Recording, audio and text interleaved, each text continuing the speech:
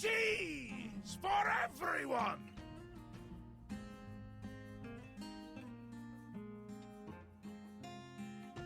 It's a unit system. I know this. Let's take a lovely fruit, this tomato. Remove everything that's good from it. Seeds, Cafe fiber, tapped up. nutrients, everything that's good about it, and just jam it full of shit, garbage, shit sugar, and put it in a shit bottle that sounds like shit when you put it on your shit. It's shit. Stop eating ketchup.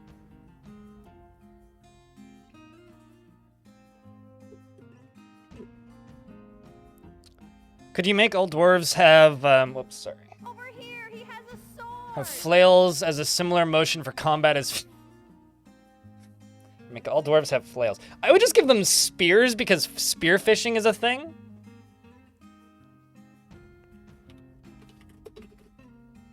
All right. Twitch chat, it's time to say hi, YouTube. Hey, YouTube chat. I'd like to take a moment to remind you that the easiest way that you can help out the stream right now is by leaving a like on the stream. Hey, Twitch chat.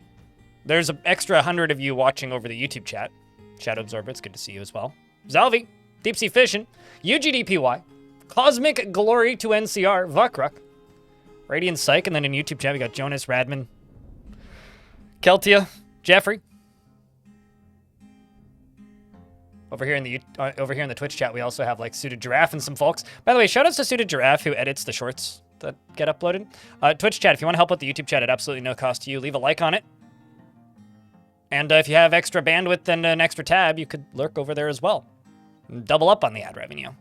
It all goes to the same place. Doesn't really matter to me, but you do get faster response if you're watching on Twitch. And let's dive into some dwarfs, shall we? So this is a new world. This is the Land of Gifts of Winterhearth. We started this yesterday. The idea of this fort is it's a low population fort, so I'm not naming dwarves after chat in this one. However, the goal of this fort is very simple, and we may actually achieve it today.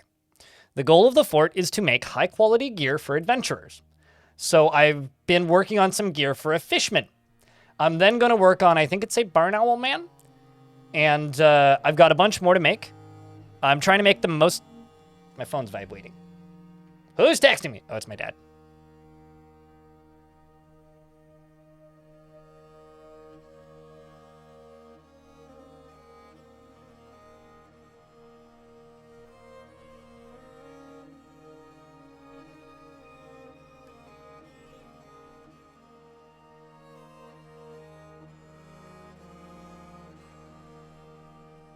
Is Blind Santa? For adventurers, maybe. So the goal of this fort is to, like I said, gear up adventurers.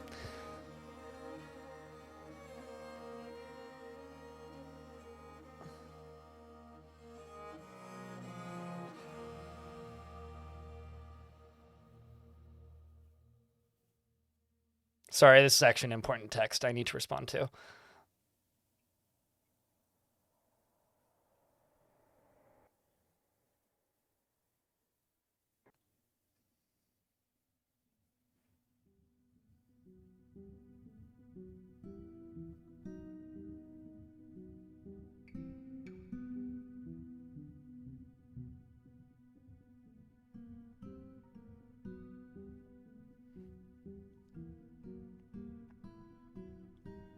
So it's an adventure shop fort. Yes. So this is about as far southeast as you can go. My plan here is to build a bunch more gear for adventurers. I have a list of all of the possible adventures we could do. And then either do a party or an adventurer and then retire that adventurer and then reclaim them with a second adventurer, train up that adventurer, and then go again and then repeat and go again, repeat and go again. With the goal of getting weapons, because right here we have a mysterious dungeon. Up here we have, that's just a lair. Over here we have another mysterious dungeon. We have, if I scroll this way, we have another mysterious dungeon. I'm getting a phone call from my father. Well, sorry for the pause here, but I gotta respond to this.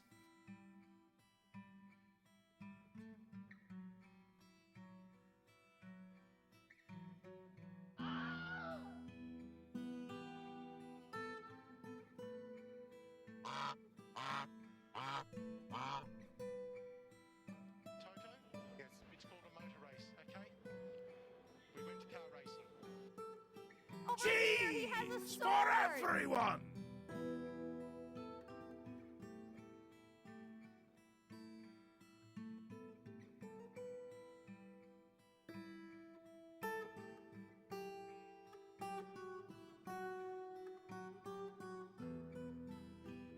You fucking donkey!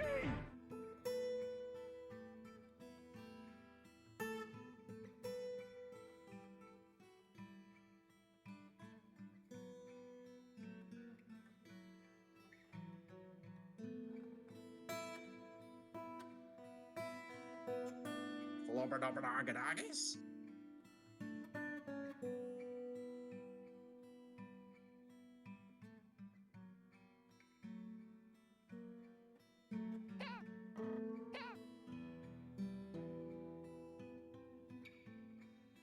This is my favorite roguelike on the Citadel.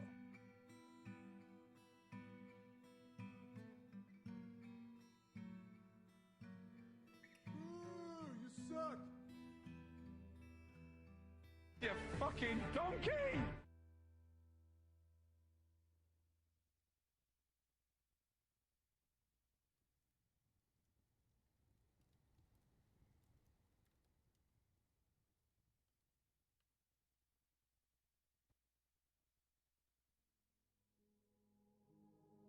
Primeval's up here.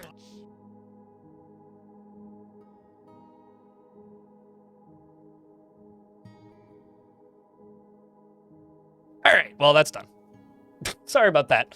So, like, the goal for this is to finish making gear for adventurers in the armor sense.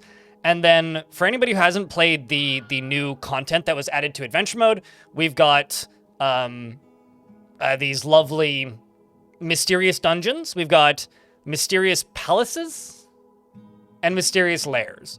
The lairs just have random dudes and primordial cloud stuff, which is a simple quest item. The dungeons have special weapons and items, and so does the palaces. Although I don't actually see any palaces around here. I just see the mysterious dungeons. But there's quite a few of them down here. So the goal here is to just simply finish making gear for the adventurers I want to run. And this is how we're doing it. So I've got this lovely little fortress here. It's capped at 35 population, so we're pretty much done. We do actually have what I am referring to as adventurers in the fort. We've got a bunch of monster hunters as well as some poets down here, which I think is a bunch of fun. I'm trying to name dwarves and characters in the fort after interesting things that they do. So when people do something fun, we're giving them nicknames. So far, the nicknamed dwarves are Major, who was the first dwarf to get a legendary skill in the fort. He's a legendary miner. Major is married to our broker, or in love with our broker. We also have our expedition leader, who's Ebenezer. And this fort's been very chill. We've seen one polar bear. That is it. So it's been extremely chill. It's in a wilderness area. This is the kind of above ground area in the glacier. If I go up a few layers, this is our housing. Over here, I need to pretty that up a little bit and make it less dangerous. And then over here, we've got this ringleader that just showed up. I kind of hope they asked to join, but I kind of doubt they will. And then over here, we've got this very snowy little weapon or armorsmith's hall. And then down in here, we've got some crafting and stuff. I'm gonna make this into a prison because I think having an outdoor prison would be kind of grim and funny. Down here's the kitchens.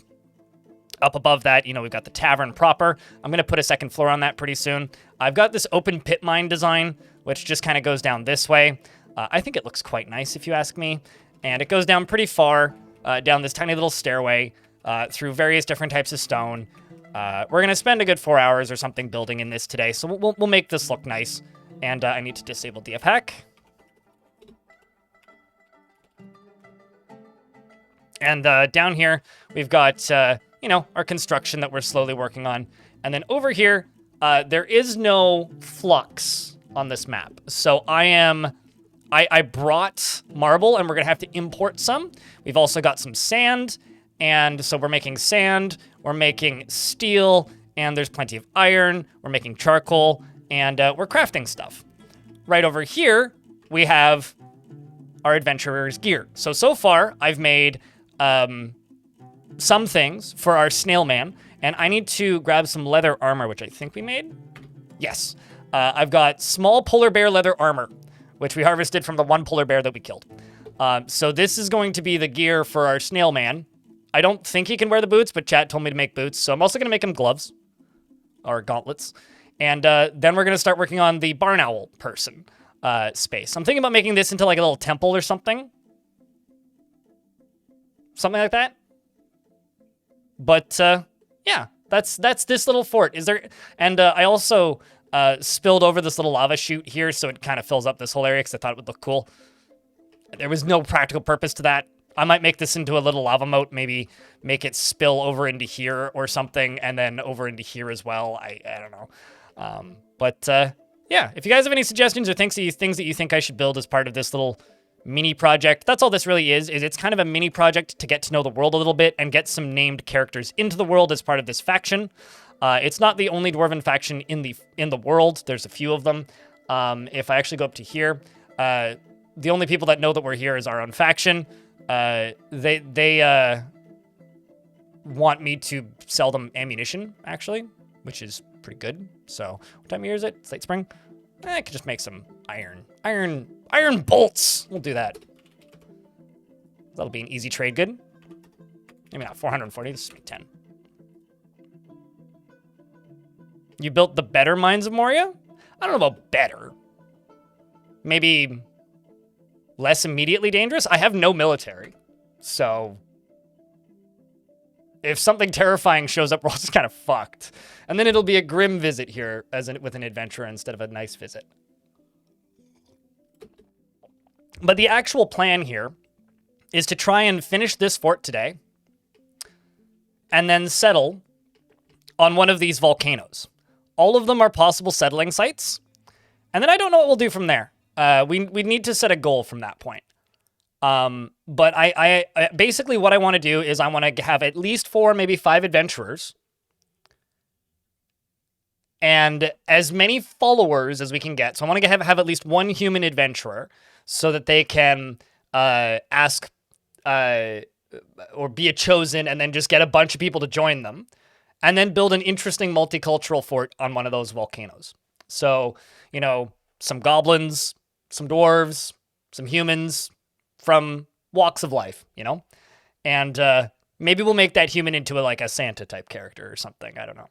But that's this fort. This is kind of my holiday special if you think about it. It is the land of gifts after all.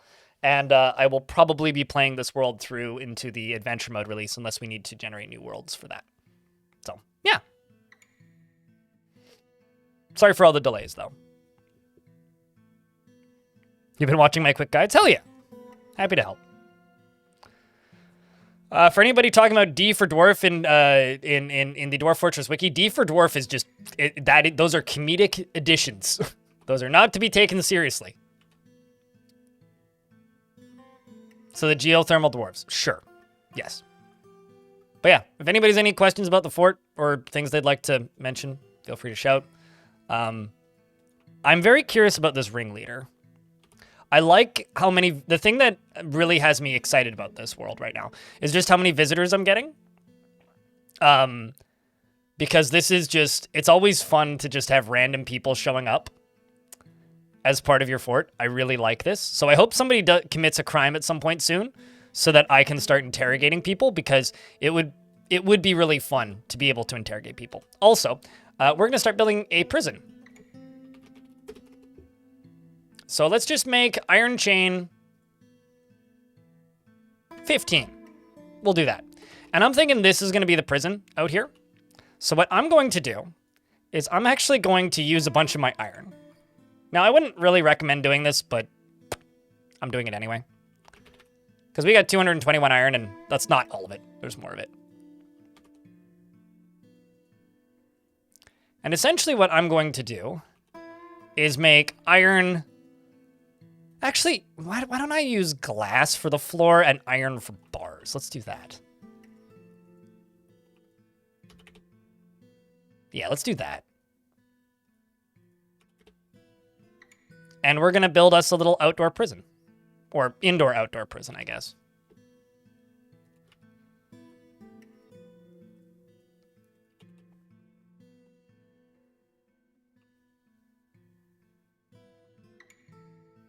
Could be circus, could be gangs. Oh, it's definitely gangs. It's a snake man, so it's definitely gangs. I mean, if you actually look at him, he's the leader of the Slick Hands, which is an outcast group, so that's a gang. Definitely a gang. About gremlins? Definitely made by Suited Giraffe in chat. About how funny it is when you have one as Baron. So in my Dwarf Fortress history, I've had a gremlin Baron, and I've had a gremlin Captain of the Guard. I think I liked the gremlin Captain of the Guard more. That gremlin I tried to make into the Captain of the Guard, but he got too depressed. Having to, like, because he hated the law, right? So making him go out and enforce the law made him really upset. But I really like having a gremlin Captain of the Guard / sheriff, because they're so weak, they can't really damage anybody, so they just run around beating the shit out of everybody, getting happy thoughts. But, like, don't care. The first gremlin I ever had was a while ago, and he was zany, liked being naked, got happy thoughts about being naked, and really enjoyed beating the shit out of people. The second gremlin I got, which was the one in the last fort, was, like, sad all the time because he, like, couldn't wear clothing. I was like, well, man.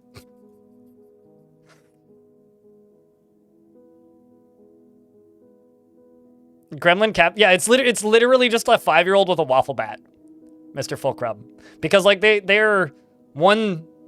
Well, okay, so they're 2,000 centimeters cubed, which is less than half the size of a kobold, and a dwarf is 60,000 centimeters cubed. So they're like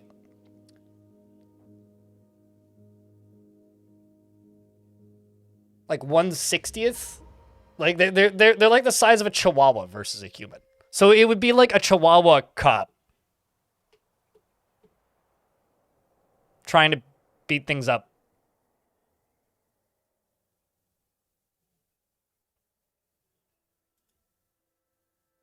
Yeah. Chihuahua Cop. Now on DVD. Also, this is our first artifact. So let's follow this artifact. It's an engraver. Do you even have engraving? I should give you engraving. Hulling Day Sight. I feel like Dwarf Fortress is one of the funniest games to talk about. Personally, I think that immersive sims are funnier to play. Like, I'll be honest with you, the funniest game I've seen recently is that Indiana Jones game. Not really an immersive sim, but certainly has immersive sim elements. All right, so Yak Bone and Daysite Boulder is what they've claimed. I really wish that there was less snow on the ground, but there ain't too much I can do about that.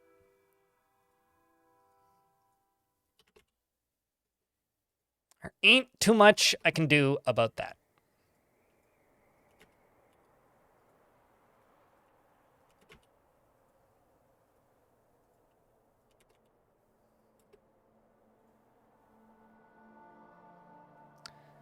So you were out all of the things and you wanted silk? Oh man, yeah, sometimes like inaccessible materials are just the worst.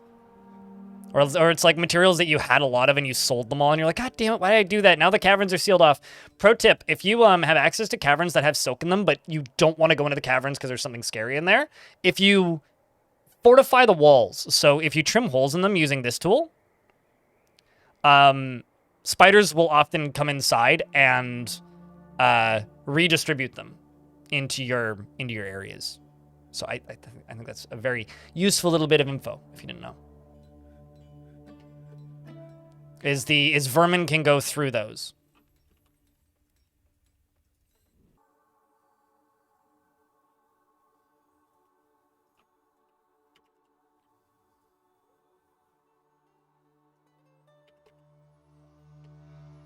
This is Glacier. Tundra would have dirt under the ice. So this is our first artifact. What do you think? Do I try and distribute this to one of my adventurers and risk it getting stolen? Or do I give this to one of my nobles? What do you think? Esteth, the engraver, has created a Daysite bracelet and offers it to the Brew of Frost.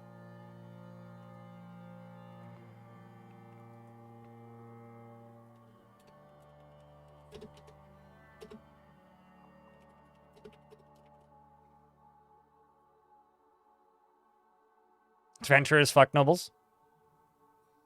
I mean, adventurers probably do fuck nobles.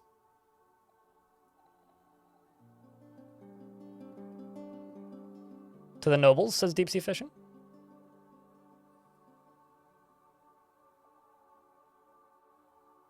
Also, I'm going to rewrite that.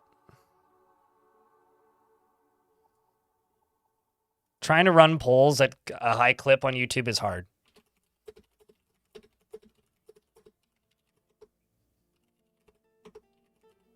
There we go. Is the adventurer a bard? We're going to be doing several different adventurers. Probably starting off with a warrior dwarf. Then, after that, I'm thinking a snail something. Maybe like an intelligent snail wrestler. Because that would be funny. Then an owl something.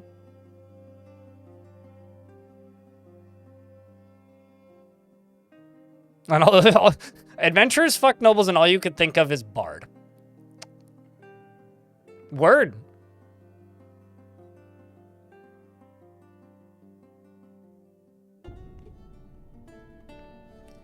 So YouTube chat seems kind of torn, but they tend to be leaning noble, and Twitch chat is also leaning noble as well. So we're gonna give this to a noble.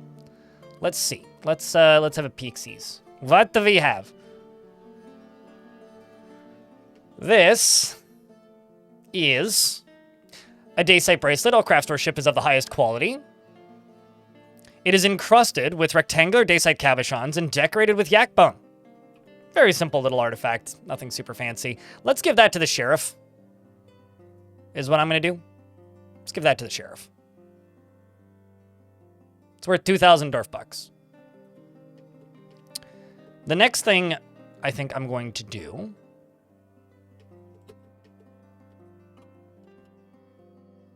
is jump back down to here. And I'm going to go over to here. They're making bolts and chains.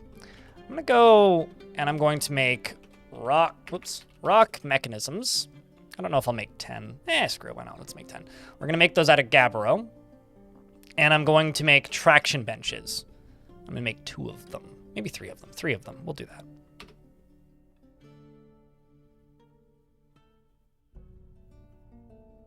Dorfalars? What the heck is a Dorfalar what you call the money? I've always been between Dwarf bucks and what was the lore friendly one that came up with? Hold on. Zethal, yeah. Zethal was like, for a while there, an agreed upon lore friendly name for dwarf money was Zethal. Also, can we get a round of beers for both that brand new Prime subscription from Mel Evers? Melvors, I think maybe, as well as Blovey in the YouTube chat who chucked $5 in super chat into the YouTube chat. And they say, thank you for teaching me how to play the game. Your tutorial series has gotten me into the game despite you being really bad. I mean, everybody's really bad. It's fine. You're not really bad. Everybody's really bad. We're all bad together. It's okay.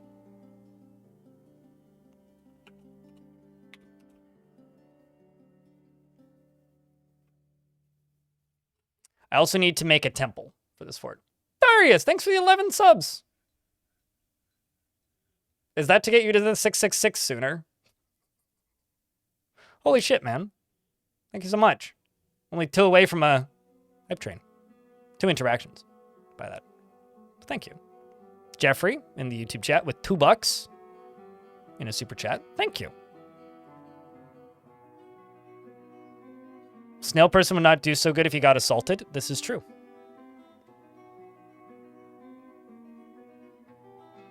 Hey, chat. Arthur E. King needs a sub. Just saying. You want to be extravagant, Mr. Sheriff. But, like, you just got an artifact. Okay, here.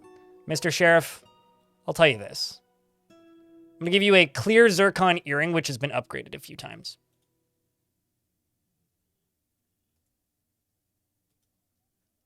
Why do I have a naming thing there for a second? That's interesting. Let's see if that's enough for you. Suited Giraffe. Thank you very much for the 5-pack of gift subs. Hey, Arthur. Happy holiday. It's anonymous, but it's me, because if I gift subs, it doesn't count towards the hype train. But if I gift them anonymously, it counts towards the hype train. All right. There you go. That's a hype train now. Also, Draken Soul, thanks for the 5-pack. Appreciate you. Hey, Tuesday.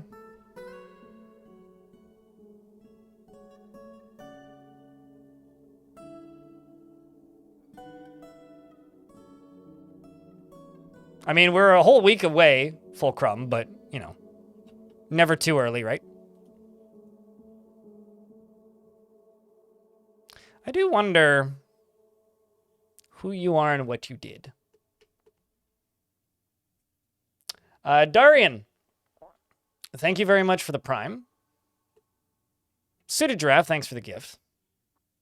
Emperor Iron is very good at dodging, I'll just say that. Soul Neuron, thanks for $3. You overslept? I underslept a lot. I would have taken oversleeping if I had the option.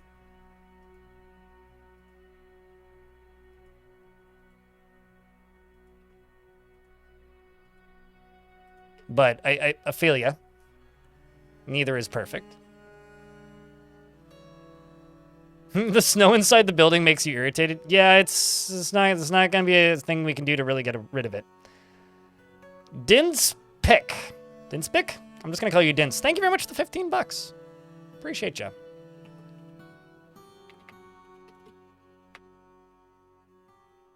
I may also try and do some lava pumping for funsies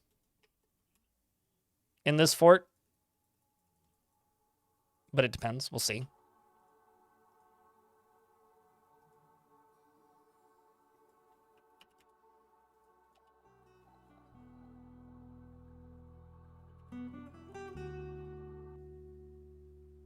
Yeah, no, I would take oversleep over undersleep. Appreciate you, Darian. Thanks for the prime. Those do go a long way. They really do.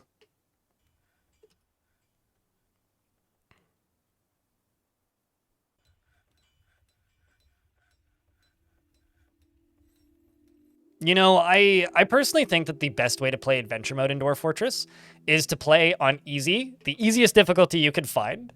And the reason I say that is so that you can then very easily just like pick all of the really dumb skills that are not that useful, but like not useful, if you know what I mean. I think it's also Turkey Day in this here fort. So I will leave that Lady Turkey. I will leave this Lady Turkey, and then 2 male turkeys.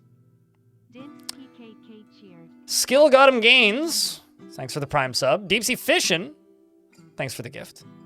What's my favorite silly skill? I like speaking because then it makes you really good at sermons. And then you could just go around like preaching religious prophecy. Intimidating is also pretty fun, but also maybe not a silly skill. Silly skills are more like skills that don't actually do anything positive. Like being really well known for dancing is kind of funny. Generally.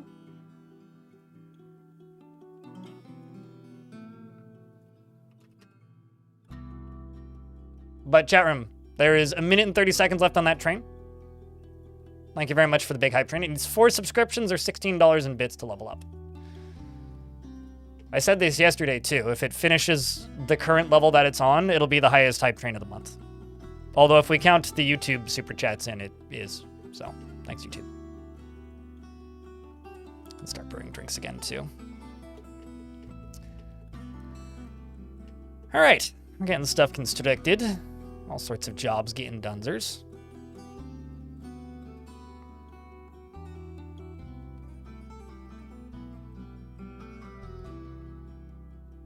To build new residents is nice. Yeah, as long as you don't just spend all the points on combat skills and make super strong adventurers from the start, it's all pretty fun and fair.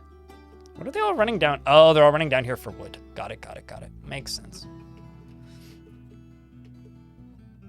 30 seconds. Darius. Hey, chat, can I get a round of beers for Darius for carrying this train? And also because 666 gifted subs.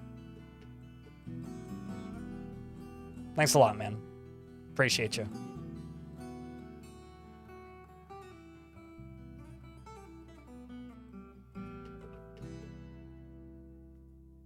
Okay, so I need to do snail man size gauntlets is the thing I got left.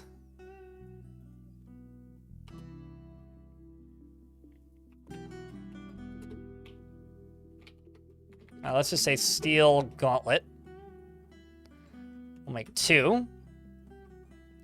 Snail men. 1 is a pair for gauntlets, right? Mostly certain it is, so I'll just make 1.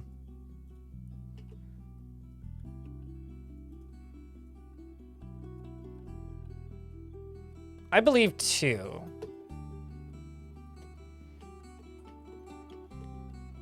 Yeah. I don't know why I had to verbally confirm that, but I did. And then right here is Major, who is my armor smith and also a novice weaponsmith. But is my armor smith. Also needs some new clothing from the looks of things. I may actually get a little clothing industry up and running. Maybe I'll just make a loom down here. Be easy enough to do. Could go down here a little ways and plunk down some clothing industry. Just gotta plop in some gabbro. I can also shrink this stuff down a little bit. Any grazing animals that end up down here could also very easily be a part of this. Pretty lovely. Thank you, Sverian. So officially, this is the best hype train of the month. Happy holidays, chat. Thanks for the $1. Femix.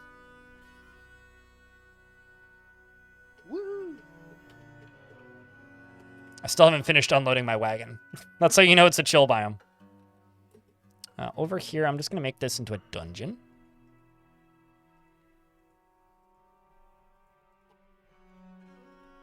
And I'm going to go down here. And I'm going to plunk one of these in. I also need a hospital, which I shouldn't build in this upper layer. Because it needs to be far enough underground that stuff doesn't, so that stuff thaws, I guess. Twitch streamer on the Fediverse. I'm still waiting for my blog to end up on the Fediverse, because they're supposed to be integrating ActivityPub at some point. So I'm waiting for that. I'm hosting my blog on Ghost, so... Let's go down to there, because that should be far enough down to not melt. I will be honest, I'm more active on Blue Sky these days, because people are just more active on Blue Sky than the Fediverse, but, you know, you're on both. Why not? Kelta, thanks for popping over to the Twitch side of things from the YouTube side of things. For that Prime, appreciate you. Helping grind up that subscription ever so slowly. Or that hype train ever so slowly.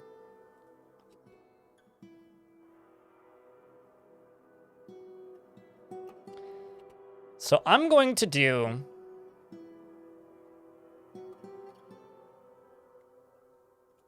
green glass tube and green glass corkscrew. And let's say, 6? So let's just do 50 of each. And I'm going to make sand, collect sand, 150. Chirp, thanks for the 7 subscriptions. We're just barely leveling up that subscription. That means a lot, mate.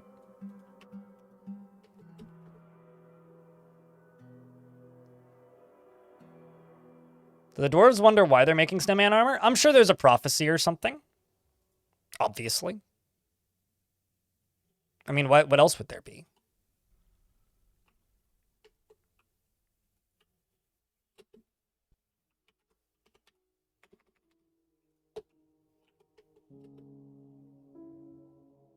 Okay, so currently you're making an iron chain. It's now level 7.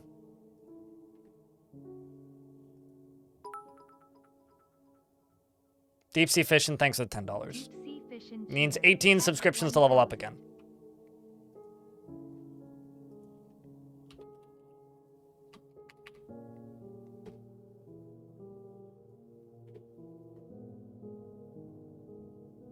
Legacy Art Games and YouTube chat says, happy holidays, really enjoying your fort design. Snow, cavern, volcano is a great mix. It's not really a volcano, it's more of like a lava pond, but it's more like a puddle. Hot spring, if you will. You like how I build freestanding structures too? Yeah, well, at least that was one of the things I wanted to do in this fort, was not just be entirely underground. So I've done a lot of very underground forts recently. Yeah, okay, it is a twofer. Crypt bounce.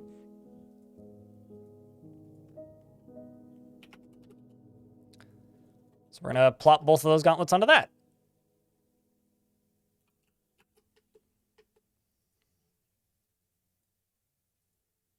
This is Desokan, thanks for the $2. Wild Peak, thanks for the 75th month. I hope you've been well, dude. I hope you've been well.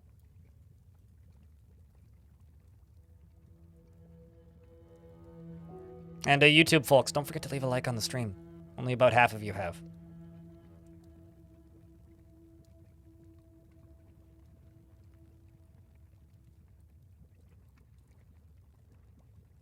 It's like I'm running a roguelike for them? Yeah, I'm playing Dungeon Master. Sort of. Although I'm not entirely I haven't entirely decided if this is going to be the quest hub or if this is going to be like the first place they go, if that makes any sense.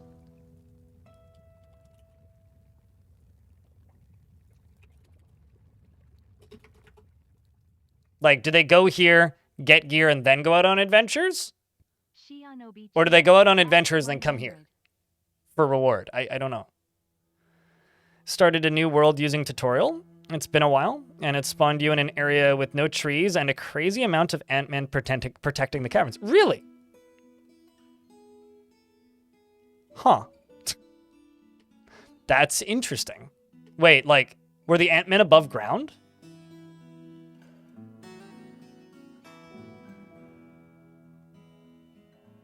Yeah, I do love how sometimes the tutorial start just, like, completely screws you over. I know it's, like, maybe bad for me to find that funny, but it is maybe one of the most Dwarf Fortress things.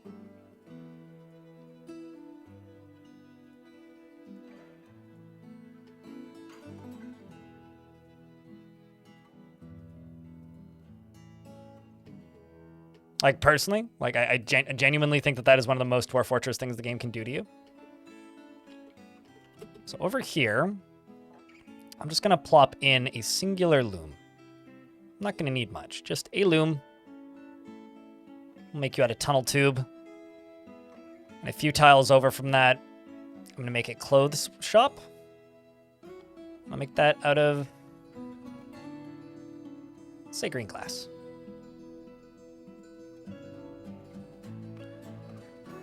Not above ground, just in the caverns. Okay, I was going to say. The only source of wood was surrounded by hundreds of ant-men. The fortress didn't last very long. Well, you learned fun the hard way. Or the easy way, maybe? Rip that band-aid off, as they say. 30 seconds left on the hype train. It would take a lot to level it up. 16 subscriptions are almost $80 in bits. So I'm just going to say thank you very much for the hype train chat. Greatly appreciate you. Thanks for helping keep that channel funded. Thanks for helping me pay for a mortgage that I'm going to be paying for as of February. So, cheers, guys.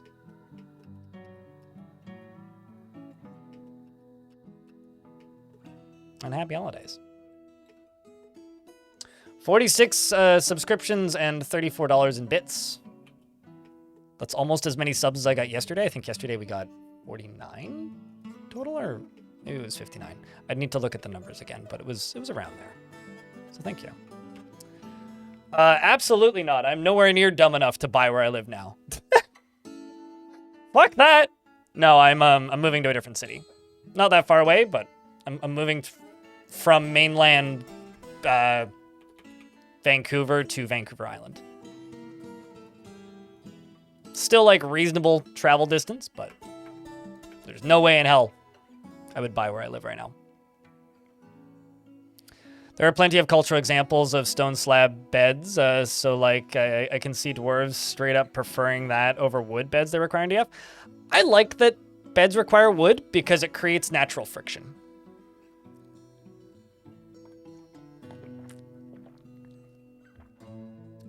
And it also gives wood a reason to exist.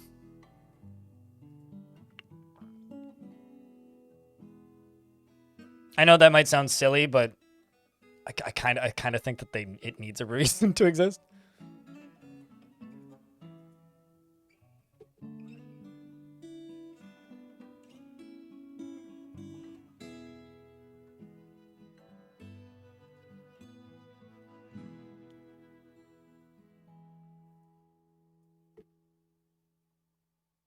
At least it's not zombie snow. I intentionally made sure that this would be a pretty easy fort to run for a few days. You have a dwarf with motor nerve damage and sensory damage and nerve damages in a martial trance, and is he going to move or is he going to die, relieving the goblin siege in his trance? I don't know. I mean, I've had dwarves with nerve damage like be an unstoppable murder force, so it depends on how well trained the dwarf is and how exhausted they are. Exhaustion is more of like what tends to kill dwarves than injuries. So as long as the dwarf isn't exhausted, they probably still have a chance.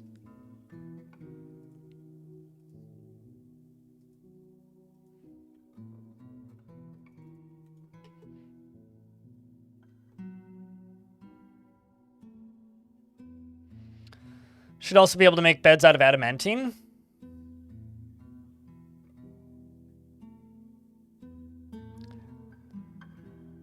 I'll say this. I think beds should be made out of wood. However, I kind of wish there was like an addition that you could do with beds, similar to how you encrust gems, but like maybe at a clother's shop where you could like add cloth to it for extra value. I don't know. I think that would be nifty.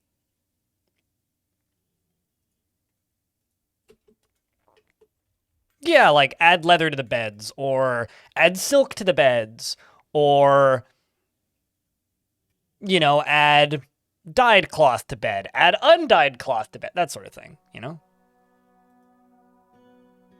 Is this an external prison? Yeah. Polar bear bait.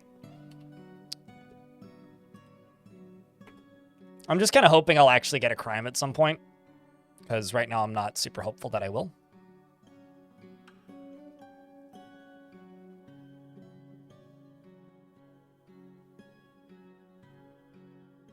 Well, I mean, it would probably just add more value to the dwarves, which is the multiplier that that increases the value of things anyway. This is going to be the sheriff's dining hall.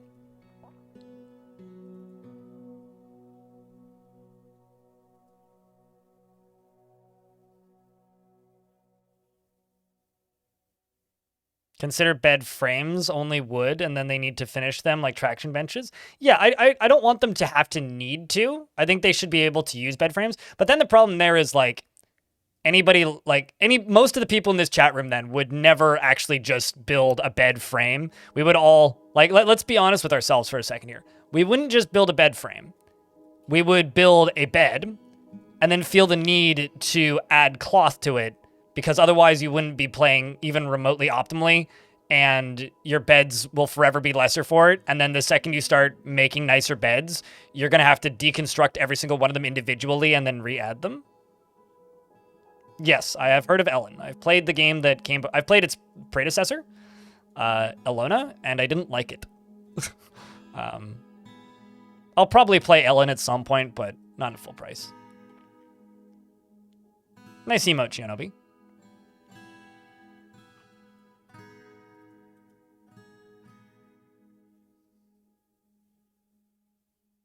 Ellen is like the horny roguelike parody game that is very self-serious. It's like sort of a parody of itself. It's sort of not. I don't know. It's Ellen's a lot. That's not what I wanted to do. I wanted to grab you and then type in armor stand. Well, actually, let's just go up to here. Type in armor stand, weapon rack. Let's do it that way.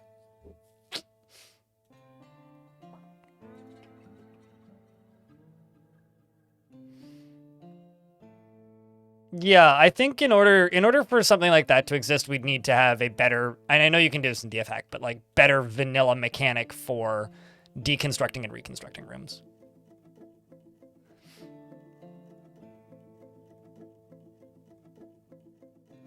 That takes damage. Well, here's the thing, Maximus. You may not know this, but beds take damage.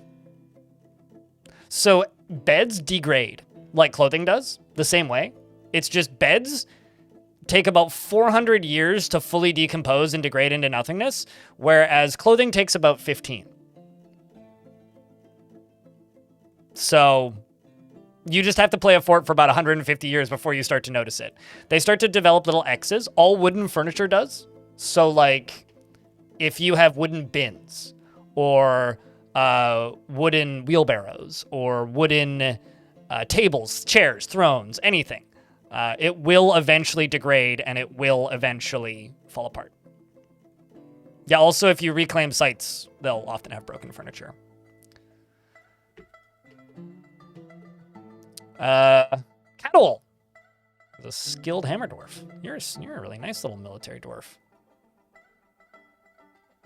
She's extremely confident in her ability in situations requiring her skills. She's somewhat fearful in the face of imminent danger, hey? I was sitting here thinking, yeah, I could add you to the military and make a little captain of the Gird Squad, but maybe you'll like developing dreams of mastering skill personally. Says competition is reasonably important. I'm going to make a little captain of the guard squad, I think. Except this dwarf, yeah, you are going to be the leader of it. So Coddle is going to be my militia commander. This one. And I'm going to make, I'm not going to queue it up just yet. I'm just going to set it as no armor, but because I'm going to make them a custom uniform. You personally doesn't see the attainment of a knowledge as important. It doesn't care one way or another about art. Dislikes beauty, is troubled by this. Dislikes the natural world. Is also fearful in the face of imminent danger. Well, you can join Sodal.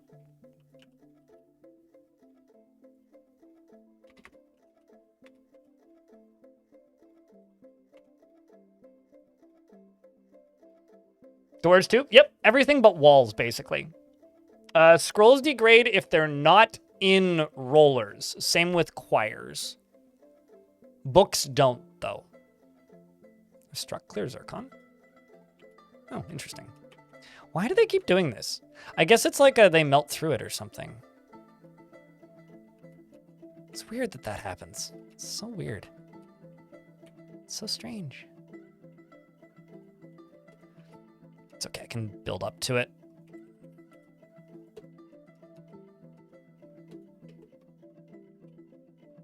Buckets and wells, yep. All correct. We're down here making cave spider silk. I'm gonna make a silk bag. I'm gonna speed that process up a little bit. Because we're over here collecting sand, making corkscrews, making blocks, and making tubes. And I think I'm going to dig from like down here, basically. Although there's a very real chance that I accidentally... There's a very real chance that I accidentally into another cavern lair, but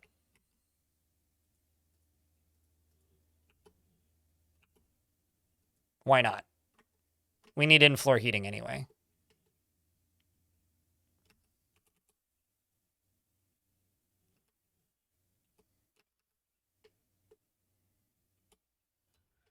I don't know how I'm going to power this, by the way, but I would like to have a little pump system set up by the end of today, because I think that would just be fun.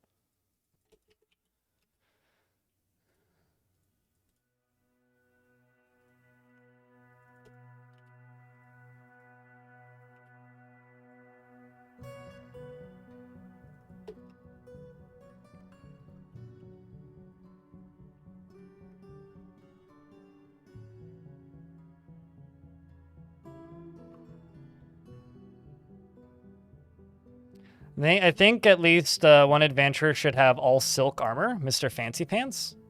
Silk armor. You can't make silk armor? I can make silk clothings.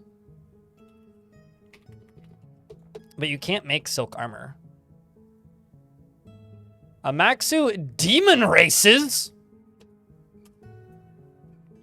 wants to join? Oh. I was excited about that awesome last name that you have, but you're just some human. Friends with a bunch of goblins, and you and your family have goblin names. You have a cool drum equipped, so you're actually probably really actually a bard.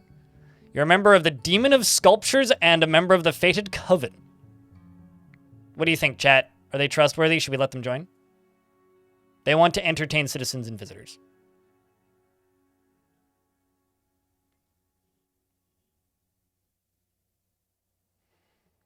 Silk clothing is golden or silver armor, maybe? What? I mean, you can't make silver armor because this isn't RuneScape. But I mean, I could make a bling pile. Just like some gem encrusted like gold stuff or something.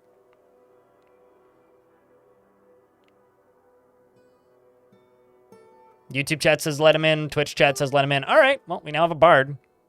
I mean, another bard. An additional bard. Let's also say gold. Okay. I have some digging to do. Just going to auto. Auto dig. All of the things. Because, yeah, if I go a little further down, there is gold. Plenty of gold ore. I mean, native gold ore. Native gold ore. And that'll allow us to start making some blinged out things. And then if I go up a little bit more, it's right here. Up here is some more iron ore.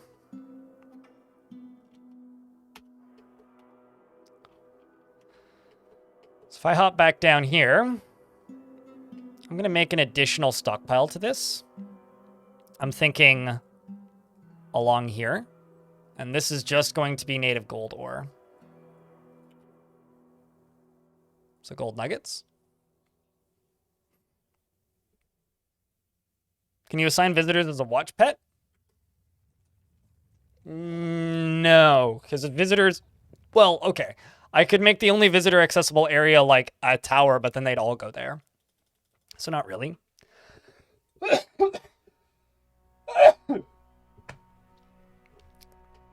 I could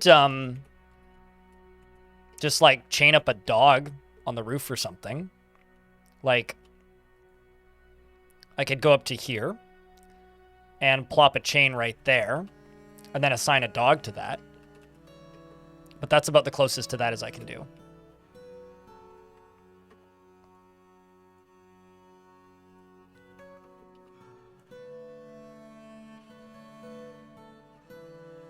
This is going to be pretty high value, I think. I have like no gems available, which is kind of telling. Okay, so instead of gems, let's do vertical bars. Let's just do iron bars, why not? You can attach levers to iron bars, fun fact.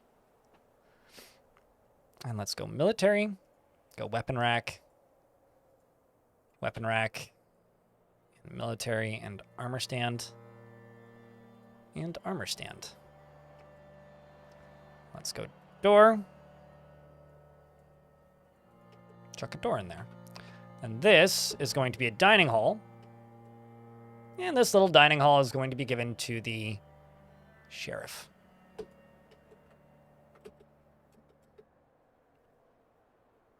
What's up, Indy? It's been a while. I've been all right.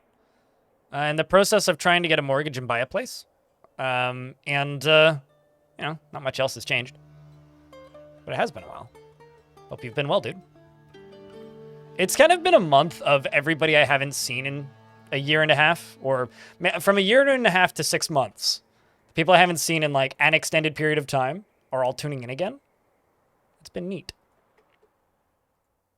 Like, there's a lot of folks I haven't seen around the channel in a while that have all tuned in recently, which is cool. That's you?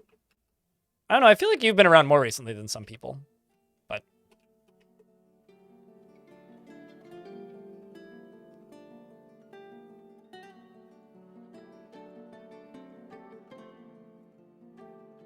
I wonder what my miners are all up to.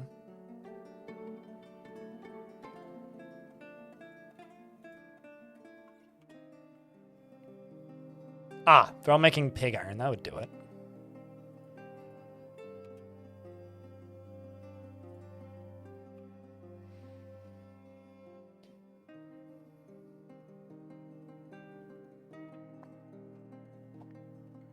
That's you too? Mm-hmm. Mm-hmm.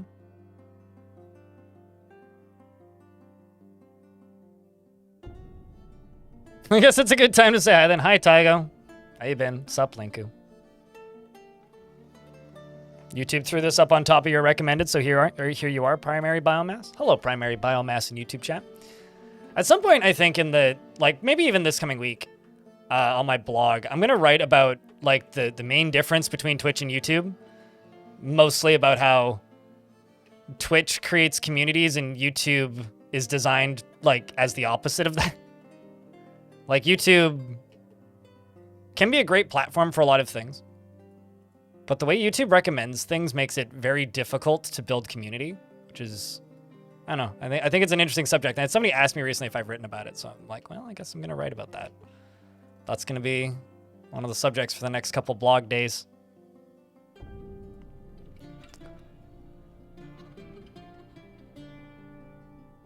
Well, you just found me and then had to disappear for like 2 months for the hurricanes? Yeah, it's not too long, but hopefully the hurricanes weren't too bad in the grand scheme.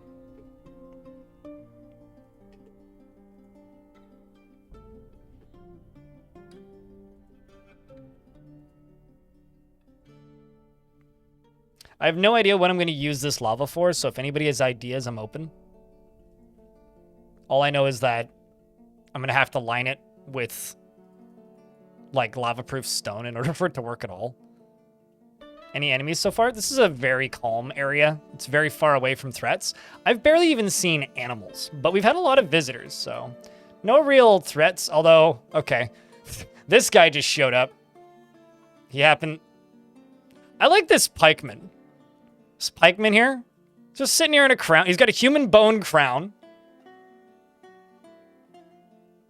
We've also got this zombie gob who just showed up. He's a member of the Evils of Greece. Formerly. He was a member and also the boss.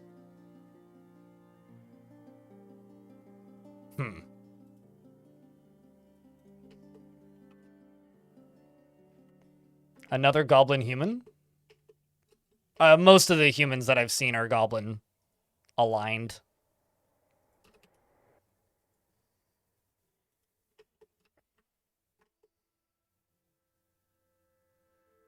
Okay, well, that's going to take a little bit to dig. I'm just going to do some steel picks, actually. Let's just do 6 of them. So that I can go... Peasant, let's say... Have a pickaxe. Pickaxe, pickaxe, pickaxe, maybe. To slowly make up some new miners.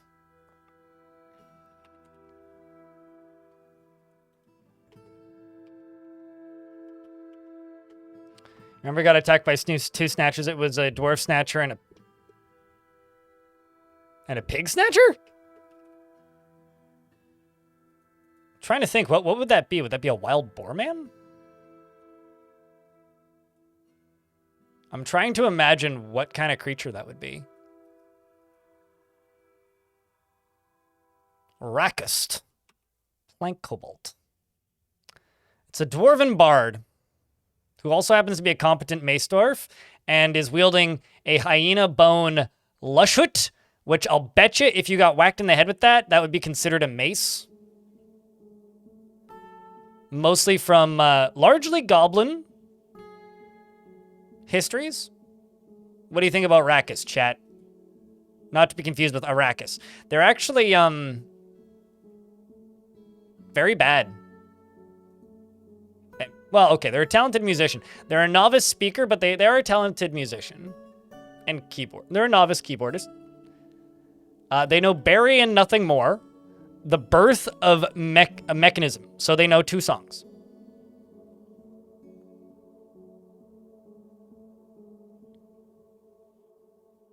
Pig with items, a literal pig.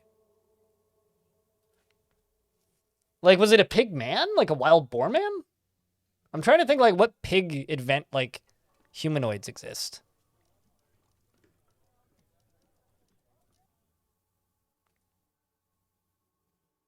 Sometimes that's more than most bands. I'm going to say no to this, dwarf. You can go away. I'm sure you're a very talented artist, but going to have to deny your services this time.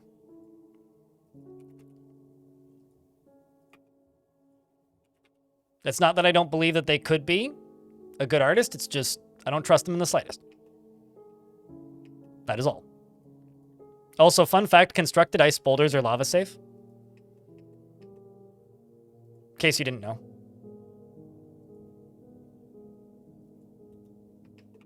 However, they're not lava safe enough to be made into, there you go, forging steel picks. They're not lava safe enough to be made into pumps or anything.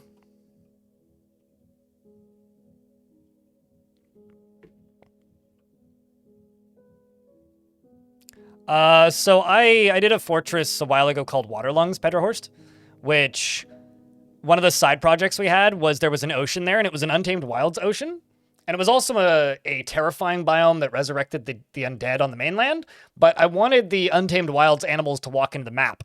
But they couldn't get onto the map because the ocean was frozen all the time. So what I did was I dug 1 layer beneath the ocean, dug it all the way out, or 2 layers beneath the ocean, rather, where it was frozen, and then filled that entire thing up with lava. So I had an entire layer that was nothing but lava, 2 layers beneath the ocean with 1 layer of obsidian on top of it. And that was enough to thaw out the entirety of the ocean and have a thawed out ocean in an area that was below freezing all the time. So, like, that's the sort of thing you could do with lava in a glacier. And then giant and then giant crabs started showing up. Same with giant walruses, I think. Was it giant walrus? It was giant something with tusks.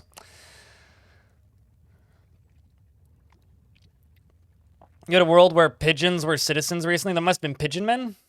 It was probably a mod. I mean, yeah, true. If it was a mod that made... Here's the thing. Like, let me just go to the wiki real quick. There's a lot of vanilla animal people. Wild boar man. Yeah, it could have been a wild boar man. Like the pig could have been this. Could have been a wild boar man. So if it looked like this, then it's not a mod. As for pigeon, I don't think pigeons exist in Dwarf Fortress. So, thankfully.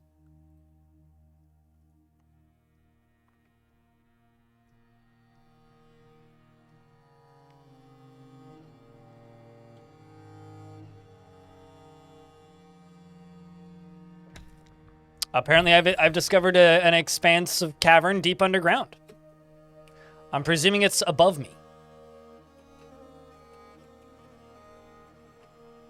Although, fortunately, it's not going to take away from my plans too much.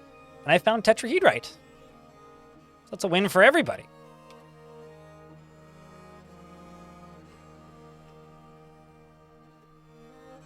It's a win for everybody, I think.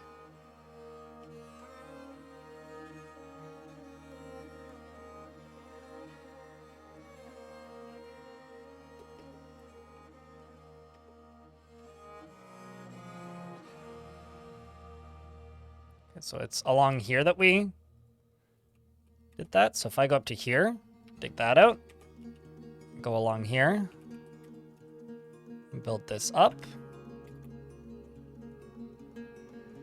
Let's say Gabbro. I'll be fine. I love how that bard, I was like, you can't live here. And he immediately came back. We're digging out gold now. So I could start making native gold things. This doesn't quite have stuff in it just yet, but I can jump back up to the main level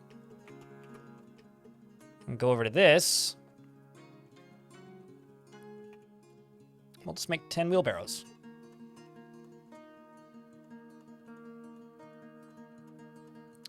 Let's say decorate with bone. But these dwarfs are very busy, turns out. Mostly constructing things.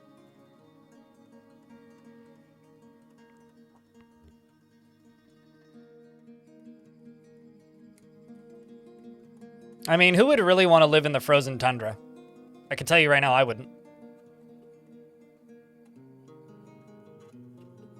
Maybe frozen tundra adjacent. Okay, so this is a barn owl man. So let's make steel helm, steel gauntlet, steel low boot, steel mail shirt, and let's say leather leggings. I'm gonna make one of each of these.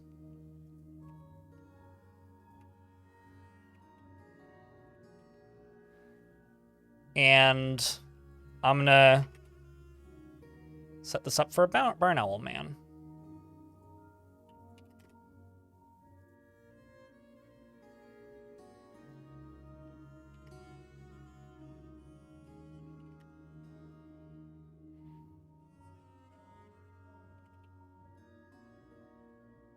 And what weapon should the barn owl man use?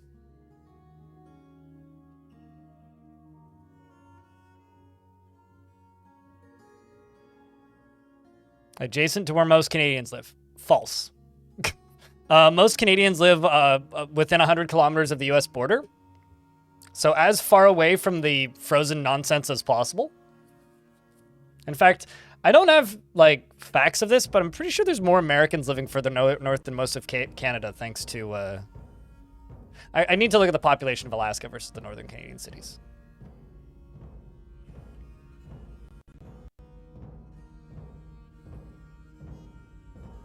I'm also almost as far south as possible in Canada, Jeffrey.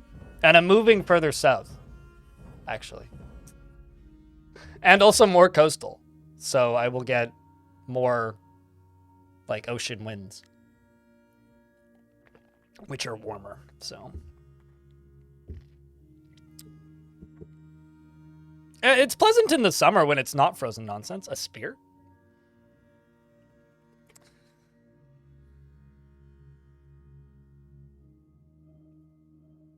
Make a singular steel spear.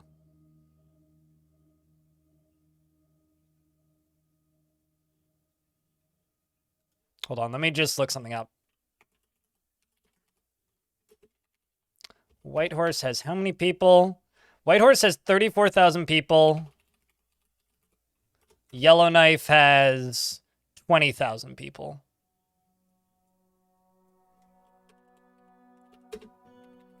Yukon as a whole has how many people?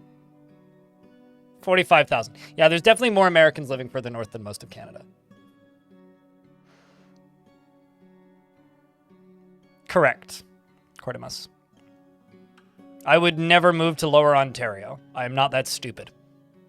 Why would I willingly move somewhere so horrible?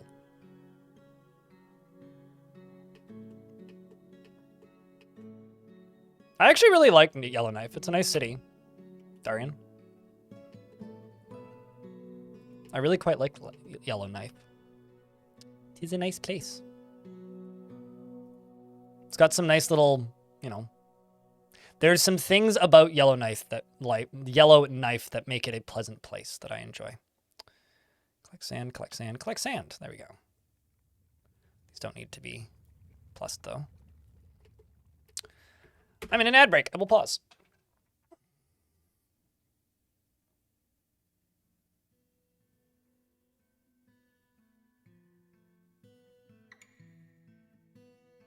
Because everybody who's not in Ontario says that about Ontario. There's only a few things everybody in Canada can agree with. There's nothing of note in Ontario. Nobody in their right mind should live in Manitoba. And then the third thing everybody can agree with is fuck Toronto. And the only thing that all of Canada can agree on with Toronto is fuck Edmonton. So... And if you're from Vancouver, you equally say fuck Calgary. Basically, like, all of our cities are far enough apart that we all have friendly rivalries with each other. Although I would rather live literally anywhere in the world than Edmonton. Literally anywhere in the world.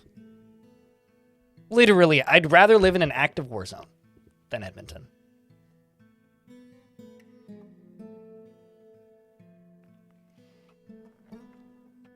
I've never seen Trailer Park Boys, and I can't remember the last time I had all that dressed chips, so you can keep those two things if you want them, Egon.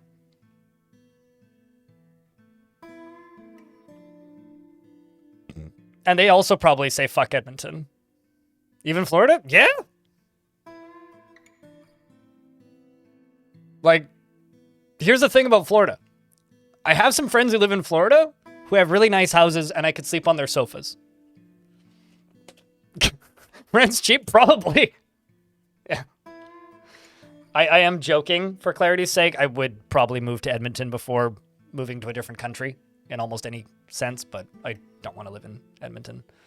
Do not move there. Well, I'm going to be there in November next year for a thing, but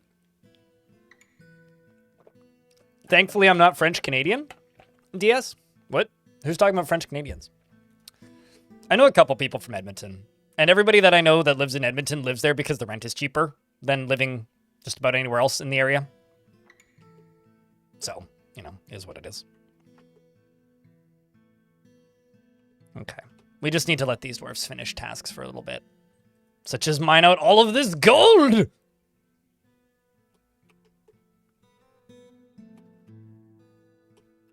That's going to take a little bit to get done.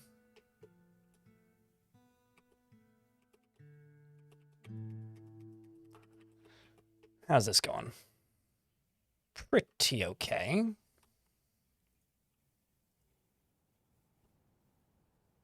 But yeah, a lot of the Canadian city beef is just silly. It's mostly based in hockey and doesn't, like, anybody who talks about that stuff isn't generally being serious. It's like, do I actually viscerally hate Toronto? No! I disagree with a lot of their spending policies, but I don't actually hate Toronto. Toronto's fine. Their airport kind of sucks, though. But then again, I dislike plenty of Canadian airports. It's easy to hate airports.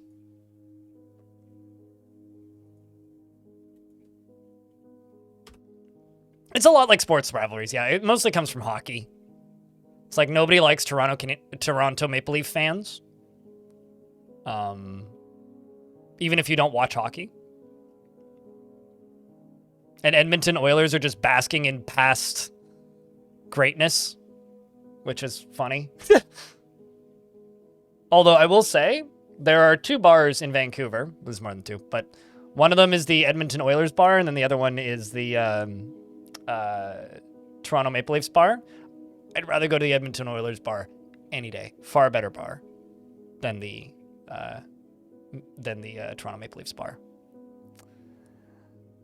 All right. Just like better staff, better drinks, better beer selection, better food. Like everything about it's better. The other one's kind of a dive. Also roughly the same price. I was going to queue something up and I can't remember what it was. Blocks.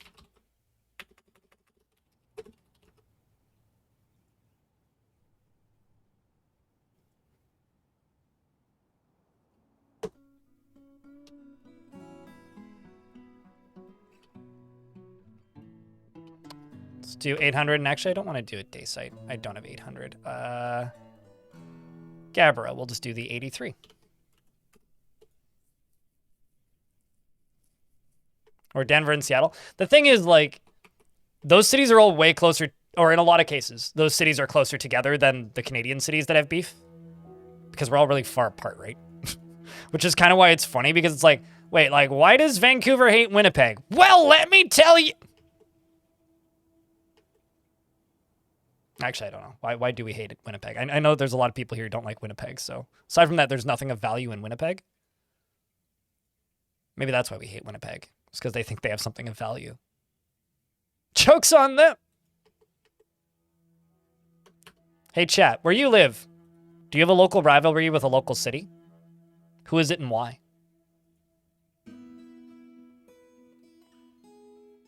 Today's okay, Gideon, in YouTube chat.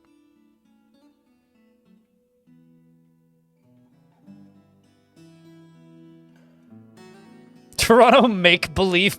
So in YouTube chat, Hilmar says, I'm pretty sure you said Maple Leaf fans. That is what I said. But all I heard is that nobody likes Toronto make-believe fans.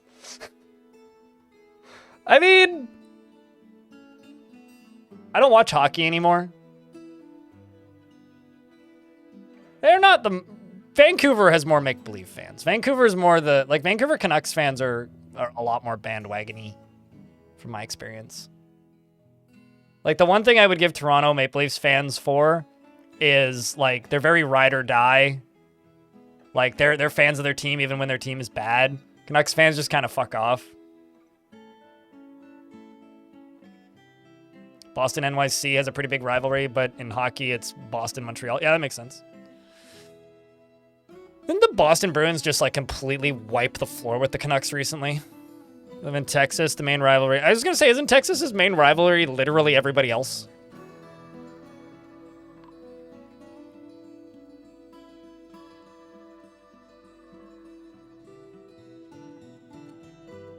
Oh, the game paused for a second there. Caravan has arrived. It is trading time. And another human bard is visiting. So they wanted ammo.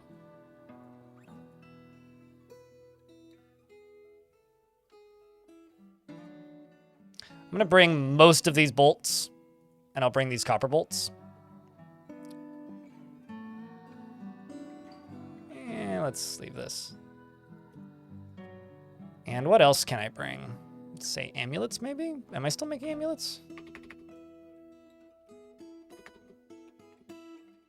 Not really. I guess I kind of stopped making amulets. Did I make backpacks? I did make backpacks. Can sell backpacks.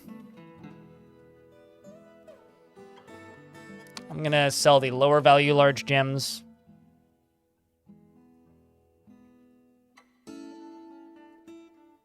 And I'm going to jump down to here real quick, and we're going to put Snailman stuff away. Or not Snailman stuff, Owlman stuff away.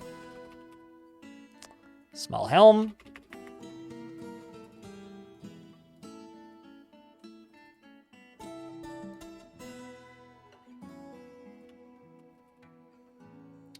Buckler. If I forbid these. Unforbid the pedestals so they don't look like they're forbidden. This should allow me to do... There we go. Gauntlets. Boots. Shirt. Legging. Spear.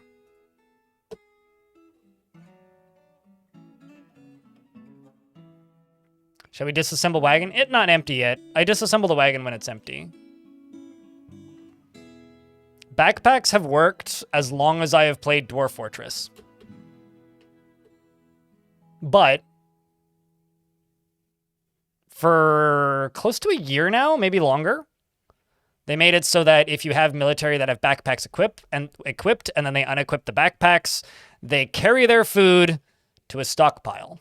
Or they drop it on the ground and then another dwarf comes and picks it up because they unclaim it. If they're a messy dwarf, they'll still drop it on the ground, but another dwarf will come clean it up. Basically, like, the majority of the does insert thing here work now has been fixed. Before you ask, Yes, Mark's dwarves work now. Just don't try to make archer dwarves, because those will never properly work because you'll run out of ammo.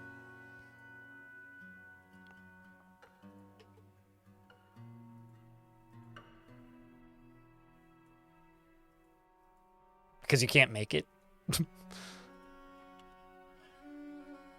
The dwarves never stopped working, Bonesaw. The players just take breaks and stop playing periodically. But the dwarves have never stopped working. They're very much on that grind set mindset. Speaking of grind set mindset, I'm your liaison from the Mountain Homes. Let's discuss your situation. There's much to share. I need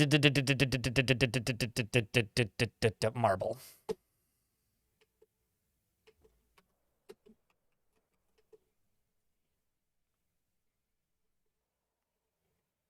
Did that count it? Because I backed out. Guess not. Marble. Let's also ask for...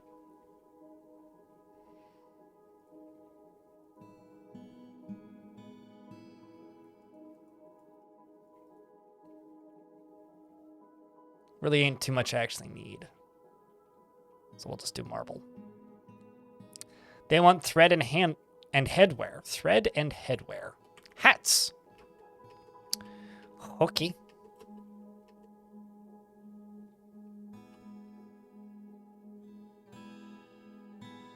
You had rivalries with other major Texas cities. Yeah, I can believe that. I feel like there's a whole nother level of like Texas inner city rivalries because they also have like a lot of university rivalries that, like, while those exist here, you'd never hear about them unless you're going to the universities.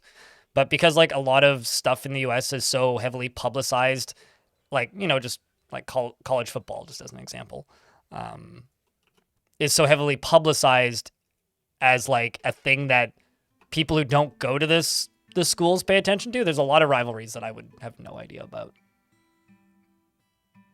Why not ask for other flux stones? Because it's easier to just have a stockpile of one and only have to forbid one from being made into blocks instead of multiple types. And it's the first one I saw on the list.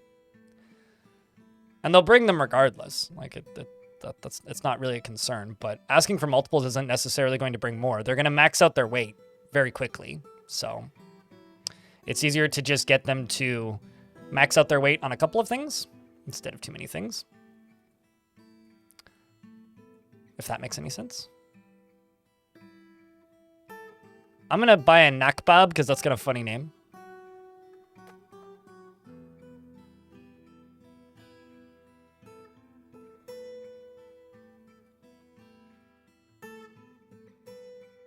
Buy the Dwarven Rum, why not?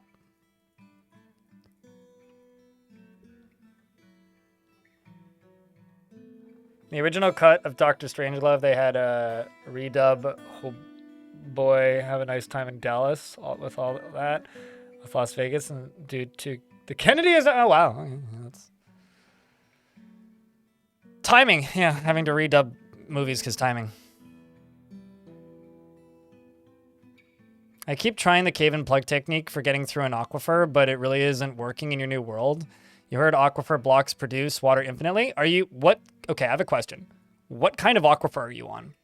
A light aquifer, a heavy aquifer, varied aquifer? If it's a light aquifer, all you need to do is dig through it and build a wall in place. Unless it's a heavy aquifer, you do not need to do any of that. Like, this may, I'm presuming here, but this may be a case of you trying to overcompensate for old mechanics that don't need to be overcompensated for anymore.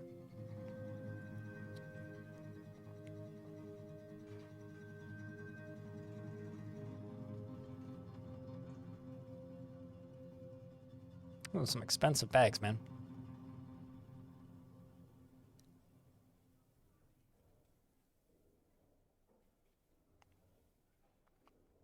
You're trying to dig through and your dwarves just refuse and it fills up quickly with water. Do they refuse or have you not set the priority? And how full is it? And how quickly is it filling? Is it filling in like under a second? Or is it like dribble? I'm trying to figure out what level of aquifer it is. Because it states what kind of aquifer it is when you're settling. It says light, medium, or light, varied, and heavy. I almost never see the varied ones anymore though. Heavy ones are also pretty rare.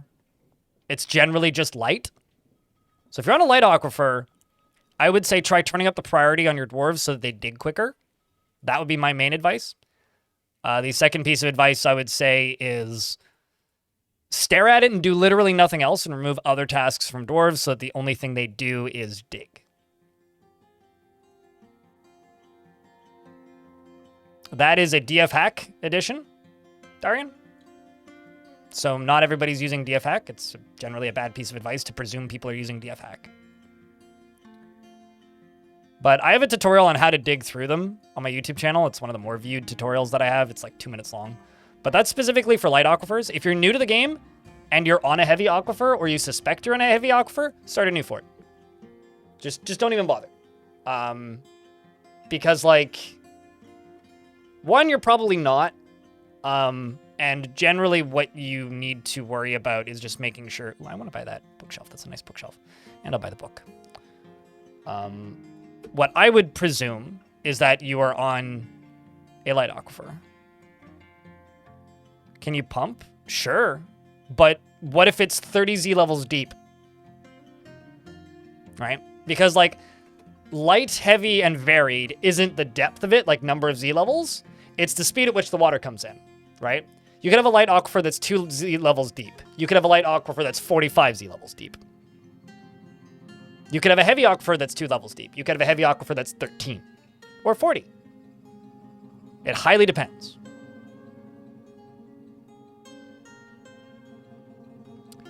Okay, so this isn't them being fixed or broken, Rocket Gamer Pie. That is you not understanding how dwarves function. They fire their bolts until they run out of bolts. When they run out of bolts, they will try and punch the nearest thing because they want to help their friends. If they're terrified, they'll run away and then go off into the sunset. If you want Mark's dwarves to work the way you think they should give them a safe place that is defendable behind a barricade with a roof on it with ammunition close by because they need to reload. When they run out of ammo and you're with your friends and your friends are dying because they're actively in combat, what would you do? Try and defend them by wrestling? Or run away to go get more ammo and come back after they're all dead? So they've always done that and will always do that. That is not them being broken and needing to be fixed. That is you not understanding how dwarven personalities work, which is fair. But trust me, there's nothing broken about that. That is how they're supposed to work.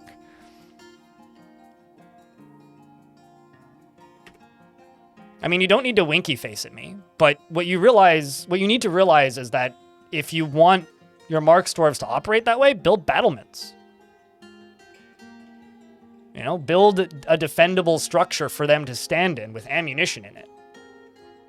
Don't tell them to run in melee. I tell them to run in melee all the time because they're actually quite effective if they have steel bolts. They have 25 shots, which is kind of a lot of shots, and they can one-tap dudes from a distance. I have a 30-minute tutorial on Mark's dwarves, which I would just watch if I were you.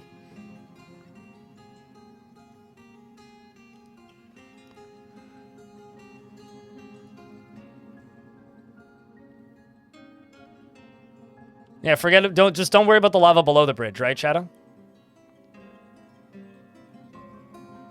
There's no such thing as a bad way to build the layout of your fortress. Build it exactly the way you like looking at, Blovey. If you don't like looking at it, you're building it the wrong way. Anyway, what was I talking about? Right, aquifers. I've never seen a 200 level aquifer. I have seen 40 though.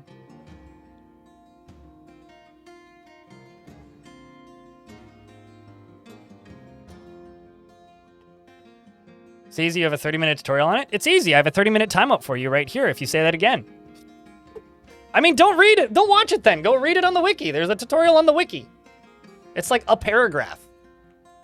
But visual aids and descriptions take a while to do them well.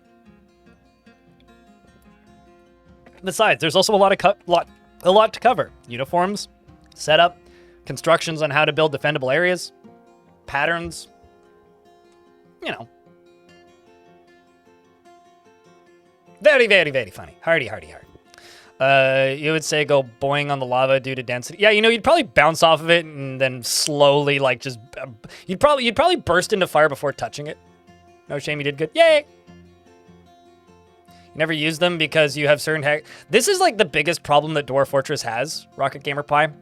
That one day it might overcome, but honestly, I don't think it ever will. Which is I heard secondhand that a thing doesn't work. Like, my favorite example of this was a little while ago. This was maybe 6 months ago, maybe longer than that now. I was editing stuff and half watching streams of Dwarf Fortress on Twitch. And there was somebody with 3 viewers streaming, and it was 2 guys in a Discord call, and one of them was kind of giving instructions to the other one. And then another guy jumped in and goes, "Oh, no, I know what I'm doing. Don't worry, I've played this game a lot." And it's like, it's cool. So like they're like helping their friend learn, right? And the guy that claimed that he played this game a lot immediately scolded his friend for building a room bigger than roughly that. And he's like, the ceiling will start to cave in. Dude, don't build them bigger than that. Like the ceiling, you'll start getting cave-ins and it'll start collapsing and killing your dwarves. And go, "Oh, really?" And it starts like going to construct supports and stuff. And I popped into the chat and like, that was patched out of the game in 2007. This is the problem that Dwarf Fortress has, is it doesn't matter what era somebody came from or when they played it last.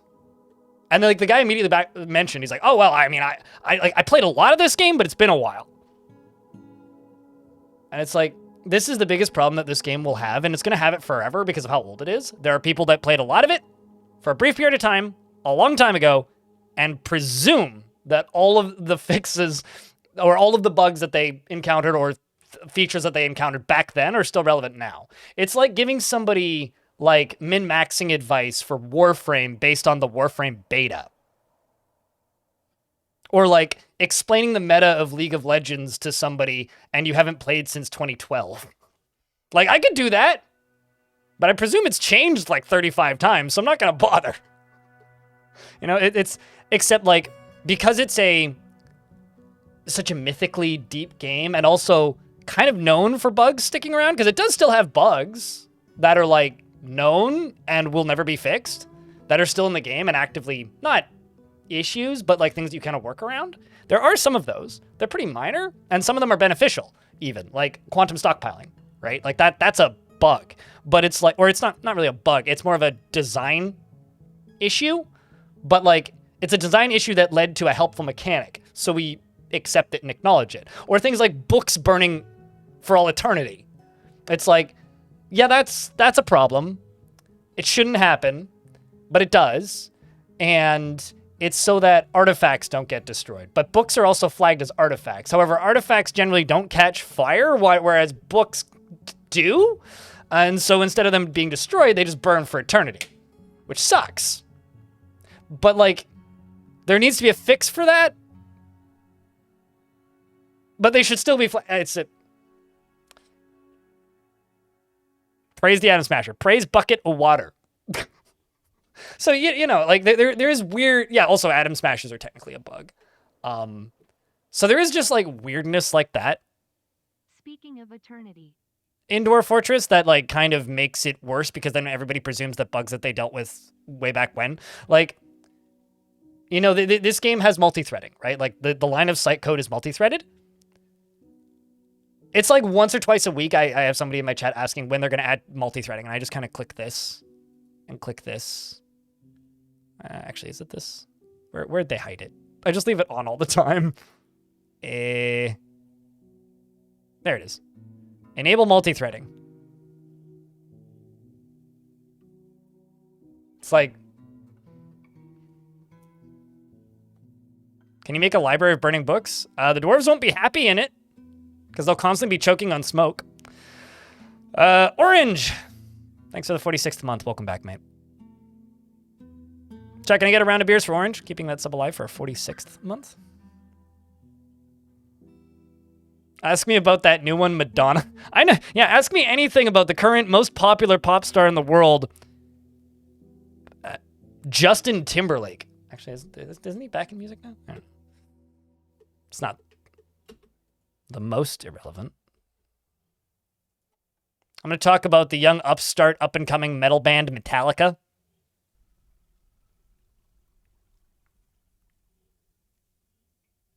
Bunch of young whippersnappers.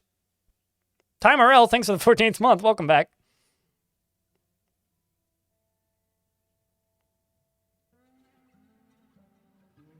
That Elvis guy was pretty good. True.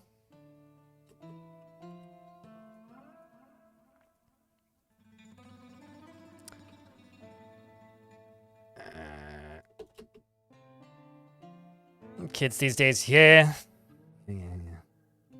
What is this, 2012? Yeah, I guess that's around when he stopped being relevant. Ty Morrell, thank you very much for the 14th month. Chat, can I get 2 more beers for Ty Morrell? I know you just posted a bunch, but...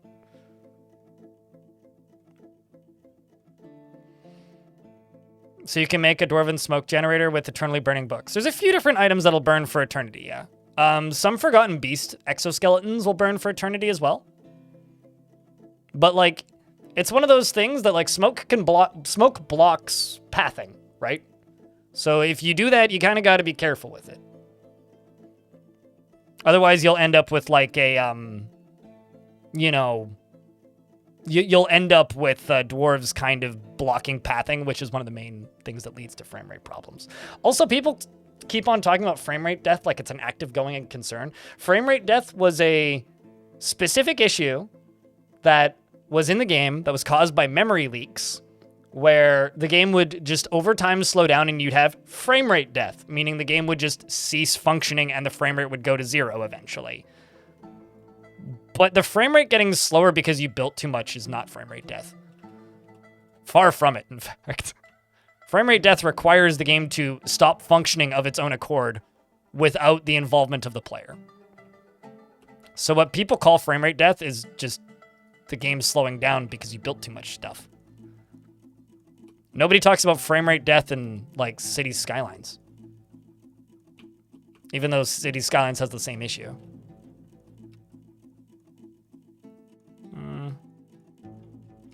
Where can I place this?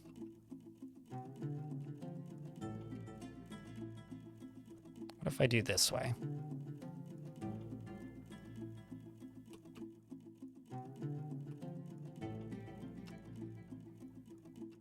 Yeah, that'd work. That'd work. Accidentally trapping a dwarf in a cave, the pathfinding trying to find a way back. It took you a long time to find the issue. Yep, that can happen. Mel Evers. But it's also like the sort of thing that happens to you once, really. And then after that, you kind of realize what happened, and then the second time it happens, you figure it out pretty quickly. It used to be much easier to do that with cats and doors. Most simulation games that allow you to place objects in a game world have similar stuff, Indie Gamer. Also, I'm so happy I don't need to think about Planet Coaster anymore. I hated that game. Frame rate death is the least of your death problems. Actually, Caves of Cud used to run pretty bad back in the day. Holy shit, there's so much gold in this map.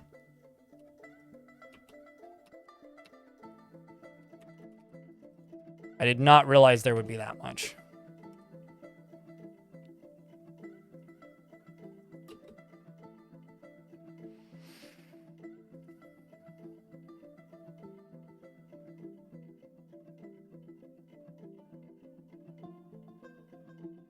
Yeah, but fire is not going to lead to your frame rate death. It can absolutely lead to slowdowns. And the reason fire doesn't lead to frame rate death is because fire burns out eventually.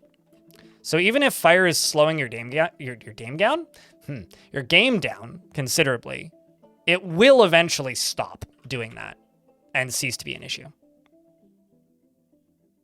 So, like, as bad as fire can be, it's never going to be a cause of true frame rate death, quote unquote. It can certainly slow your game down, but slowing game down does not equal frame rate death.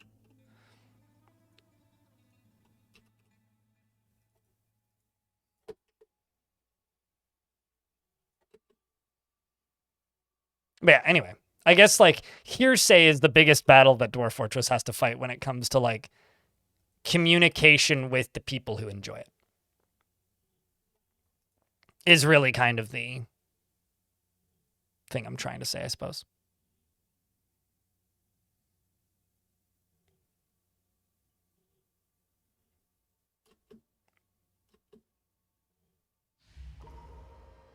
Yeah, no, cats won't hurt your frame rate. The reason cats used to hurt frame rate is there used to be two types of doors, Maximus, or two ways to lock a door. And I to this day still see people bitching that this feature got removed. But I'll explain what it was and why it was bad. There used to be a feature in this game, we're in an ad break, so I'll just pause, where you could lock a door. Also, Shark Jumping Walrus, you used to be rich, congrats. You could lock a door and keep it tightly closed, or you could lock a door and keep it partially open, essentially. I can't remember what the exact thing was. But basically what it was tightly closed would completely lock the door. Partially open would allow pets to pass through. Or would allow dwarves to pass through, but not pets. Okay? So, if you did that, your animals could, or your dwarves could walk through, but animals couldn't. Which was kind of useful, right? It would stop dwarves from, like, or it would stop your llamas from running out the back door because a crundle scared them, right? However, this was a problem. Because if a dwarf had a pet cat, specifically cats, and the door was locked tight enough that pets couldn't go through, and their owner walked through that door, and if that was the only door that they could go through to get to that particular area, the game's frame rate would immediately go to 0. Because the cats just get so angry that they pause space-time, I guess. And it makes a lot of sense when you think about how, like, pathing in Dwarf Fortress works. But really, really, really bad for the game. Just in general. So they removed the feature rather than changing how the AI works, which makes sense because that would require changing a lot of AI. And also, it wasn't a great feature to begin with. It mostly just confused people. And it's actually the reason I'm convinced that All Forgotten Beast knocking down doors is a Mandela effect thing. Because a lot of people talk about how All Forgotten Beasts used to be able to knock down doors. The longer I play, the more convinced I am that that is just a Mandela effect of, yeah, they could, if they were closed tight enough that pets couldn't go through them, but dwarves can. But they couldn't if they were tightly locked. And because they removed that feature, I think a lot of people just lock them. Nothing upsets a cat more than a closed door. I mean, yeah, no, it's a very accurate representation of cat behavior, but it's not good gameplay.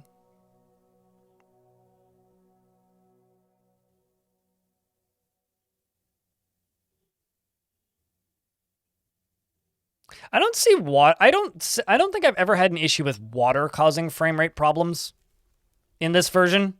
Hushpool in YouTube chat, but I believe it. I mean, other people have different computer setups than me. So we've got our first metal artifact happening. So I'm gonna watch this dwarf until they make it. Also, why none of this stuff get put? Maybe dwarf too busy. Probably dwarf too busy.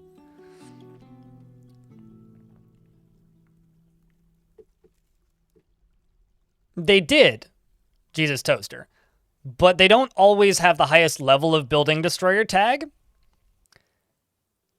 Now, in order to destroy a locked door, you need one of the highest levels. If not level 4, it is the highest. I think it might actually be the highest level. However, you just needed the base level of building destroyer to be able to topple a partially locked door or an unlocked door or a workshop or a table. I'm convinced that's why people think they don't work anymore. Because I've had, like, things show up and rip the doors off in this version. Like, in version 50. It just happens exceptionally infrequently. But I'm also affected by this. And the only reason I feel this way is because I had to go back and play some version 47 for a bit. Okay, so you're working secretly. What'd you grab? Iron bars, gabbro blocks, and goblin cap logs. Metal crafter. Make us something cool there, dwarf.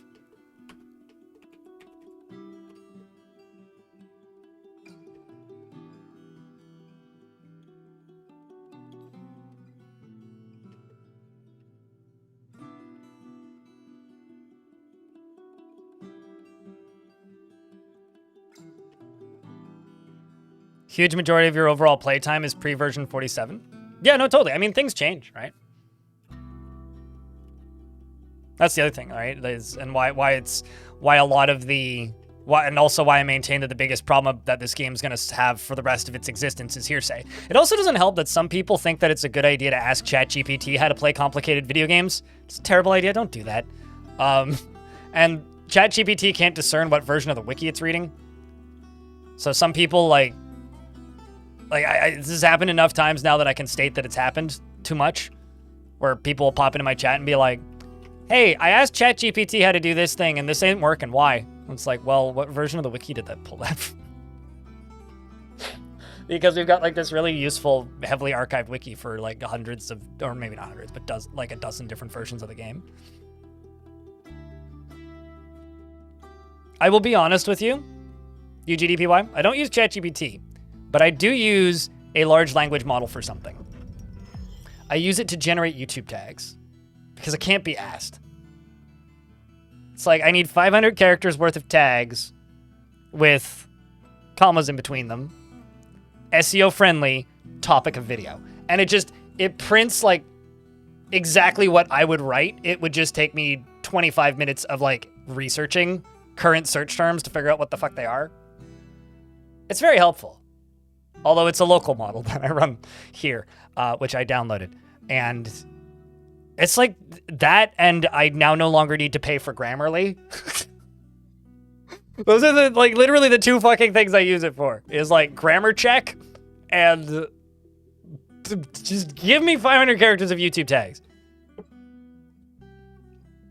There was Dwarfplex, Dwarfnet, and several other things. Yes. But none of them work anymore. Thank God. They were all really bad.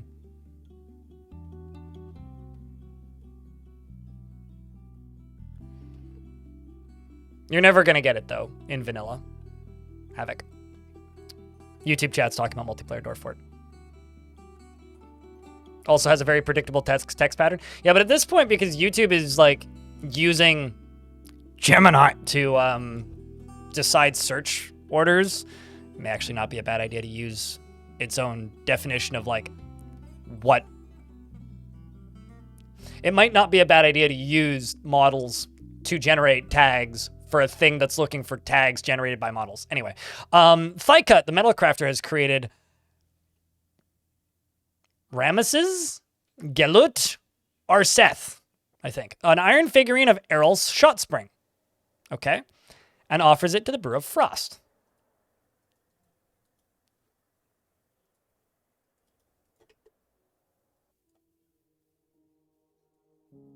Okay, well that needs to be hauled.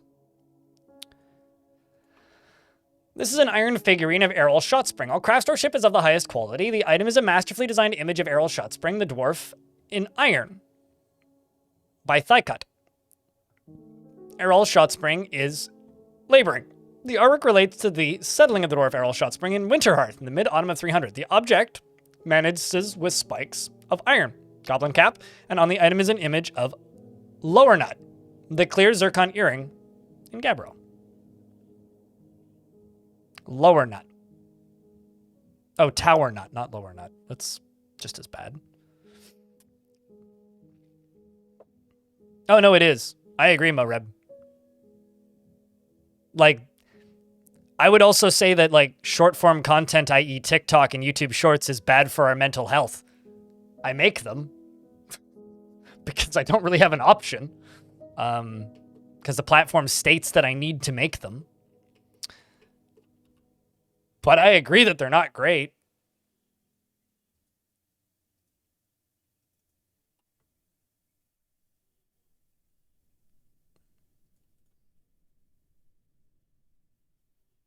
That's how you first saw me? Yeah, totally. I mean, that's well, I make them, and the ones I don't make are made by a friend of the channel.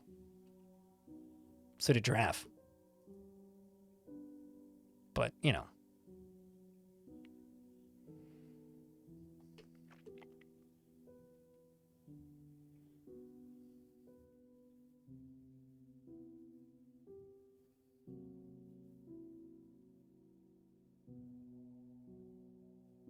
Doesn't cause you brain rot?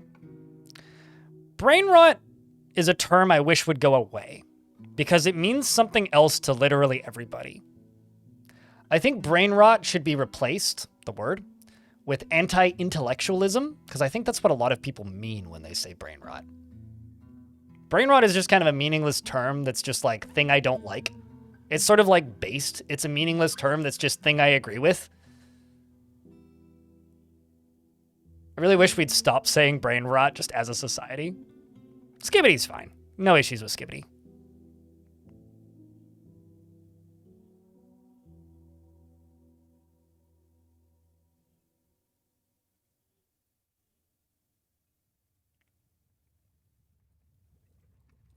Makes it harder to go to sleep every time. It'll fade away just like YOLO. Yeah, no. Skibbity is like the same. That's just kids having fun. And there's nothing wrong with kids having fun. You should let kids have their silly sarcasm, because every generation has their silly sarcasm and their silly slang. Because all it is I need word that I can say that mom and dad don't immediately understand so that I can say things without mom and dad knowing what I'm saying. It annoys parents, sure. But every generation has it. I say that sentence makes my brain hurt a little bit, and it makes me kind of sad that you think it's a joke if you're saying it as a joke, Marib.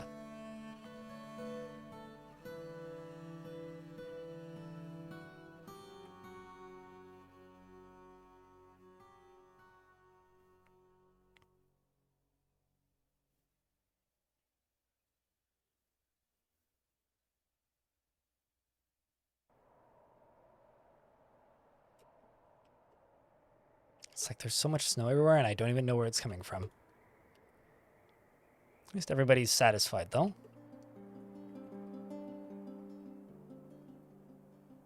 Any Yeti sightings? Literally the only wild animal I've seen is that one polar bear that we ate. And turned into a meal. Apparently there's some rodent people. But that's it. So, kind of not much, really. No Yeti sightings. Just a singular polar bear, and we killed it. YouTube Shorts is TikTok with a different user interface. They're virtually the same. Although, TikTok's algorithm is a bit more insidious sometimes. But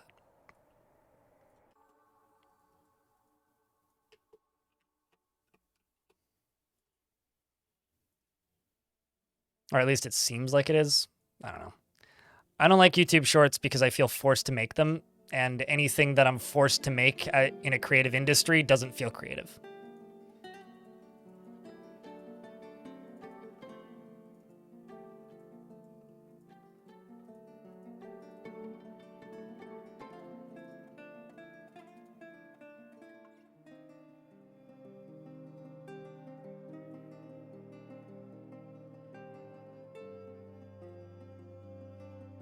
It's like an ad?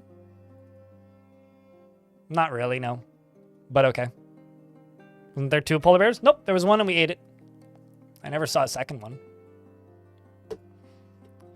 Just the one. Okay, where am I digging currently? Ah.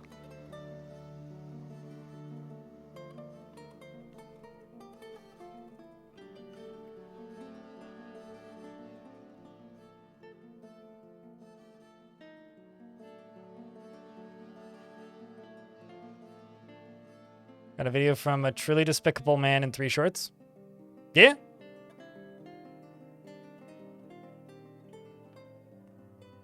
It's an ad for yourself. No, not really. No, I mean, okay. I would say all YouTube videos are an ad for the creator of said YouTube video. So by that logic, this is an ad for my subscriptions, right? This is an ad for Dwarf Fortress. So if you refer to everything as an advertisement, sure, you can absolutely do that. From my perspective, YouTube Shorts and TikTok are 2 things. It's a way that people make themselves feel better about their life. It's a pastime, i.e. Instagram, right? So, or try to feel better about their life and rarely actually have that effect. So it's a way that people puff themselves up. Dating apps have a similar effect. That's what it is for most people. Outside of that, it's really just a form of short form entertainment or short form skits, which is designed to keep you on the platform as long as possible. So essentially, the platform asks for a specific type of content to keep people on the platform. It's not an ad for anybody in particular. If you're uploading content to TikTok, it's an ad for TikTok. And it's you putting a bid into a giant lottery auction saying, hey, TikTok, keep me at the top of TikTok. It's more of an ad for the platform to keep you on the platform. If that makes any sense. Because if TikToks were actually successful in being an ad for the creator, nobody would be on TikTok. Everybody would be on the creator's platform. Their primary platform. It's not an effective form of advertising because it keeps people on the platform. Does that make any sense? At least not in the sense that you're referring to it as an ad. So if I upload a TikTok of me and it gets 1 million views, cool. But very few of those people are going to come over here. For the same reason that, like, if I upload a YouTube short and it gets 50,000 views, I will get maybe 10, 15 subscribers off that. If I upload a YouTube video and it gets 50,000 views, it'll get a couple hundred subscribers probably. What's a better ad? One is just reminding YouTube, hey, promote my shit. And the other is an ad for my content.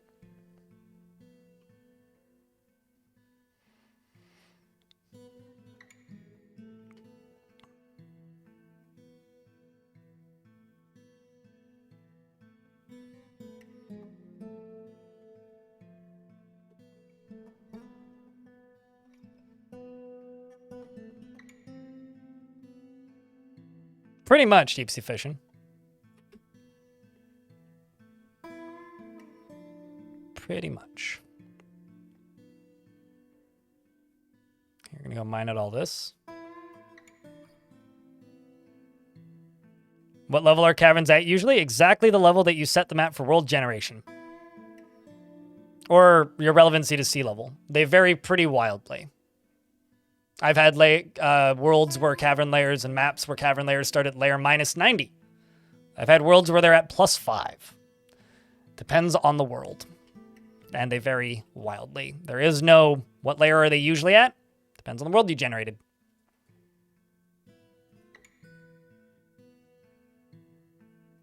If dwarf room sizes affect happiness, 2x2 is like the minimum you can make. I usually make them bigger, but this fort's just a small side project, so I'm not going to make them bigger. Really what dwarves need is they need a bed of decent quality. They need a room with a door of decent quality. And they need a chest and a cabinet. As long as they have those 3 things, they'll be okay.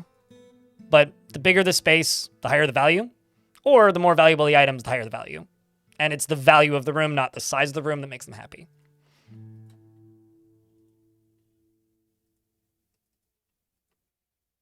So it's like, if you have a New York apartment full of one-of-a-kind art pieces, and you put a dwarf in it, they'll be very happy. If you have a New York apartment filled with IKEA furniture,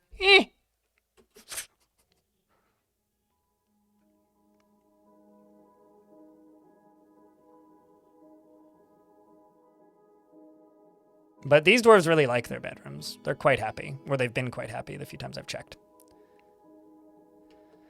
All right. Like this dwarf, do you have a bedroom? Yeah, see, this dwarf has a bedroom. Let's see what your thoughts are on it. Blissful after sleeping in a very good bedroom. And what's your bedroom look like? That's this dwarf's bedroom.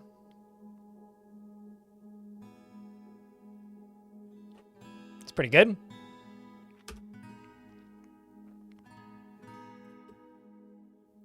Blovy, it is highly possible you just completely missed them.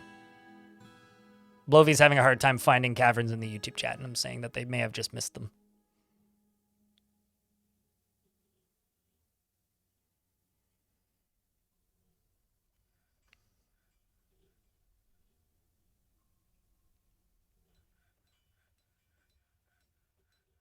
For the small things, that's what Twitch chat and Discords are for with Dwarfort.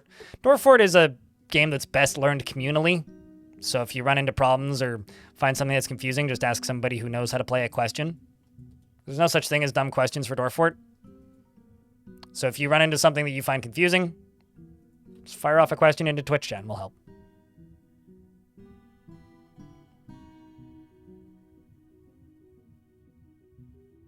I mean, I missed the first one with this one and ended up in the second one and then dug back up into the first one.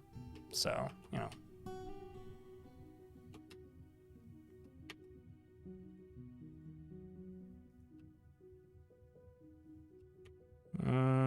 Okay, actually, I'm going to go on this side.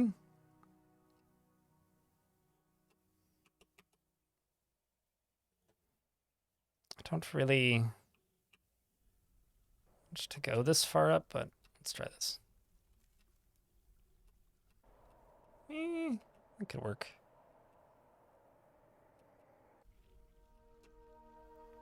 Yeah, it's kind of fine.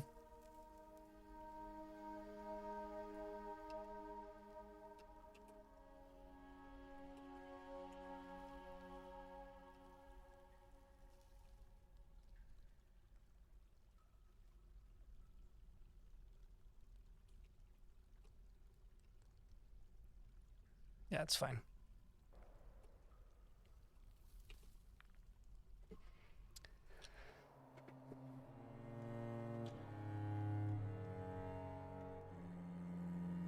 Without flooding everything? The thing is, yes and no. The actual answer to that question is use an aquifer.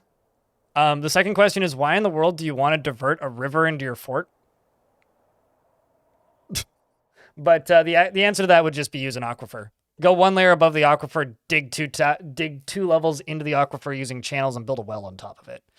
You don't need fresh water in your fort. Unless you're trying to get power. In which case, I would probably go down to the first cavern layer and use it from there. So that you don't need to actually divert it anywhere. I wouldn't try to divert water into your fort. Yeah, unless you're trying to do it for aesthetics, there's kind of no real reason to do that. I will be right back. I need to take a piss.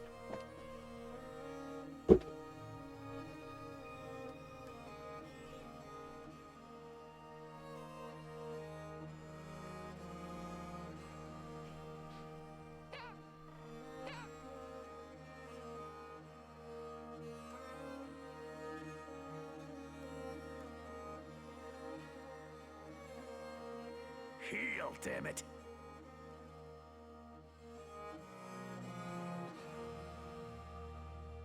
Oh, dude, fuck yeah, dude. This is fucking sick. Hell yeah. Woo! Let's take a lovely fruit, tomato, remove everything that's good from it, the seeds, the vitamins, the nutrients, everything that's good about it, and just jam it full of shit garbage shit sugar, and put it in a shit bottle that sounds like shit when you put it on your shit. It's shit! Stop eating ketchup!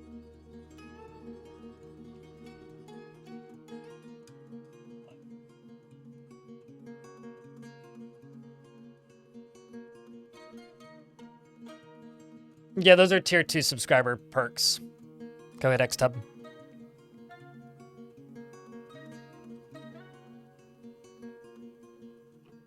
I mean, if you just want to build cool waterworks, just remember if the water flows diagonally, similar to the way that this dwarf is digging this, it removes all pressure, which will stop a lot of the bubbling over of things.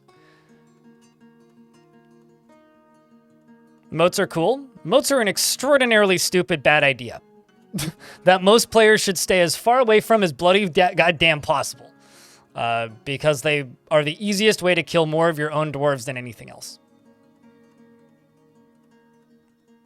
In fact, the most effective moat that you can make is a dry moat with an overhang. Yeah, sure. I mean, they look cool. But they're a terrible idea for most people. Yeah, I mean, I do too, Robert Harris, but there's no practical purpose behind it, really. Outside of having closer proximity wells.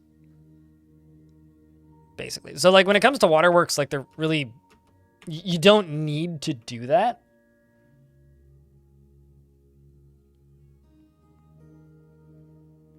Could you divert a river off map? Certainly. But you'd have to do that from underground, within stone.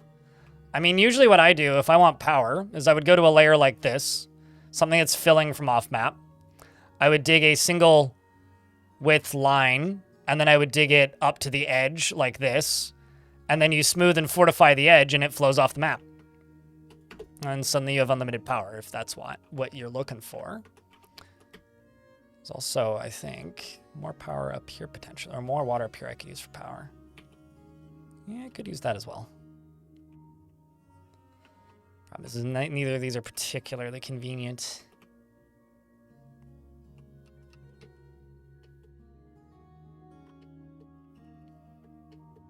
Lava moats are better because if, at the very least, if one of your dwarves or an enemy falls into it, you don't need to stare at their body for forever and have a way of, like, you know, draining it periodically to clean them out.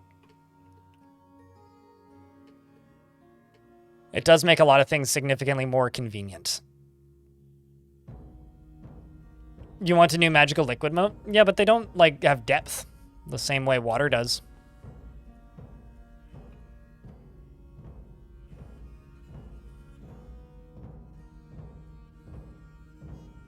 I just want to beat somebody to death with one of those. Like, local murder hobo kills adventurer using healing potion. But they don't freeze. Which, like, okay, I get it. They're supposed to be magical healing potions, but come on.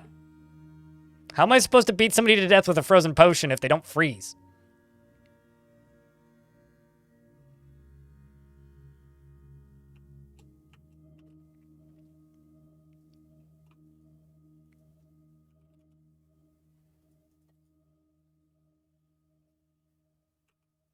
It's really like killing my mojo here.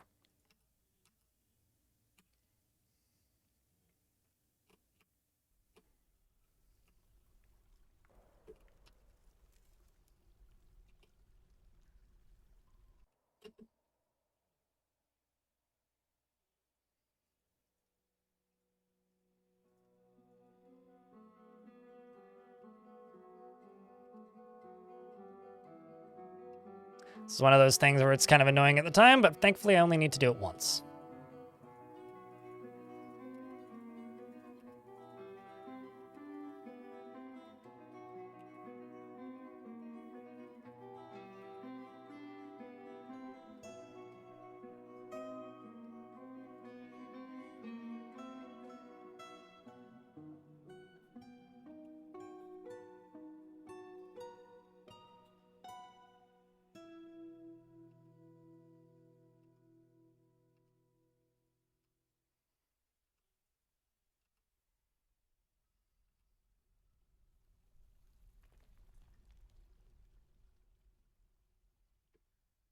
Lava pump? Yeah, I'm just trying to do it quick.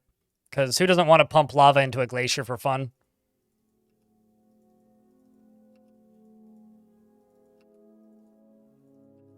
Won't take me that long. I have all the materials to do it. So why not?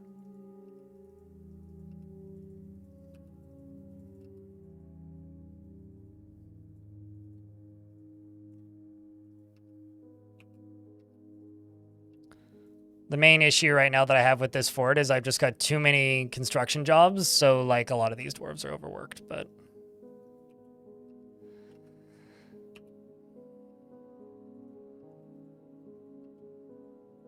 And I still don't exactly know where I'm going to get power, so I'll have to figure that out. Okay, so... You dig down to here.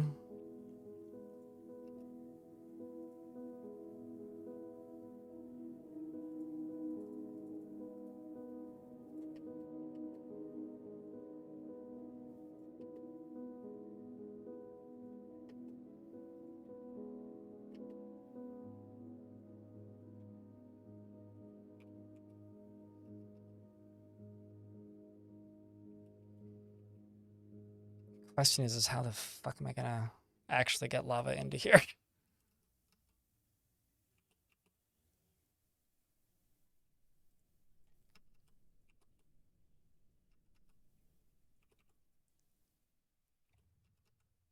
Yeah, that'll work.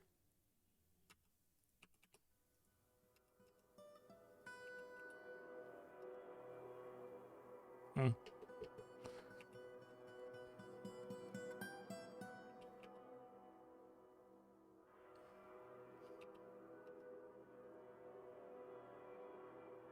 Yeah.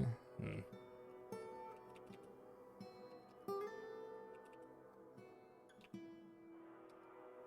Easy enough. Just gonna need a few different entry points.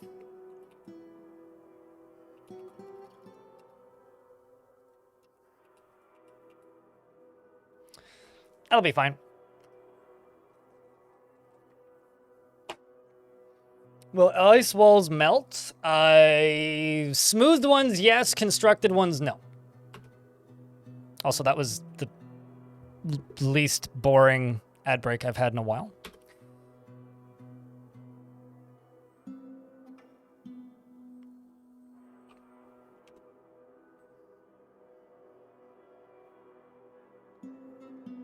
Your power solution tends to more often than not be tapping an aquifer and building a river. Yeah, that's something that's really bothering me about this map is it doesn't actually have an aquifer. I wish it had an aquifer, but it doesn't.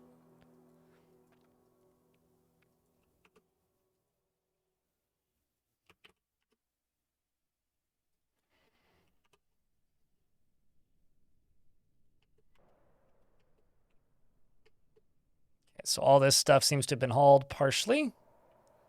A few more things need to get hauled. I've got a lot of constructing jobs which seem to be finishing up. Got dwarves making gabbro blocks. Get hematite ore going. Could also probably just get gold starting. I don't want to do too much gold, but do a little bit of gold. Actually, you know what? Let's just go up to here and say GOL. Smelt native gold. Let's just do like 5. Just get some of them going. Nuke that out.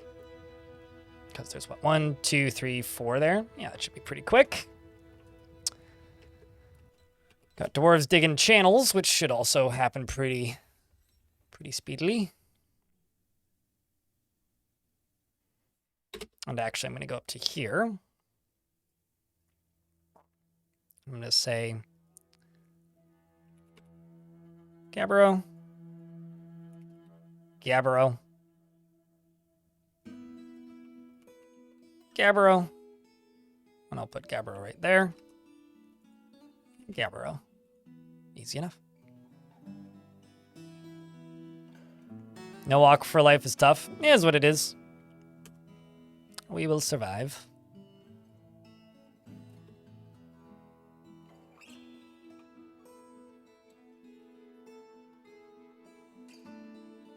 But I'm also only planning on really playing this fort today, so it shouldn't be a too much longer thing. The surface will become lit. Oh, very much so. Yeah, today is the last day I am really planning on playing this fort. I'm kind of hoping to be playing Adventurers in 5 hours. Because we're mostly just making steel in the background. And then I just need to make like 8 suits of armor and some statues. And then I've hit my goal for this fort. So it's a pretty modest fortress goal. I'll say that.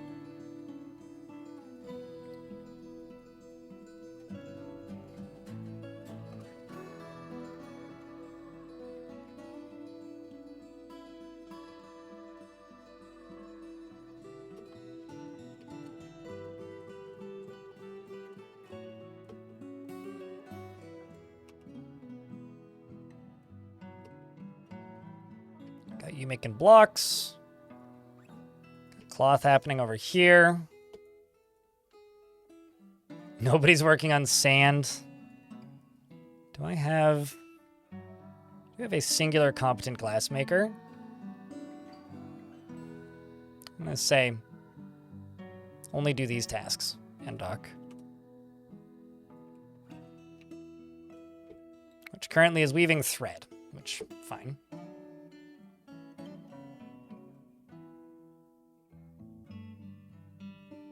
Let's say you want to attack goblins. You put them in a squad and click this, select the squad, and send them to go attack goblins. Or tell them to go kill the goblins, or station them somewhere, put them in a patrol. You don't give individual dwarves jobs. The only dwarves that do tasks like that are military dwarves specifically.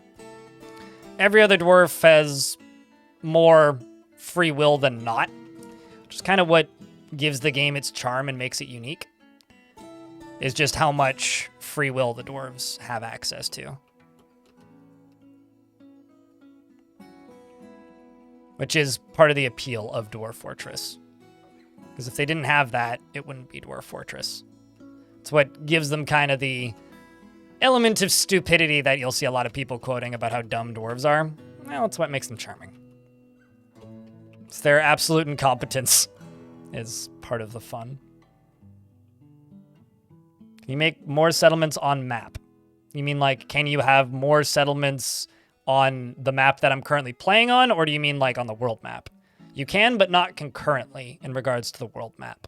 So I could retire this fortress and start a new fortress over here, or over here, or over here, or on this awful haunted island for some reason, called the Grizzly Land of the Forests of Menace. But you can't do more than one concurrently. You can send your dwarves to attack things by clicking on them, and then selecting what squad you want to go attacking them, and then telling them what kind of attack you want to do. It gives you a printout as to what they did, because you're the commander staying at home giving orders, not the commander going with on the fight. If you want to go with on the fight, you got to play adventure mode.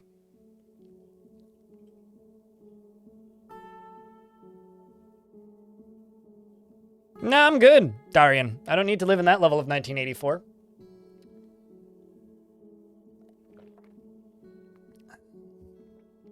Besides, it would probably just look like that one scene in Minority Report when you can see through the roofs and it's the robots running in to like go scan everybody's eyes. Or like that one scene in John Wick when it becomes Hotline Miami for a minute. I'd say that dwarves aren't dumb. They just don't have all the information that the player has, right? Like the player sees the army of goblins running directly towards the dwarves and goes, "Oh God, dwarves, run away, you idiots!"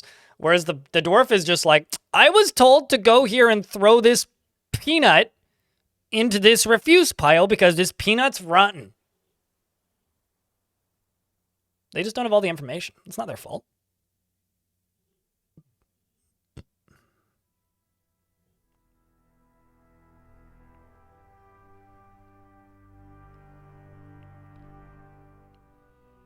I would recommend nerfing Cavern difficulty. Havoc. Although we're not going to nerf them into Oblivion in the next fort. This is just a like mini startup fort. But I would recommend nerfing them because they're redonkulously overpowered. If they weren't infinite, I wouldn't necessarily recommend them. And if they didn't attack as frequently, I wouldn't necessarily recommend it. But I recommend that everybody nerfs them at least a little bit. It's not fair to compare Rimworld pawns to dwarves in Dwarf Fortress.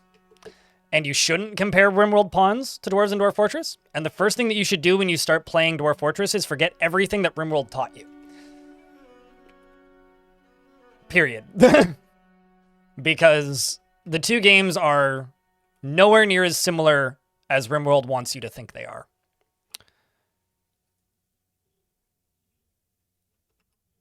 Oh, I screwed this up. I was like, why did this not work? Because I'm dumb. I mean, I wouldn't even agree with that.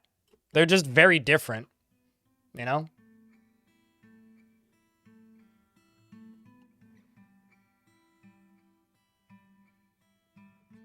Well, think about it this way, Darian. I'll use two very commonly referred to video games as an example. Neither of these video games are anything like the other one. Comparing Rimworld and Dwarf Fortress is like comparing StarCraft and Civilization. But the only thing they really have in common is that they're strategy games. They're very different games. What's funny is often when I make that comparison, Dwarf Fortress players agree with me. Or like, go, okay, I see where you're coming from.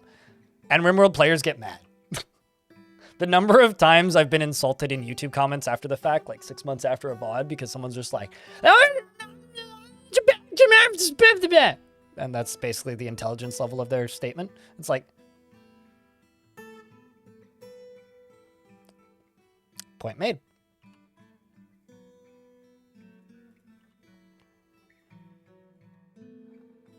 I rest my case.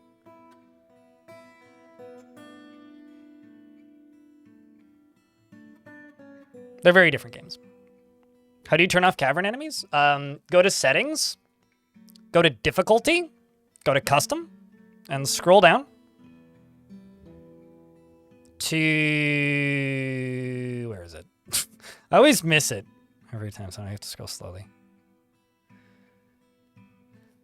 Cavern Dweller Scale, Cavern Dweller Maximum, okay?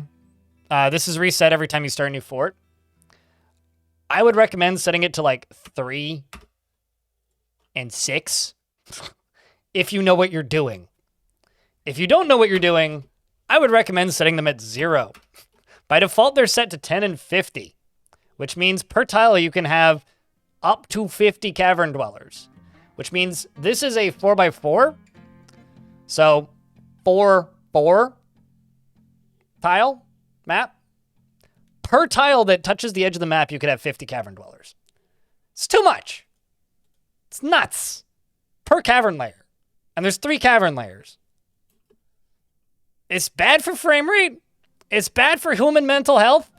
And it's bad for everything. It's silly. Like, there shouldn't be that many cavern invaders. It's like 300 something times 3. And then if you're settling on a bigger map, it's even higher than that.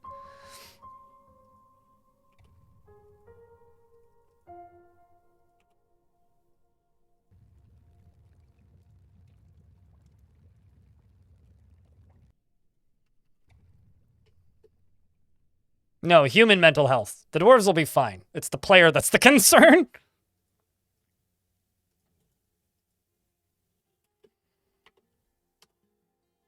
I mean, they won't be fine, but the frame rate will slow down. All right, how is me dwarfs doing? Smelting gold ore.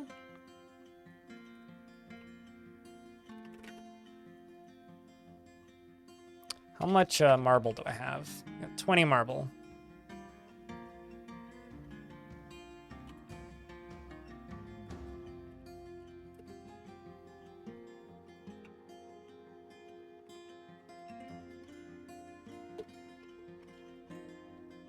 And I'm also going to make another glassmaker's furnace.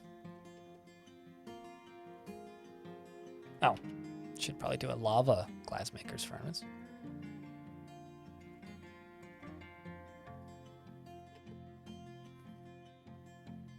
How do I get rid of corpses normally? Make a corpse stockpile. It makes them degrade 400 times as fast as they would normally. How do I get rid of them? I usually automate a automatic into lava disposal unit. Some people dump them underneath, what's it called? Underneath the drawbridge and squish them.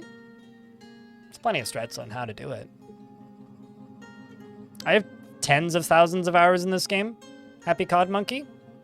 So don't worry about looking at my forts and comparing them to yours. Just simply try to build things that you like looking at. It's the only piece of advice I will really give. Just make things you like looking at. Because in a lot of cases, that's all that you really want. It's just something that looks nice to you.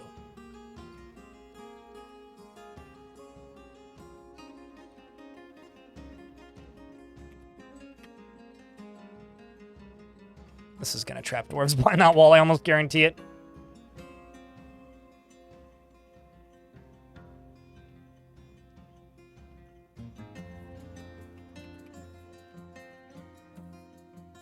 I still have no idea how I'm going to power this.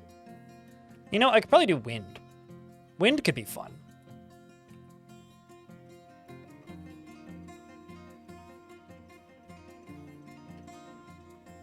I think a big-ass wind farm up here would actually be kind of neat.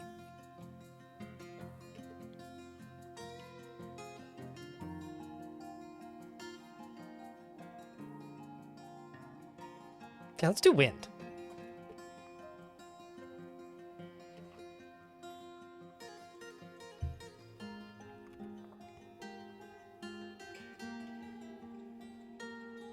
Wind is not great. It's not anywhere close to the most optimal form of power that you can have in Dwarf Fort. It just, they look cool. So...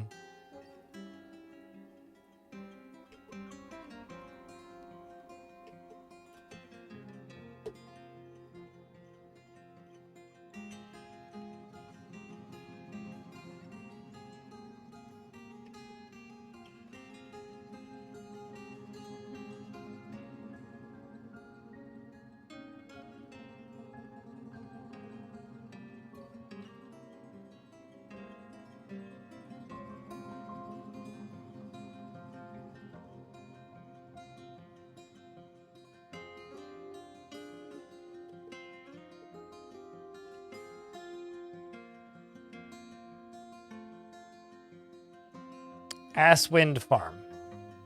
I will get right on to pitching that idea to local renewables.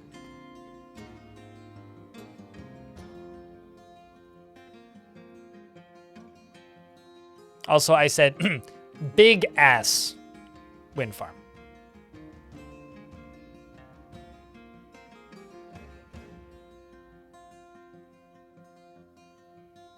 It's not great if you only have 20 wind power. I mean, we're about to find out. Oh, okay, we got 40. It's fine. Saves me from having to make water wheels. We're above ground anyway.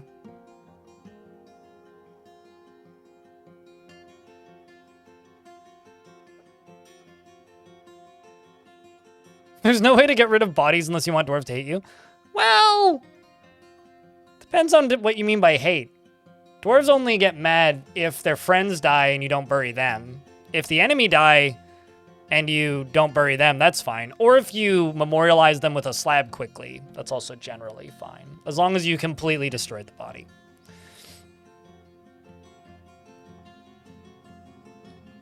Yeah, well, your own dwarves want to be put in tombs, but enemy bodies still need to be dealt with somehow.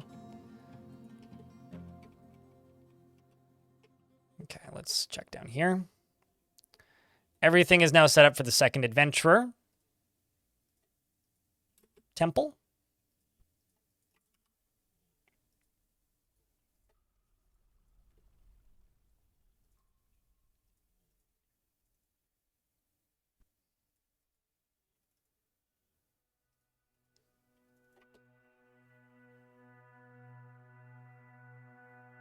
So you had to learn water wheels? Water wheels are a good thing to learn. There is no researching system in Dwarf Fortress because dwarves are not independently learning technology. Dwarf Fortress is a sandbox that doesn't restrict you with nonsense waste your time mechanics such as research. All that research is it's an artificial way of making games take longer, which is why there really isn't a build order for Dwarf Fort. If there was a research tree, the game would probably have a build order. The fact that the game doesn't have a build order is one of the most nice things about the game to me. So thankfully, there's no research.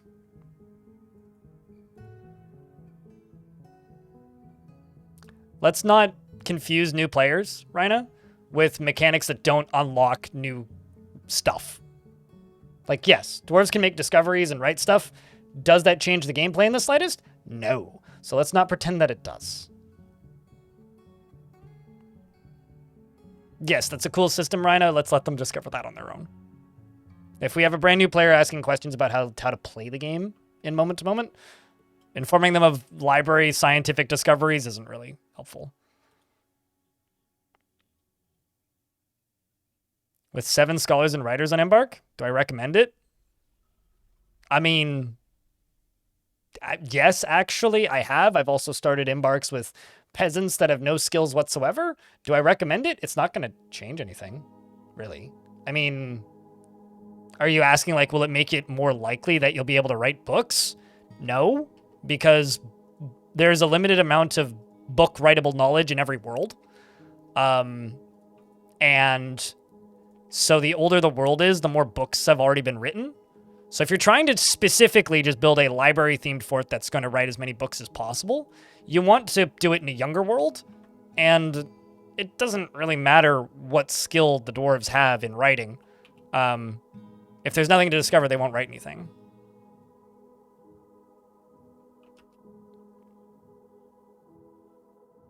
Also, chat investments are open. But do you want to do it? Then do it. I'm not going to recommend against it in the slightest. It's an interesting mechanic if you take part in it. Let's just say put hematite in here. Hematite and tetrahedrite.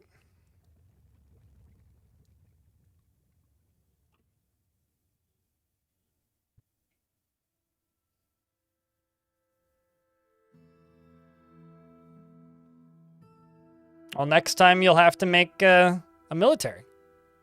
Now you know what you got to learn next. Knew it. I knew you would do that, Dwarf.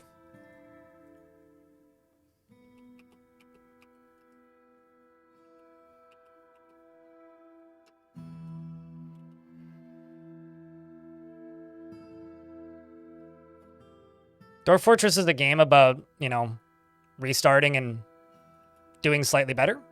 And then eventually learning how to do the thing well enough, consistently enough, that instead of restarting and doing something slightly better, you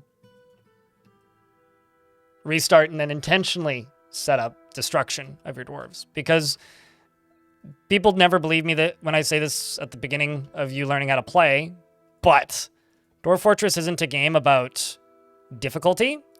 It's a game about the player learning how to contort the game into telling the story you want it to tell.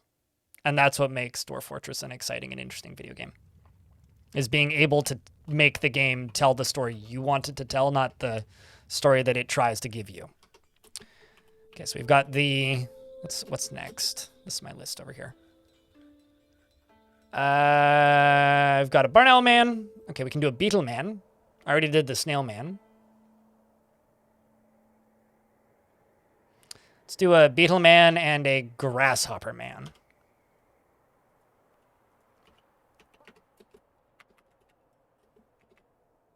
Let's do steel statue. Well, let's do gold statues.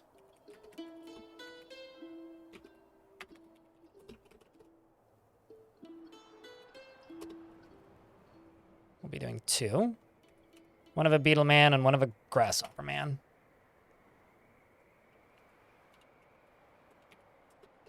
That's a historical figure.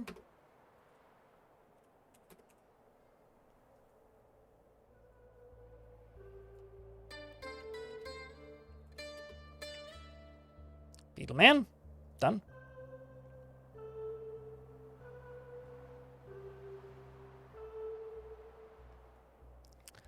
And a grasshopper. Man. Done.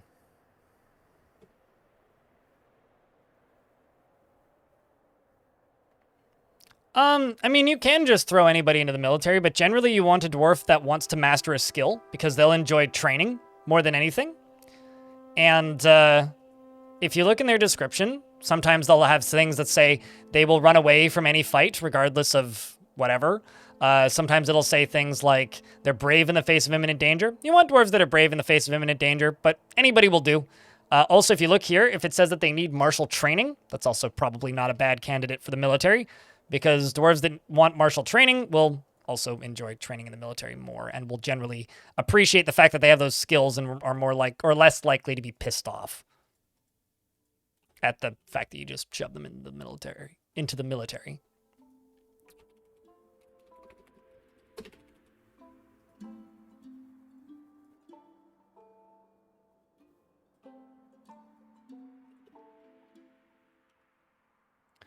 I'll just queue up the ones I can.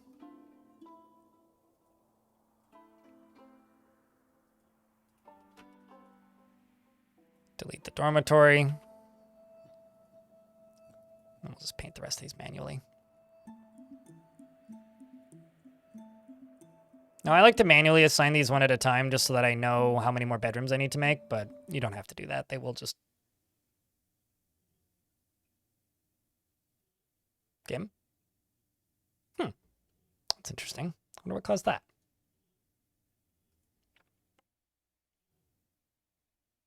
Rip indeed.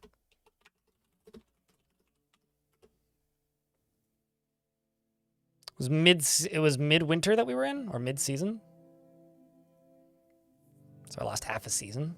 Game went eep. Yep. Seems like it.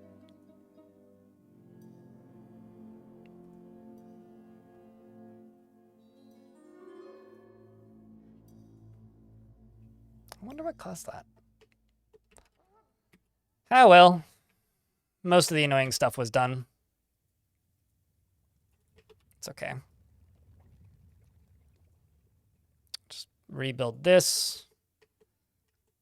Let's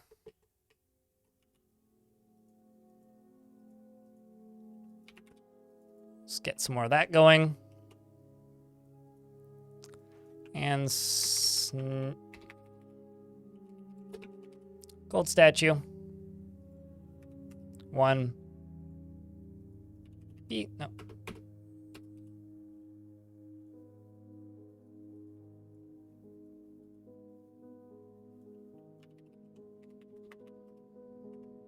Why do I keep hitting existing image? Don't want it to be an existing image. I'm clicking things too fast. Specify new image. Beetle. Man. Done. Bizarre. Also, how much leather do I have? Tanned hides 25. How much cloth do I have? 33, eh?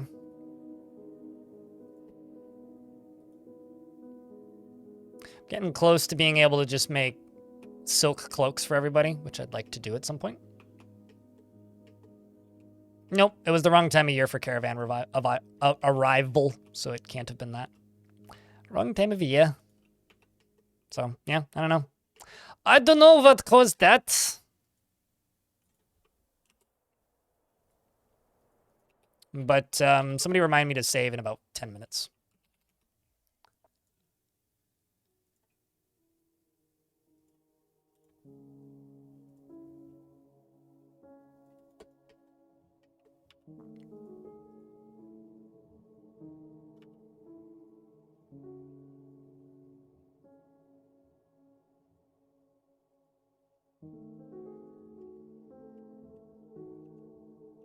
Under or above ground, depends on the animal, depends on the fort. A lot of the questions like that you can ask me are going to often be answered something along the lines of, yes, but.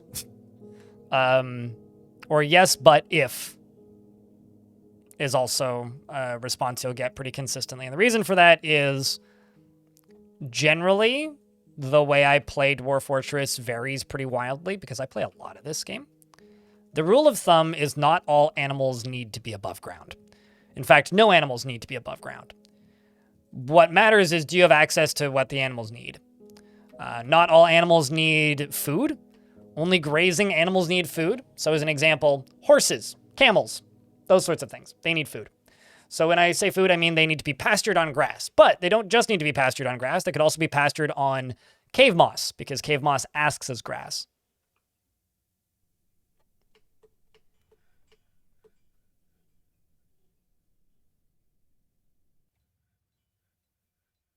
Yep, you could do that. Although, do realize that they have about 3 months before they will die if you designate them underground. Also, if they're assigned as a pet, and a dwarf has them as a pet, then... Excuse me. If they're assigned as a pet, and a dwarf has them as a pet, that dwarf will feed their animal. So if it's a grazing animal, their owner will bring them food.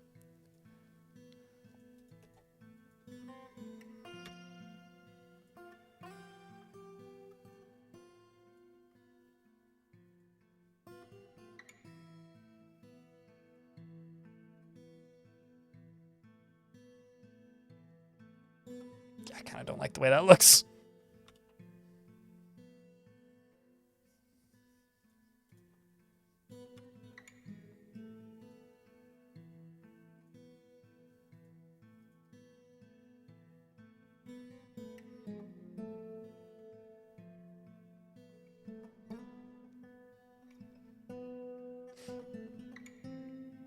Sure. Why not? Namek? try that out and do your best and let me know how it goes. Of course you could. You may need to make them kind of high, though, because sometimes they'll jump. Like, the thing is, you can ask for... This is the beauty of Dwarf Fortress, right? You can ask for all of the advice you want. And people can give you all of the advice they want to give you. But you can always find a slightly different way to do things, and it's totally fine. There is no wrong way to play Dwarf Fortress. The only wrong way to play Dwarf Fortress is if you're not having fun. So as long as you're having fun, you're playing the game correct. You always pasture the pets as well. I mean, you want to do that, Happy Code Monkey, but in like a pinch, you don't have to worry about named animals as much. You missed the answer because of ads. Simply put, yes, you can, but you just...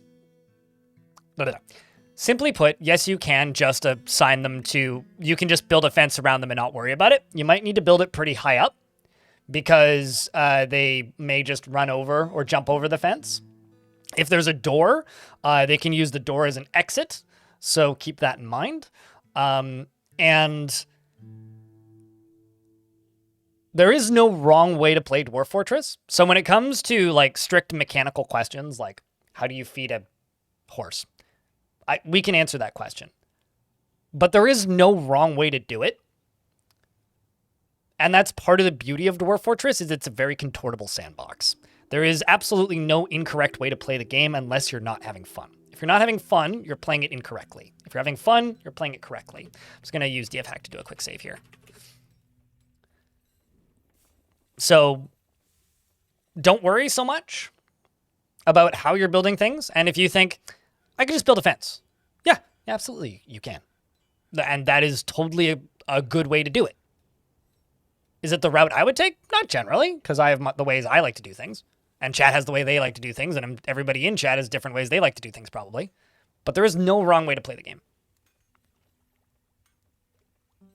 That's one of the reasons I like Dwarf Fortress so much, is because every time I watch somebody play, no matter how many thousands of hours I have in this game, I see somebody doing something I hadn't thought of. And that's really cool and exciting. And I really like that. It's the best part of the game.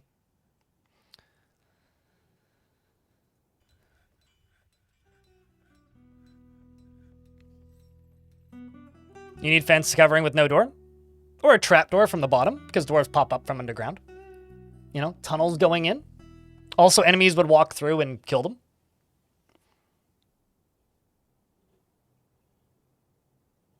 Hey, orc with a bow. Fun fact.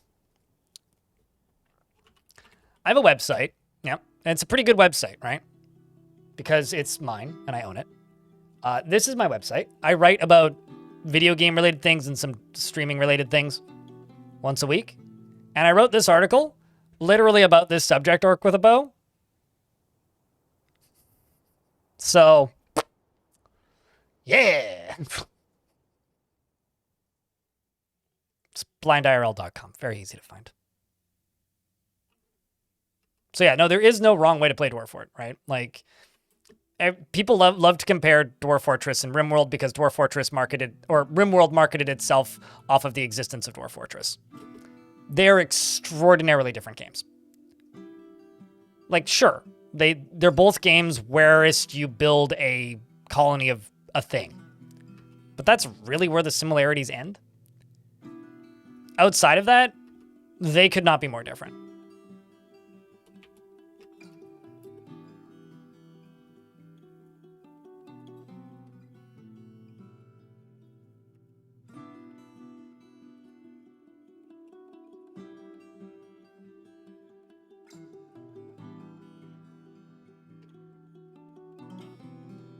And that's hard to look at.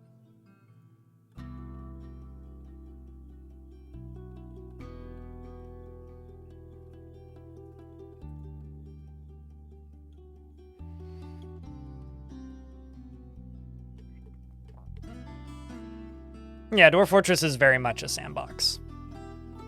And not so much a mechanical game with rights and wrong ways to play.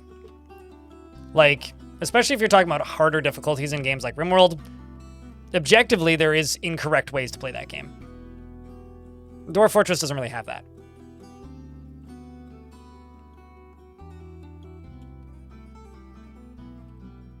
In fact, if you can find a creative solution to something that I haven't thought of, I'd love to see it. Because that's awesome. And those happen all the time.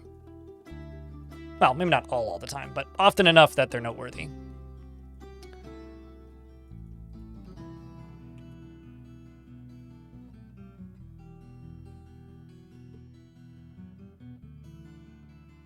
They're a very different kind of games. That's tough. Riley's, what's up? Happy holiday. Still never played RimWorld? It's a good game. Like, RimWorld's great. It's just a very different kind of game. And if you go into Dwarf Fortress expecting RimWorld, you'll dislike Dwarf Fortress often. If you go into RimWorld expecting Dwarf Fortress, you'll probably dislike RimWorld. Because, like I said, the only thing that they really have in common is RimWorld references Dwarf Fortress a lot. Which, I get it. Stealing is the highest form of flattery. I think that's the quote.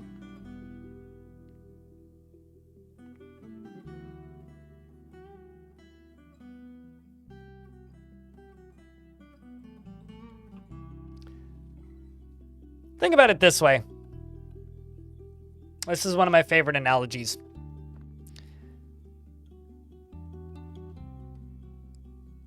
So think about it this way. You're a little kid.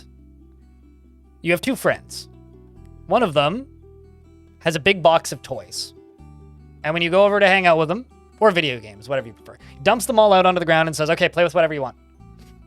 And then just starts fiddling with things off in the corner. Maybe not the most social person, but like, has a lot of cool toys and lets you play with them. So thumbs up. You have another friend. Lives about the same distance away. Has the exact same box of toys. And wants to play with very specific toys. And only lets you play with the toys that he really wants to play with at that exact moment. But nothing else. And whenever you try to play with something else, he spits on you, punches you, kicks you in the nuts, pushes you backwards down the stairs, and calls his mom. And says that you did it. That's RimWorld. They both have their place, and they can both be fun. But, like, I'd rather just have all the toys.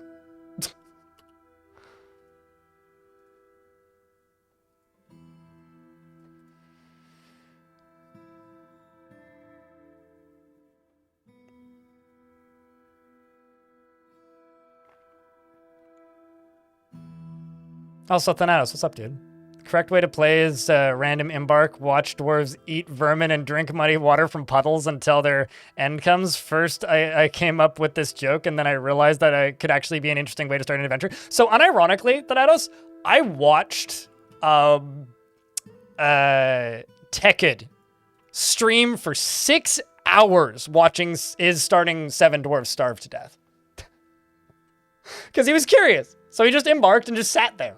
He's like, how long is it going to take for them to die? He had 34 dwarves before dwarves started dying. And they didn't die from starvation. They died from insanity. Because, like, they could just eat random bugs and shit, and there was just enough bugs on the surface that they stayed alive.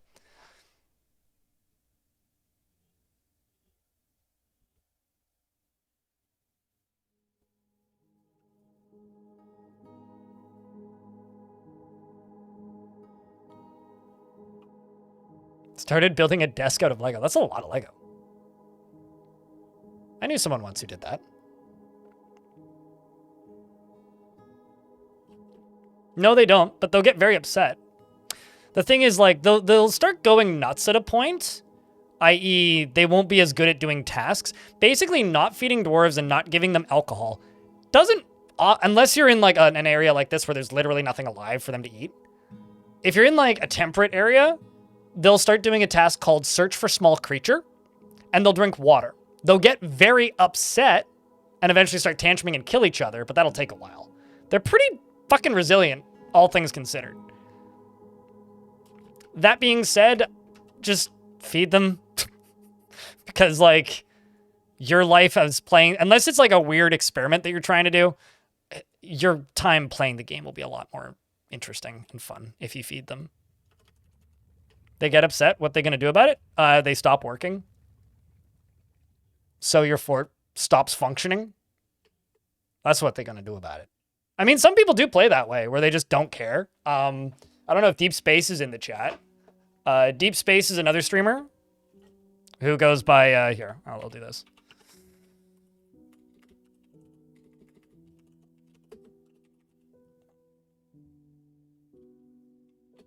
Let's see if I can remember how to type in his name. Yeah, it's Deep X20. Nope, wrong name. Let's try this again. 0x20. Disc. It's the 0. That person. Oh, god damn it. I have to... Yeah, it's 0x20. Here.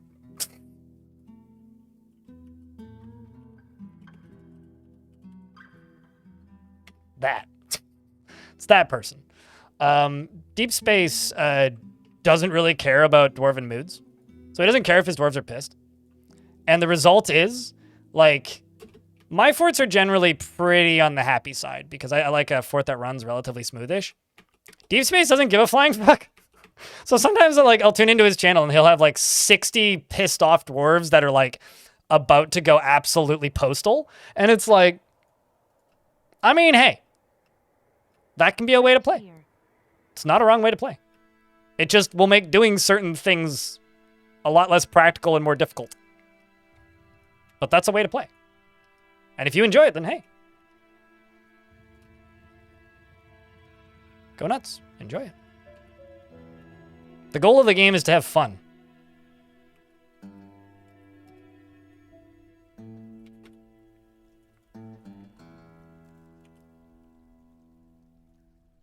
I mean, around Halloween, I need to actually make a video out of this fort.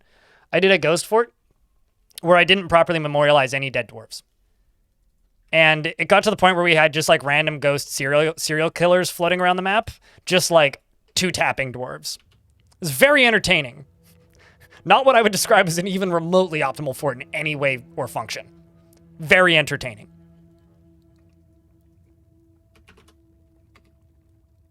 Very, very, very entertaining.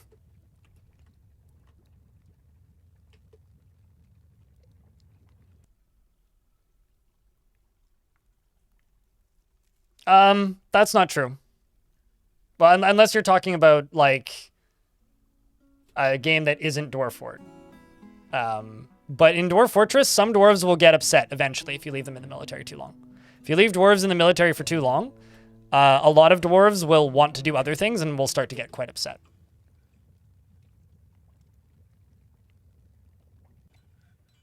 Yeah, him just very nonchalantly talking about how, oh no, everybody's dying. And that dwarf just, like, fell into the lava. Well, that's a shame. Kind of deal.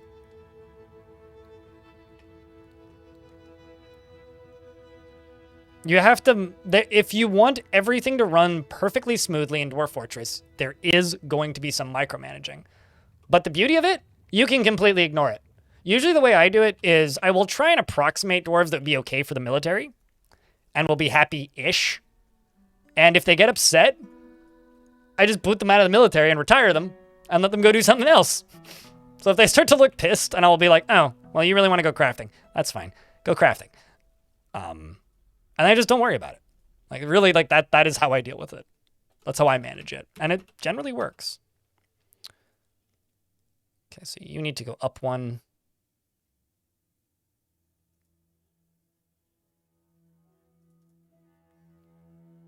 Collect sand.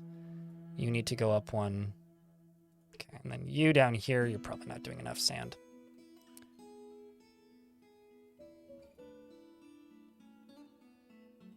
Better.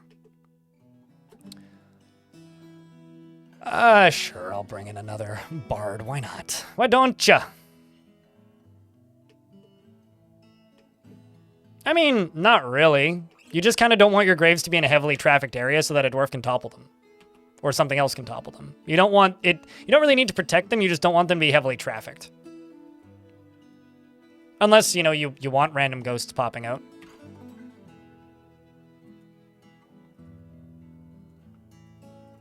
You know, like, I like, this is the beauty of Dwarf Fortress, right?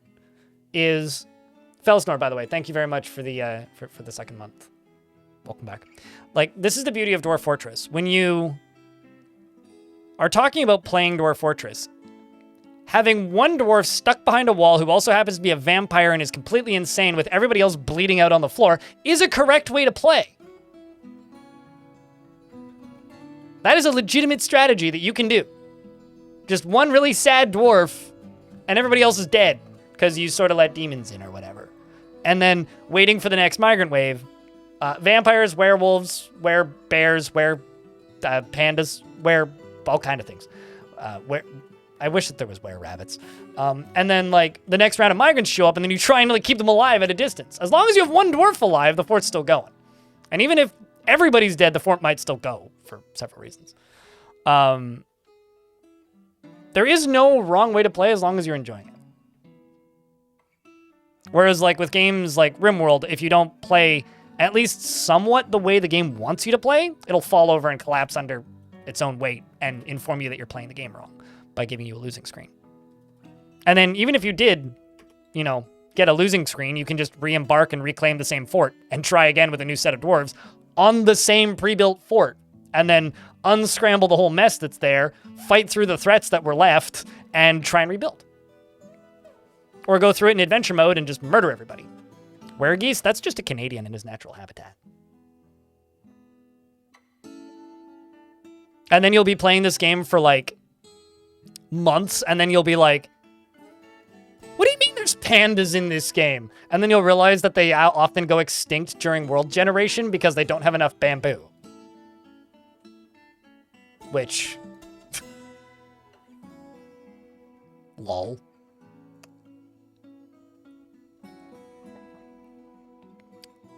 Werefish? Ocean. Mostly.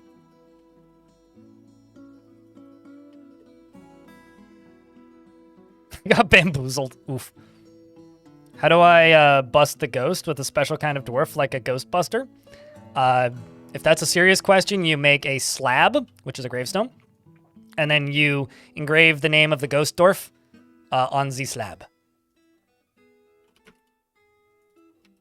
Oh, those are floors. Well, I can just... Also, pro tip, if you accidentally build floors, but they're the right materials, and you just replace it with any material walls, it'll stay the same material. So, the day I discovered that, I was so happy.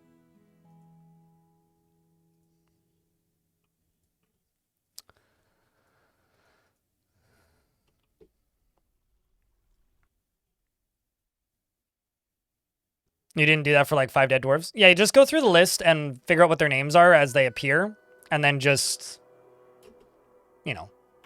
plop them in and they'll go away. All right, let's jump back down here and see what we got. Actually, I'll just do a quick save. So we're about at the same time of year that the game crashed the last time, so. What is the machine I'm building? I'm building a lava pump because I want to melt a glacier. It's kind of the victory condition for this fort. This is going to be a very short fort. I'm going to retire this fort today, probably. Basically, what I'm doing is right behind the loading bar are some statues. I am making statues for adventurers with gear for the adventurers. This is a beetle man. Because a lot of adventurers, especially animal people... What did that say? Oh, there was a second polar bear and it died. Well then. A lot of adventurers are very weird sizes, like very small or very big. And if they're very small or very big, they have a hard time making or wearing gear. So I am sizing gear specifically for them so that I can play some adventurers as weird creatures and not worry about not being able to find gear. So we're just going to come here, grab some gear with a small party of adventurers, and then go out, go on some adventures, and then come back and retire them here, and then start a new fort, probably tomorrow, and build the real fort, I guess. Which is going to be a little tricky, because I've had new fort in the title now for 2 days, now that I think about it, and then I'm going to be like, new fort! And everybody's going to be like, Yeti? With little guy on top? And I'll be like, no! No. So I need to make a steel helm. Steel high boot. Steel low boot. Let's do steel male shirt. Steel leggings. And we'll just do one of each.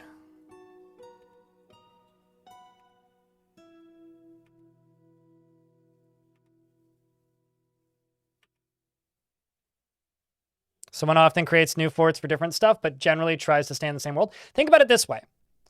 When you're playing Dwarf Fortress, you're kind of playing a city builder. When you're playing Dwarf Fortress in adventure mode, you're kind of playing a sandbox RPG. When you're playing Dwarf Fortress by just reading legends, you're kind of pretending to be Indiana Jones. Well, maybe more of a historian. I don't know. But while you're playing all three modes together, what you're actually doing is playing an extremely slow game of Civ. And every single fort that you start is a tile in Civ.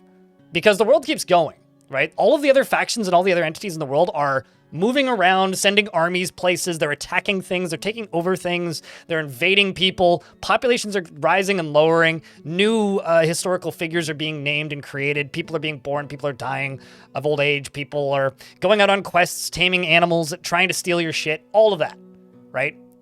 So all of that is going on in the background while you are playing your one fort, which is why Dwarf Fortress is a world simulator more than a RPG or a city builder. If that makes any sense. You are not the center of the world in Dwarf Fortress. You are one tiny piece that is influencing the world. And the idea of the player is to poke that simulation and contort it to tell interesting stories, or just staring at it until you find the interesting stories. That's really what it's doing. And I butt heads with people on the internet sometimes about this game because I play too much of it, which, you know, also, like, let's be honest, I can be kind of a dick sometimes. But when I'm butting heads with people, it's usually because I say something like, well, Dwarf Fortress has a lot in common with stuff like Shadow of Mordor, right? Where Shadow of Mordor goes out of its way to build a sandbox with reoccurring characters that tell stories. Dwarf Fortress has been doing that since 2007. However, Dwarf Fortress's way of doing it is it's a character with a personality that you read in text, with the description of who they know and how they know them and why they know them, right? And it's up to the player to not only look for that, but find it and interpret it. So it requires a lot of player direction to find the stories and find the narrative. But if you're capable of finding the narrative and just bullshitting around the edges a little bit, it's called imagination. It is one of the most powerful game engines I've ever encountered in video game format. It's just a matter of finding that, and that is difficult to do. That is the learning curve of Dwarf Fort.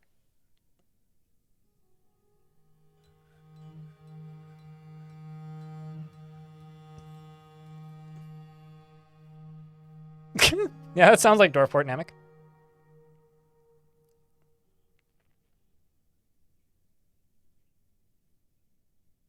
You are merely the insanity of the dwarves in one location. One of my favorite lines of text in this game is in Legends mode, which is the dwarves, which happens when you retire a fortress. After you're done playing it and you retire it, it says the dwarves regain their senses after a brief period of questionable judgment. It's like, whew, idiot finally left. Fuck the guy in charge. What is Legends mode? I thought that there was only 2 modes. Here.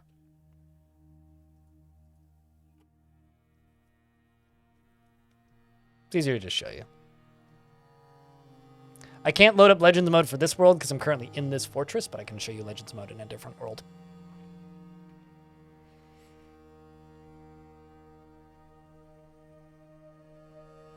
I like to say it's like numbers from the Bible, but yeah, you'd have to be like a reformed Christian to have that much self-awareness of the stupidity of the Bible.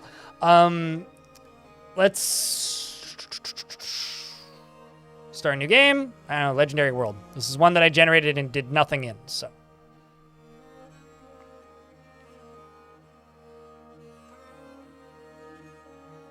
constructed, not if they were made out of a ice boulder. Vakruk. So there's 3 modes. I'm playing in the beta, so I see all 3. If you're not in the beta, you won't see adventure mode, but Legends. This is Legends mode. Legends mode is the complete history chronicled in order of the entire world. Of every single historical figure, every single location, and their contents, including the mysterious layers. A lot of them don't have a lot in them right now because they're new. But like if I scroll down to like, I don't know, whatever this monastery is. The human frozen ghoul Domu treated joined constructed canyon rings for the Cult of Lakes. The Cult of Lakes constructed the Lush Chapel. These are all locations you could find in this world in adventure mode or attack in fortress mode if you wanted. Some human named Zalazor went there, so this human was born in the year 173 and died of old age in the year 236. Was a lover with an unknown creature. Well, that's a little creepy. And broke up with the unknown creature, but did get married to somebody named Obal Blaze Flares. Now, Obal Blaze Flares was a human born in 180 who, in the summer of 243, attempted to corrupt... attempted to be corrupt was the dwarf who eventually, I guess, became a butcher, attempted to corrupt Obal in order to have law enforcement look the other way in Crystalland. So some criminal dwarf decided to try and corrupt this human so that he could look the other way. So basically tried to bribe the cops. So this guy's some sort of cop, and met with Onal, and while completely misreading the situation, made a threat, and the plan failed. So Onal had enough sense to not back away from that. Now, that marriage was not the last thing this character did. In fact, this character found another lover named Eddie. Now, Eddie, or Ebby, I guess, Eddie here was childhood friends with several people. Let's see, actually got ripped the tongue out of a human forlorn stalker zombie and broke their teeth. I don't like the name of their lover, Lolly Blaze Idols, that's concerning. What else? And yeah, you can just kind of go through this for hours because there's thousands of characters in most worlds. They worshipped a god named Ak Mist Panthers, which is the Sprayed was a deity that occurs in the midst of the Confederacy of Butters, which is probably a human group. AK, not the 47th, was most often depicted as a male human associated with trees and rain. Not treason, just trees. So yeah, that's Legends. Like it's literally just the chronological order of your entire history. If you want to know just the strict history, just don't go into this historical figures like I was just in or artifacts. Go to Chronicles by age and then click on however many ages you've had. This one's still in the Age of Myth. And this is every single important event in the world's history in order. Starting in the year 1 all the way up to the year 335. And this will be pretty dry. Like the dwarf Ast became the king of the dignified crypt. Okay, let's see what the first king of the dignified crypt did. He became the king of the dignified crypt. He found a lover. In the year 2, the rock named Kin Lakes Dawns, the radiance of clearings, attacked Ast. It seems like he got away, even though he was defeated. Got married to somebody named Dodok. Was offered brass pleats in the year 29, which was a platinum bracelet. All craftsmanship was of the highest quality. It is decorated with donkey hoof and encircled with bands of rectangular sandstone cabochons. On the item was an image of Momas, the dwarf, and dwarves in giant cave-toed hoof. Momas was surrounded by the dwarves, and the artwork relates to the appointment of the dwarf Momas to the position of Dungeon Master of the Submerged Hatchet. That's a good name. And it was created in Boats Shadows, the shadow of the boats, by a dwarf named Tubal. Wheelstar. Now, it was offered to the monarch and made the symbol of the monarch, and but then was lost and then looted by the slate gray devil, medium cracked Soldust, the dour weird, during the pillaging of Round Dykes in the year 70. What year did the king die? 68. And he was struck down by a troll in the 68 after defending the place against a bloody siege. And what is that creature? Well, that creature is the dour weird, was a slate gray devil. It was the only one of his kind, a gigantic feathered iguana, twisted into humanoid form. It squirms and fidgets, and its slate gray feathers are downy. Beware its poison sting. All right, I think I've given you an example of what this is.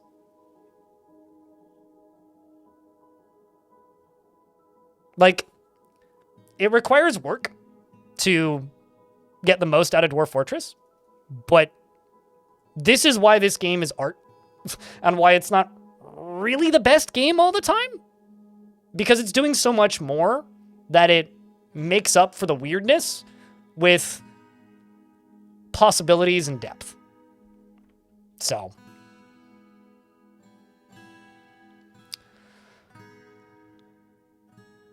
Brought you back to some confused Bible starting from childhood. You're welcome, Rocket Gamer Pie. So my older sister doesn't play Dwarf Fortress. But what she's done with Dwarf Fortress is she has a really old install. I think it's version 44 point something. And I think it's 4401 actually. And she just generates a world, takes the world map. Whenever she's starting a new D&D campaign, she generates a world, takes the world map, screenshots it, and traces it. And then takes notable locations, histories, and king and queen names, and their base, like, beginnings of their histories, and uses that for the setting for her next campaign. Or has done that several times. I don't know if she still does that, but that is, like, a legitimate way to play Dwarf 4. It was like, don't even play the game. And once you retire your fort, or after your fort falls, you can absolutely go see what happened in your fort. Like, you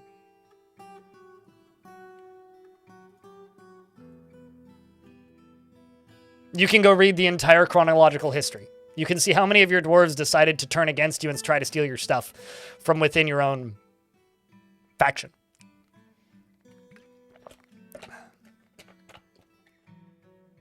So no, I mean, like, Dwarf Fortress is a fantasy world simulator, right? Because, like, this is our tiny little corner of the world right now, right? Like, this is the rest of the world.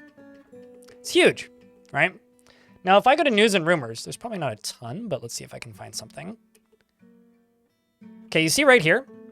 This is the area where my faction is, right? And most of these dwarven I think all of these dwarven factions here. Yeah, all the green ones are allied, and the blue ones are mine, right? So that's my faction, and the green ones are all my allies. If I click this button, we can actually see what's going on in real life.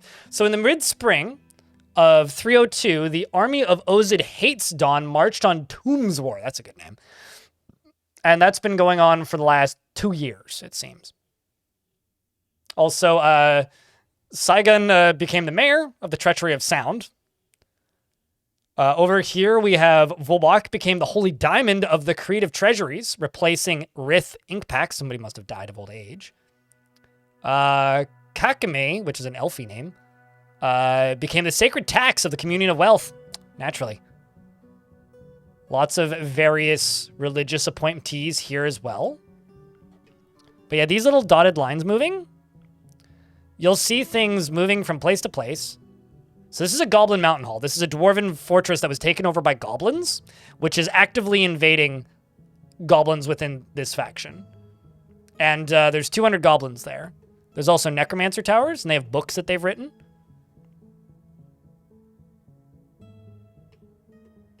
There's this whole and all of these human areas up here, and these elves, these dwarves up here, all have their own different conflicts and things that are going on. And we just know about this stuff that my visitors have told me, which is mostly going on in here. If I scroll down here, yeah, there's something else. Choose Whirl Mirrors was known to be in the Treasury of Listening. The monastery might help, so these are books that are being taken here. So somebody is hoarding books and storing them there. Got a greedy noble somewhere. I'm not seeing a ton of stuff down here, but because it's pretty quiet, there isn't a lot of population down here.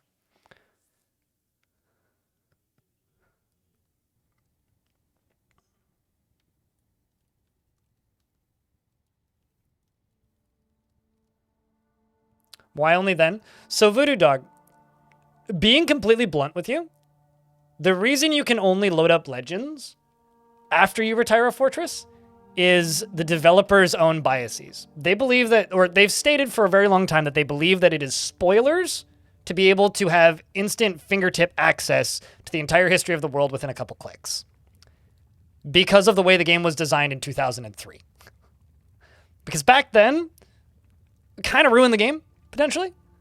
But now, because of how the game's evolved, they finally caved on that, and they have stated that, like, yo, it'll be a big load screen to get into Legends, and that's, like, the one concern. But I think they've finally come around to our begging, and they'll one day give us access to that. I think that there's a... Yeah, if you have DF Hack, You can try opening Legends from within DF Hack, but there's like a 60% chance it'll crash the game. And the reason I say only 60 is because apparently it does work, but every single time I've done it, it's crashed the game. So, you know, take that for what it's worth. Apparently you can do that, but every time I've tried, it's crashed the game.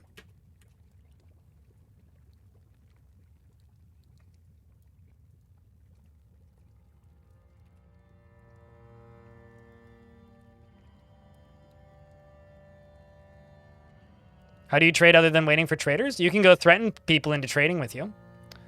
If you go to the overworld and you go select the faction you want to trade with, say these humans, send a demand for one-time tribute and send a squad.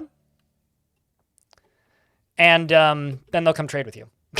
But if you do that with goblins, they'll just invade you. Goblins don't trade. They murder. They're like, oh, there's people there. But they need to know that you're there. And that's the easiest way to tell them that you're there.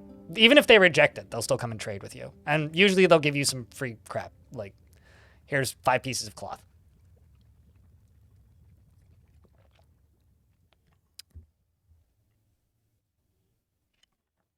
So, yeah, that's why you can't load Legends. What we used to do in the past is, like, because Dwarf Fortress has no DRM, right? So if you have a save that you're running, literally right-click the game's install, and that save file, click and drag it into a different folder, copy it into a different folder, and then just have 2 instances of the game running and just check Legends that way. Obviously, it won't update in real time, but that is a way that you can do it.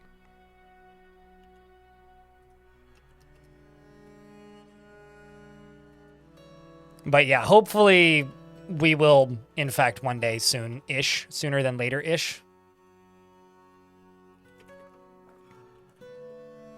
have that as an option.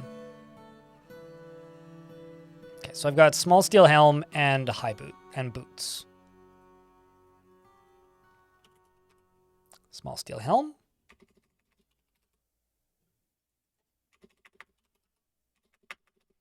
What kind of weapon would a beetle use, chat?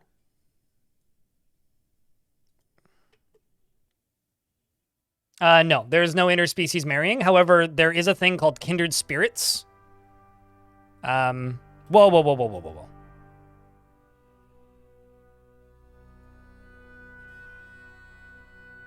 Huh.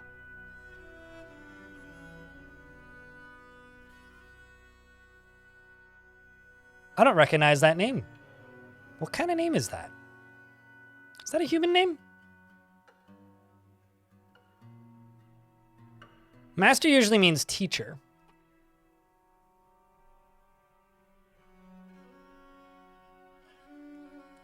Big hammer for squishing.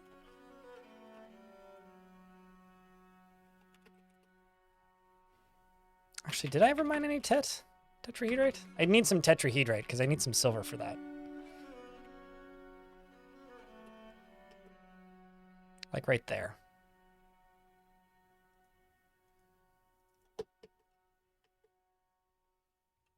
Unlikely vampire. Vampire would have just eaten him. That's human? Is it? Okay. Well, that dwarf either came from a human faction or had studied under a human at one point. Which is interesting.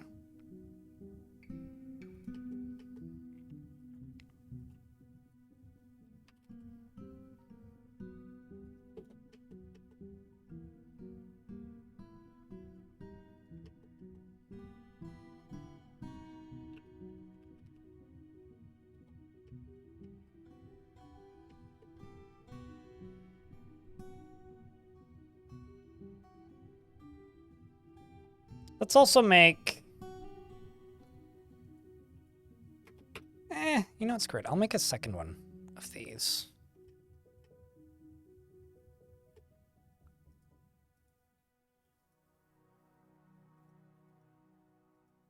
I'm going to make a forge just hanging out over the edge here. And I'm going to use it to make metal, gold jewelry. That's what I'm going to do. Human merchant is visiting. Bullshit, you're a merchant. Bullshit, you're a merchant. Random naked man is visiting. Discovered an unusual wall studded with gems. Well, that's interesting.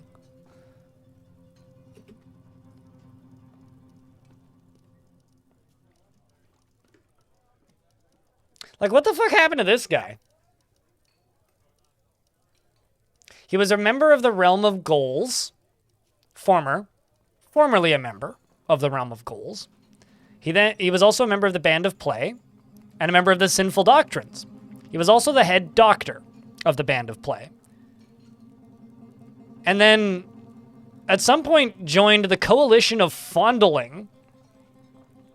And then left. And presumably left his religion around that time, and the faction. And then joined an outcast group called the Scorching Evisceration. And joined a religion called the Chestnut Doctrine. And is a member of the merchant company, the Hall of Spikes. And is now naked in my tavern.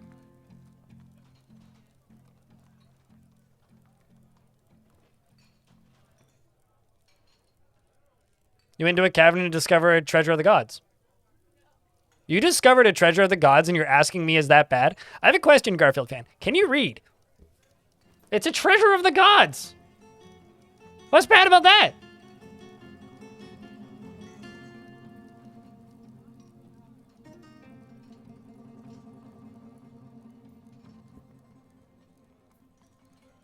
He doesn't have anything in his inventory.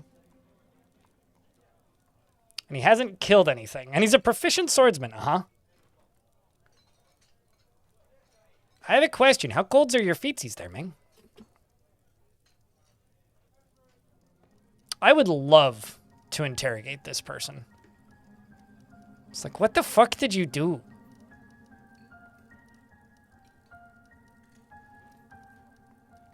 Ah, hubris, schmooberish.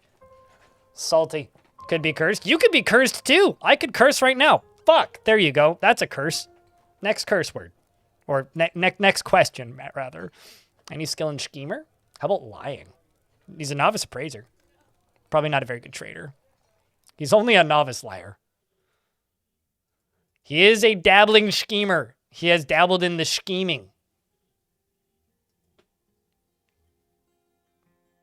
Fuck yeah, chicken strips? Fuck yeah, chicken strips! Anyway, what next?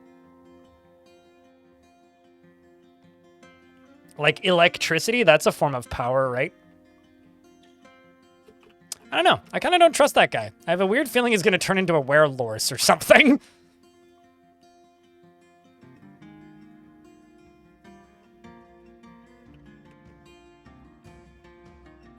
Just a slight odd feeling that he's going to turn into something evil that's going to try and rip my face off. Not sure why, but I just get suspicious about people sometimes.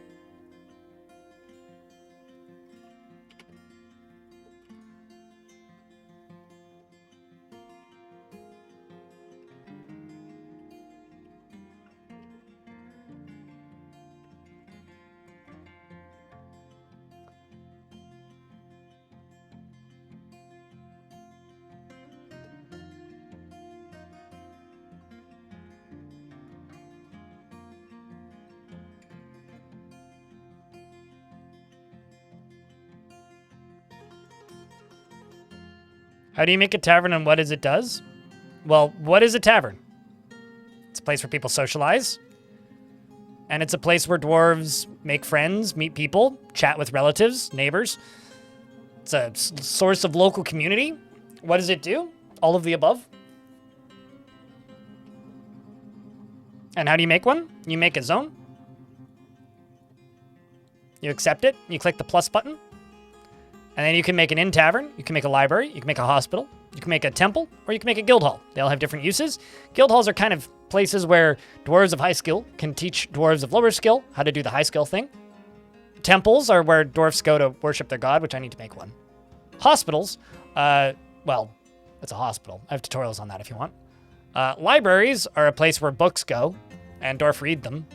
And inns and tavern is a place where dwarves have leisure time. One of the most important things for dwarves is they need leisure time. Speaking of rooms, I'm just going to make a temple. Kind of quickie here. Let's just make one over here.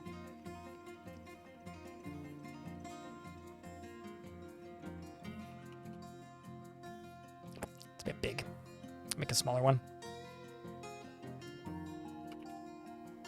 I'm building above ground. You don't have to do this. I just want to.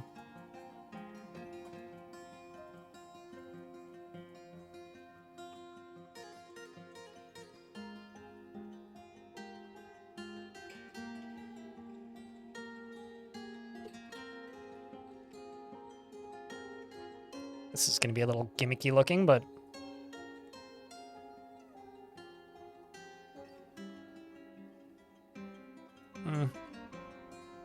Just let it be for right now.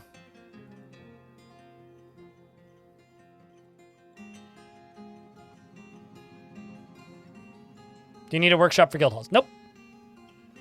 Nope, guild halls don't need anything in them, but they might need value.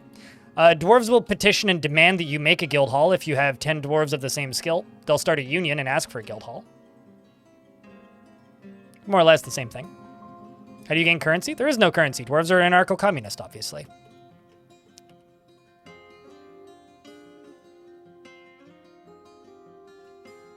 Americans hate them. I mean, there is currency, but it doesn't really have any practical use outside of a rather low-value trade good.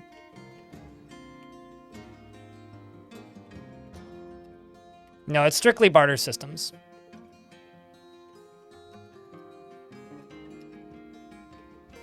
There is some currency use in adventure mode, but you're better off just trading spinach leaves because they're often more valuable and lighter.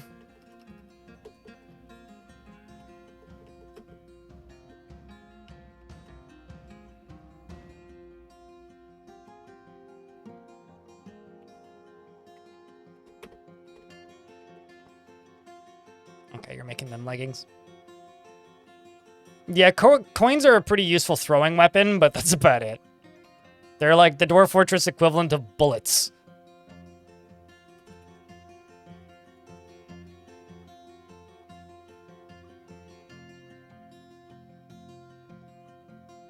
Coins can be interesting as a like historical artifact because they have unique images on them for every year, starting the year that they're made, which is kind of nifty. I kind of want them to use this as the road for walking.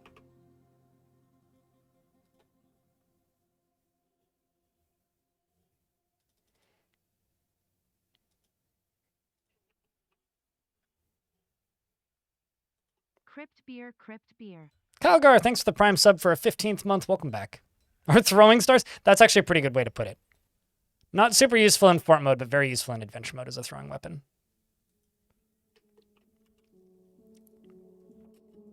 Also, I started making doors and then completely forgot to actually finish what I was doing with said doors.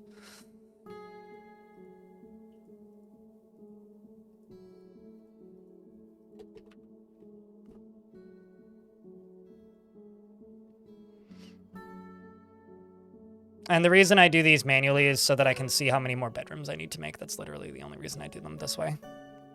And also then you can assign them to bards and stuff and temporary visitors, and it's good for them so that they can have beds. There we go, we're all caught up now.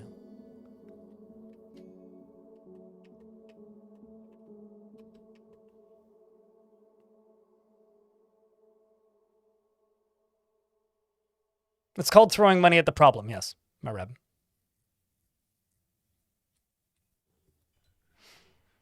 They're very chill bedrooms, yes, YouTube chat. I see the pun. Bedrooms is V chill.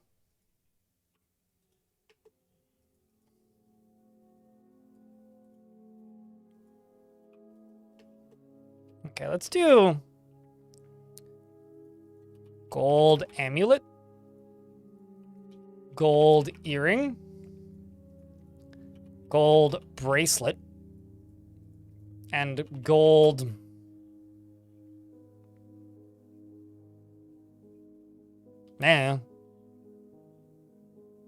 flask. Let's just do 10 of each of those.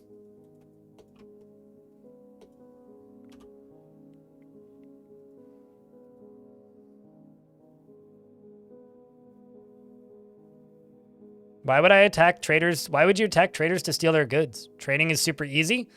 And all it'll do is it'll start a war eventually. I mean, you can, but I wouldn't. Can you? Sure. I did a fort once, which was actually pretty fun.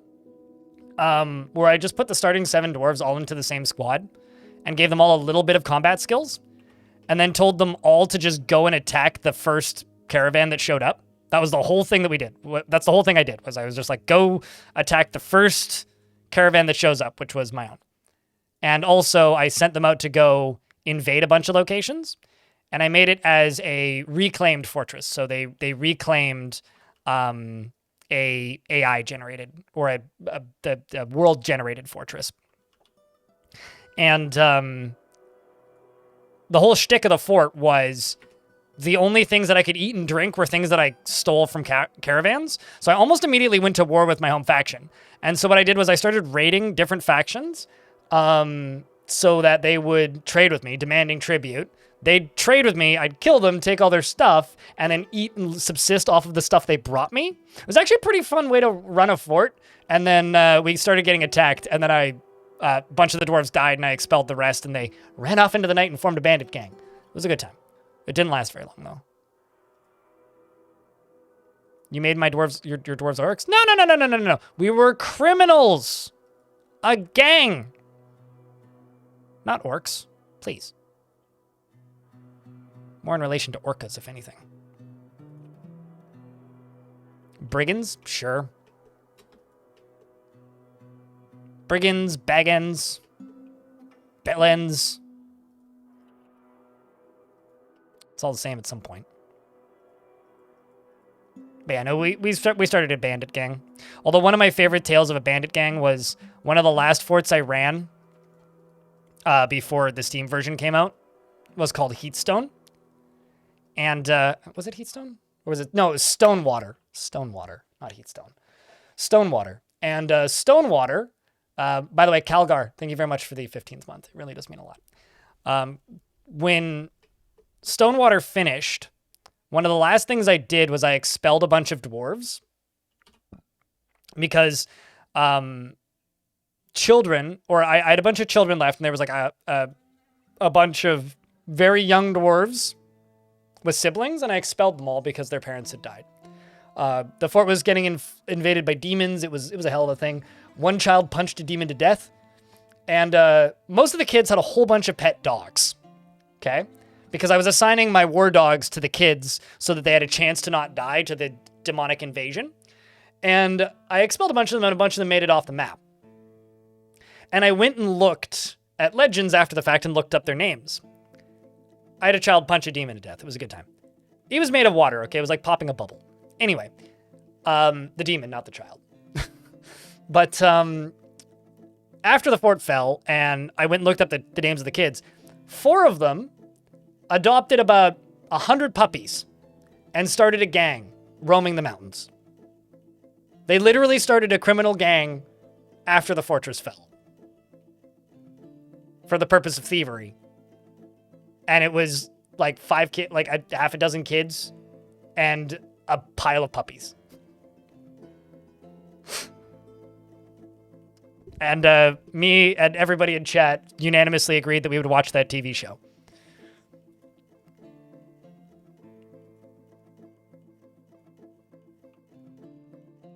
Because that's just way too good of a tale. Just way too good.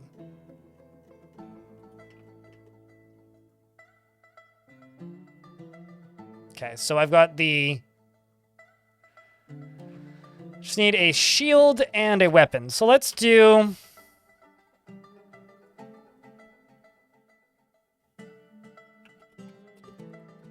Let's just do 1 steel mace. And a steel buckler. Not 10, just 1. Let's also jump over here and see what else. Monarch Butterfly.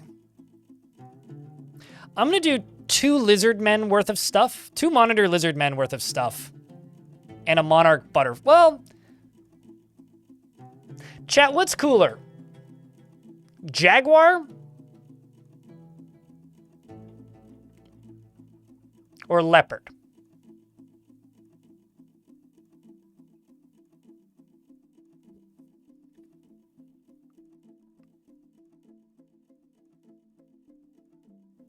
Okay. I will do a Jaguar Man set of armor, 2 Monitor Lizard Men set of armors, and a Monarch Butterfly. So let me just make some statues. Gold stat. Gold stat. Gold stat. Okay, so lizard. Oh, no, not the right option. Always click the wrong one every time. Specify new image. Lizard man. Monitor lizard man. Make 2 of those. Did it the wrong way again.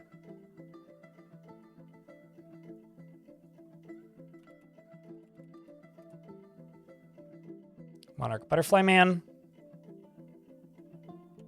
Say 1 of them.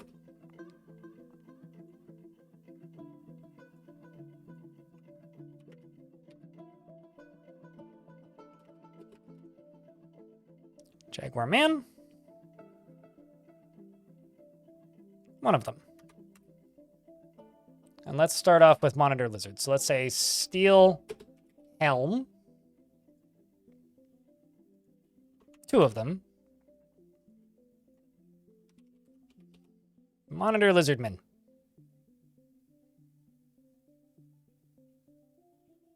And also let's do gold statue. 1 dwarf. Actually, why don't I say major? Because I'm also going to make stuff for dwarves. Everything on this one can be forbidden. All right, we're getting there. Buckler is lighter and allows for better agility. Shield is heavier and has more blocking potential.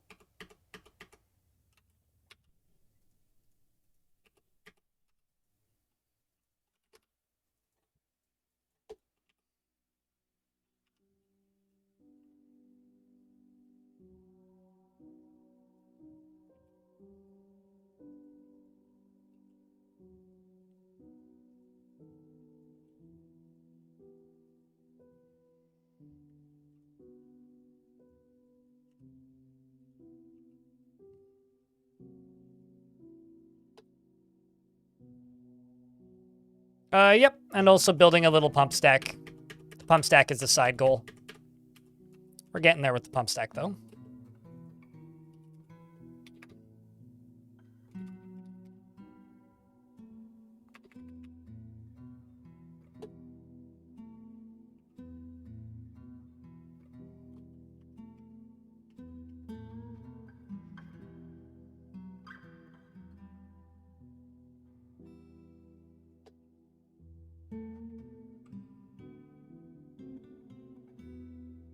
How can you tell if dwarves have good agility or not?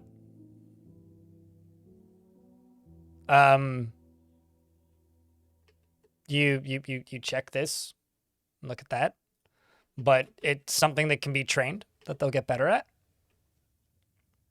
When you do leopard man armor, well, I was going to do jaguar man armor, not leopard man.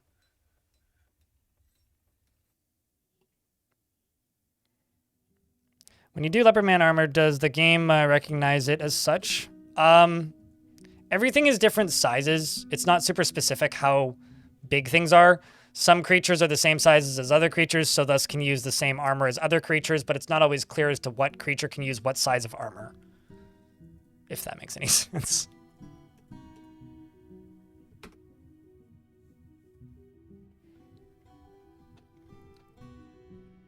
So I'm being very specific so that I'm certain that they'll be able to wear the right size of armor.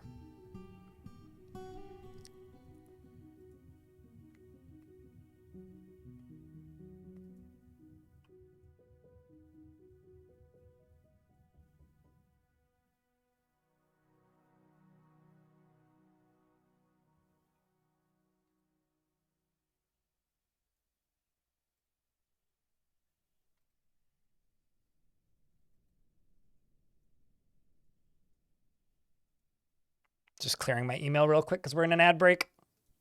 So if I seem like I'm just kind of phased out, it's because I'm waiting for the ads to be done.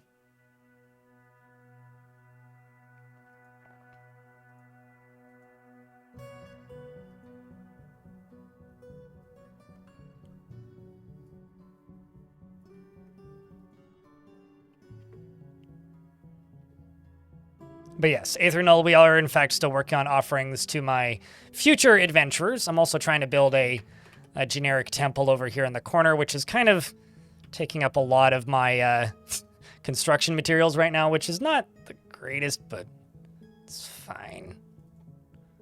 Actually, just going to use some wood for this as well to help finish it up a little bit quicker. And going to place... we'll use green for this. And then go up top. There's no access to that just yet, but once there's access to that, then I can build a roof on this, and then this is just going to become a temple.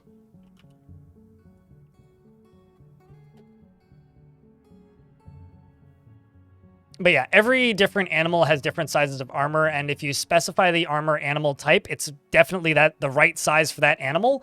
Multiple animals can wear the same size of armor, so... But I'm just being annoyingly specific with it. Like, as chat was pointing out, certain types of creatures can wear, like, human or dwarf-sized armor. However, I'm being very specific with it because I've definitely run into situations where I have a dwarf that can't wear, or an adventurer that can't wear a particular type of armor because it's too big or too small. And with animal creatures, it's often difficult to find gear that's properly sized for you. So I'm doing this to make the process of playing as animal creatures a little bit easier. Essentially, the whole purpose of this fortress is so that I can play as some adventurers. And then what I'm going to do is I'm going to go collect some god items, some godlike items that are new as of the most recent update, that are only really available in adventure mode, because I want to build a fortress around having some of those items in my fortress from adventure mode. It hasn't been that long, Sage, but what's up? Love the like built. Like built? I don't know what like built is. What's a like built? Are we talking in town likes now?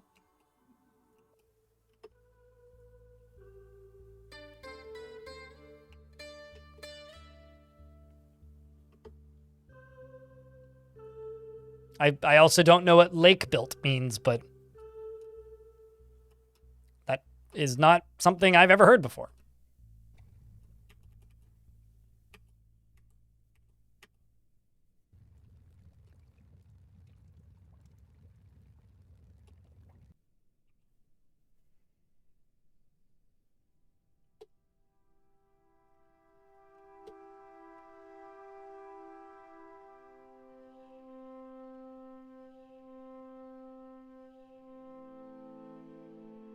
I mean, we've kind of been walking through a lot of that today, Wander. I mean, there's some people that seem to be new to the game, popping into quite a few people that are seemingly tuning into the stream today, for one reason or another. And you know, that's Dwarf Fortress. It's a sandbox, right? So it's like finding the fun in any sandbox game. Like, what is the fun in BeamNG Drive? Or at least back when I played it. Maybe it's got more game to it now, but it was just it's a physics sandbox, right? So you play the physics sandbox, and that's the game. Dwarf Fortress is a world simulation. So that's the fun of the game, is witnessing the world simulation move by. Apologies. And finding ways to poke it. Cottagey lakeside aesthetic, I suppose. I mean, I was thinking more of like the setting of the thing, because we are like in the Antarctic, basically. You know, everybody talks about the Antarctic, but I've never heard anything about the Uncle Arctic. Any hosers.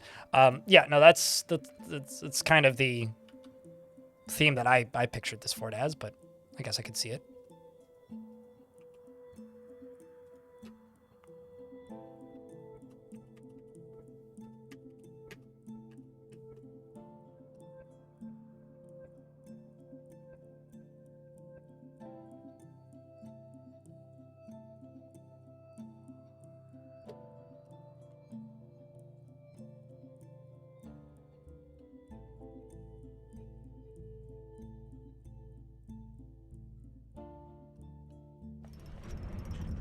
You had no trouble in your first 100 hours, but now that you can get your fortress to Mountain Home pretty easily, you're getting bored? Here. So Dwarf Fortress is like the classic make your own fun game. Be cautious with which one of these you select because some of them are much more achievable than others. But there is just a list. This wiki page right here is a list of player-made challenges. Some of these are easy, some of these are very high-end or advanced. Some of these are fun, and some of these are gonna fucking suck.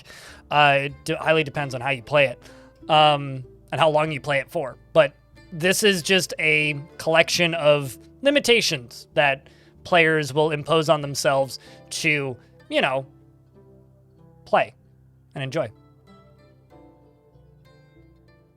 So if you want, you know, an oddly specific way to play Dwarf Fort to change it up, that's maybe a way to do it. I had no idea I was making an artifact, but apparently we made a golden battle axe. When the heck did that start? That's pretty dope. Anyway, the golden axe, now I just need a dragon lady and an old, like, what was the... Was it the dwarf who had an axe? The dwarf had an axe, and then the guy had a sword. I haven't played Golden Axe in a million years. Anyway, Rovod has created Adil Amal Gongeshikam, a gold battle axe, and offers it to the Brew of Frost.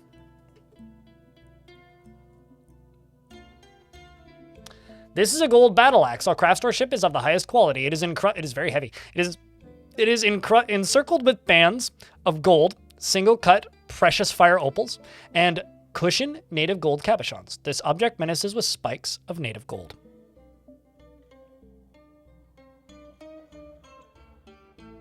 We made a golden axe, yes. And I think that's going to go... Well, I need to wait for my statues to be done, but I think I'm going to put that as part of my dwarves gear of set of armor.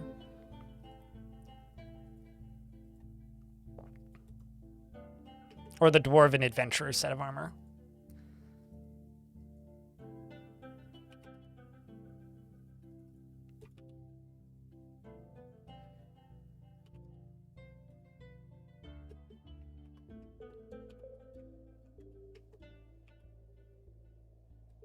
Like my future dwarven adventurer that I'm going to be playing in the not so distant future.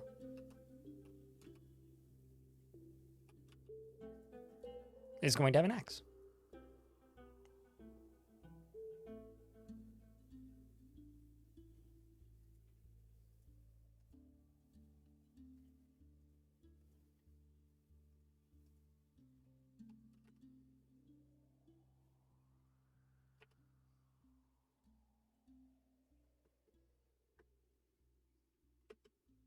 But it is silver colored. I don't care about your rules.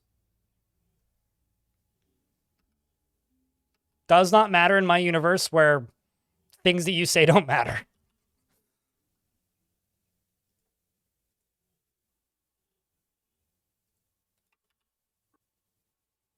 So this right here is going to be my default temple. Unless the game decides to save first. Is that his name? Thunderhead? I'll bet you I could name a dwarf Thunderhead.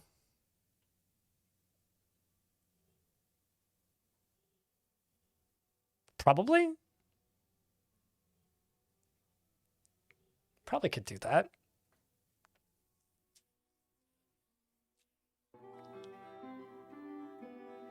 Also, thanks to the 241 of you here watching on Twitch and the 100-ish of you watching on YouTube.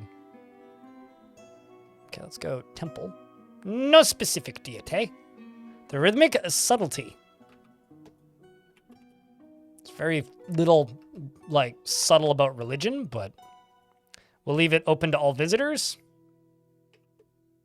And that's it. So if they want to go pray to some god or something, they can go there.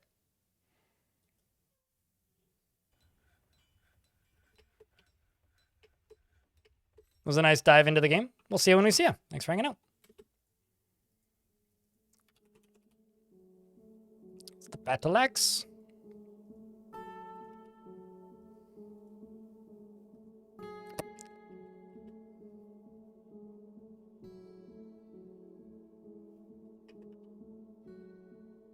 Let's go down here and go metalsmith. Oh.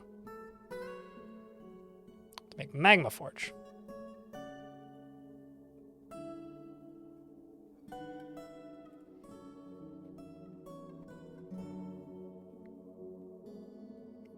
And a little bit of rhythmic subtlety. I don't know. Me? I guess I'll say there's very little subtle about most religions.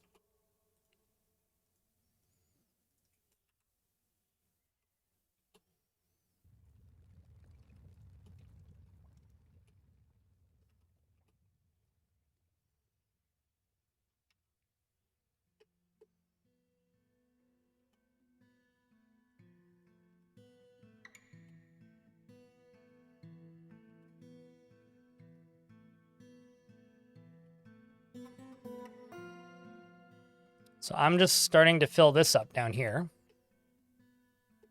Hopefully nobody dumb and run in here. Rip those gems. It's okay, I can hide them. Can't see them anymore. If I hide them, they no longer exist, right? I can go here, dig through that. I can go here, dig through that. And there and dig through that. Not even remotely close. I'm all right at describing a very specific video game. Please do not give me the same level of credit as teachers. Teachers do not get enough credit. And you do not need to pretend that I am a teacher. I am not. I'm some dude who knows too much about a video game. And who should probably get out more.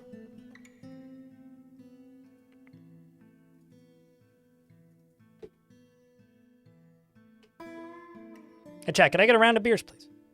After the kiddo's MMA class? Have fun. May your kiddo punch person in face.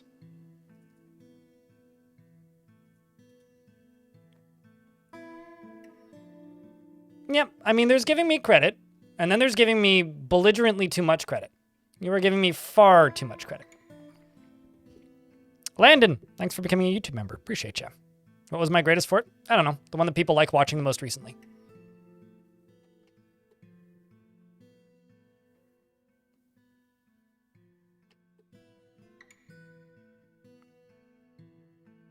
Like, I'm a streamer on the internet. Do not confuse me of somebody of actual human importance. Okay, well. Let's go... mace. Down here.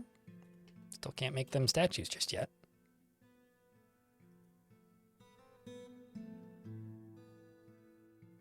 Have I not queued any of those up? What's going on?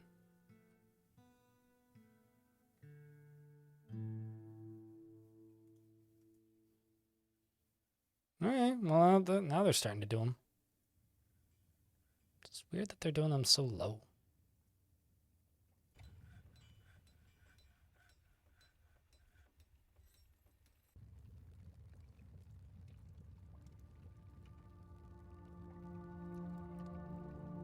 And let's just go up to here and type in bars. I got 15 steel. Let's do pig iron. Steel bars.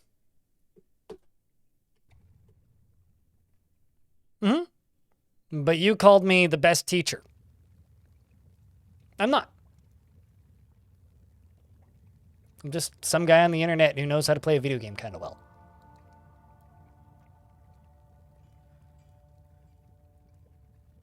You're overstating the credit that I have. Then you should go get some decent teachers in your life. Because I'm not a great teacher, mate. I appreciate the compliments. But you're not going to change my mind. You're not going to make me state anything any different. And it's just going to make me say once again, please stop giving me too much credit. Be safe at sea.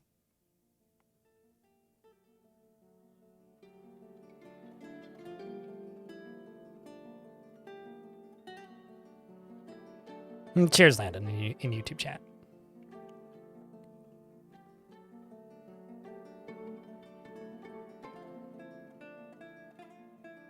I'm like a Peggy Hill levels on the teacher skill. I don't even know what that means. What the fuck is a Peggy Hill? It doesn't sound healthy, whatever it is. Uh-oh, that's not good.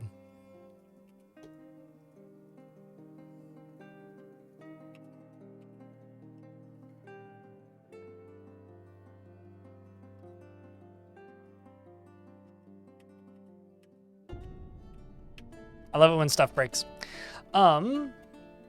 So I need more booze. Looks like.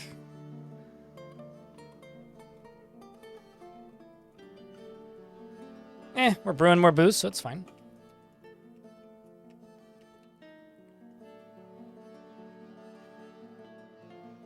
Hank Hill's wife? Ah. I've seen enough of that show to know the premise.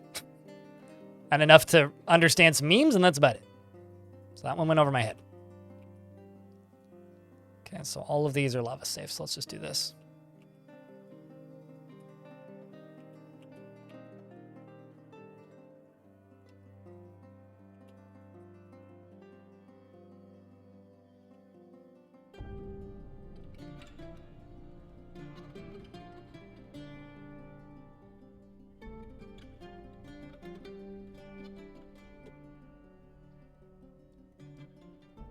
Okay, so that's a layer below.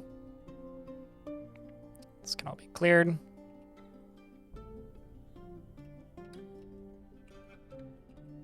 Man, that is hard to look at. Holy shit. Okay.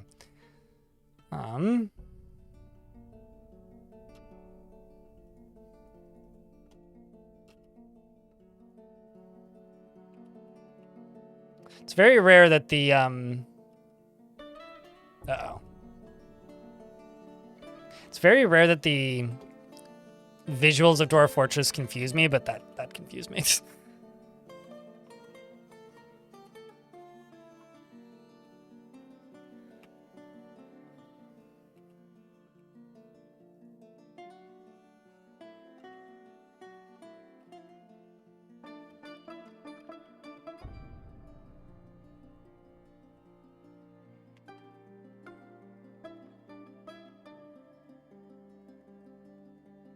Yeah, what does that mean?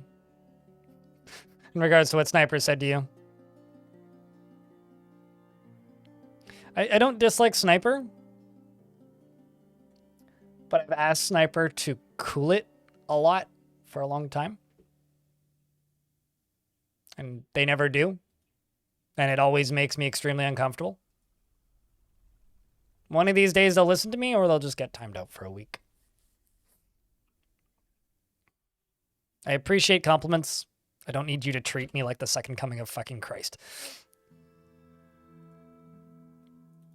I get the feeling, because I know he's at sea a lot, Devilish, that he comes by intoxicated. That's the gist that I get. Because he used to be like a very level-headed, normal person. But ever since he started doing the tanker ships thing, it's like, you okay? You good, man?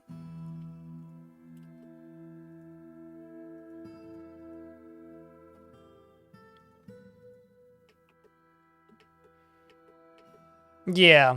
Chat, can I get a round of beers? By the way, I don't want to look at those messages anymore.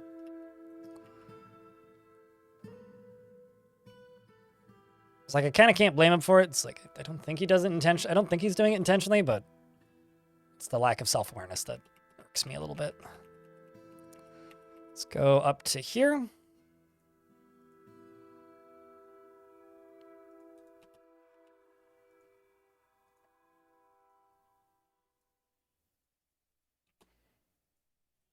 We're getting there.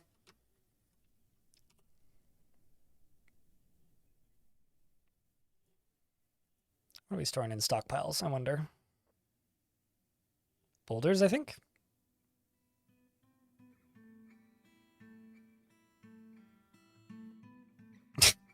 Oof. Taiga.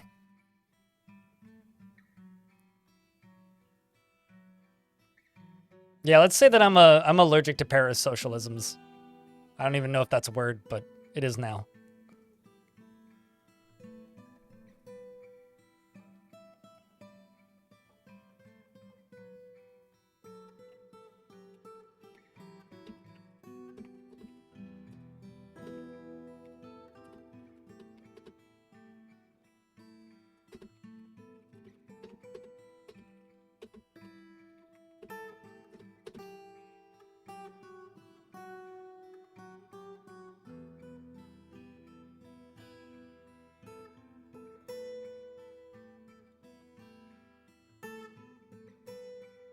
Parasocialisms is a word. Okay, where did this surprise infestation of fluffy wamblers come from? Oh no, I mean, I know parasocial is a word. It's parasocialism that I'm not certain is a word, but... Like, is a parasocialist just a socialist in a parachute? Probably not, but... Trying to make jokes. Don't know if it's landing, but...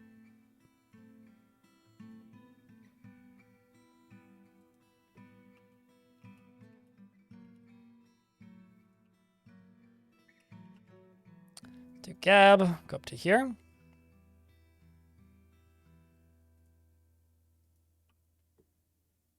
A parrot socialist? That's just somebody's pet.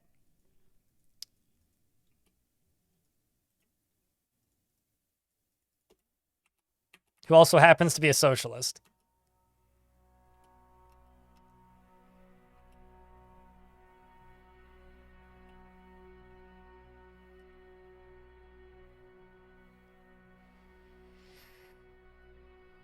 A drunken fluffin' it's 5 times the Wambly. Okay, let's go over to here, because I can probably just move you up one.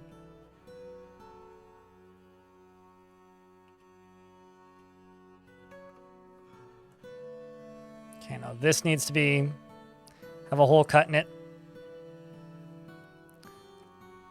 That's got an open space underneath. Wait, what? I could say you don't need an open space underneath you.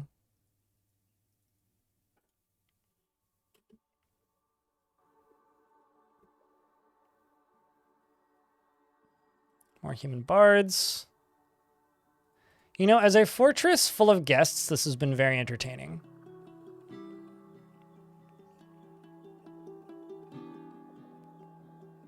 A parasocialist is what a communist paratrooper is called? Wait, really?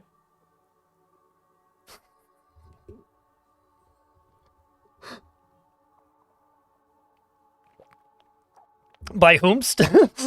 Exactly. Not hard at all. Just need to bring some food. Toad speeder. I'm going to melt a big chunk of this glacier. Hopefully it doesn't make the whole fort collapse.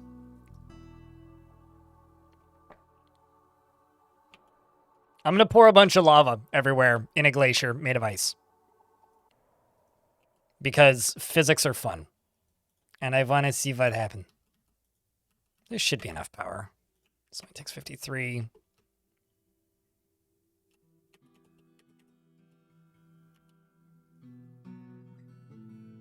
Literally because it's an activity that I can do while I'm making the armor.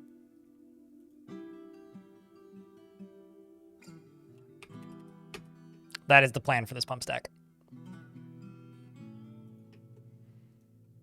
Okay, let's go over to here. And go monitor lizard,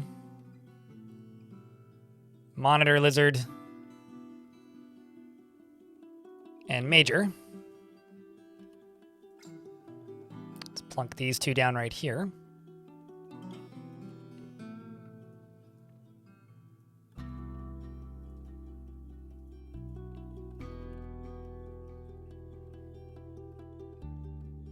Uh, 7800X3D.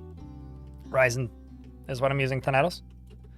It's the CPU that Putnam bought because of how good my frames were.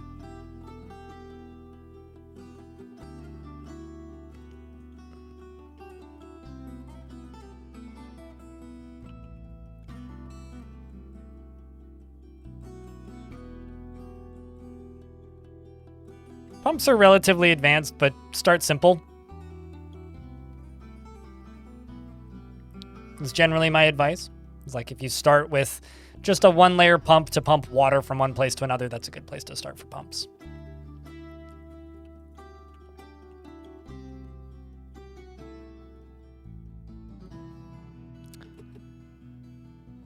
So these are the final suits of armor that we're going to make. And I think I'll surround the base of them with gold. Because I got tons of gold. Just because it'll look cool.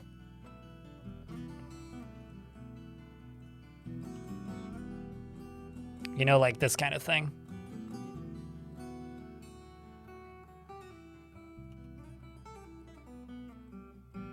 It's the offering to the legendary heroes. Offerings, maybe? Who are going to bring us great glory. Soon, TM.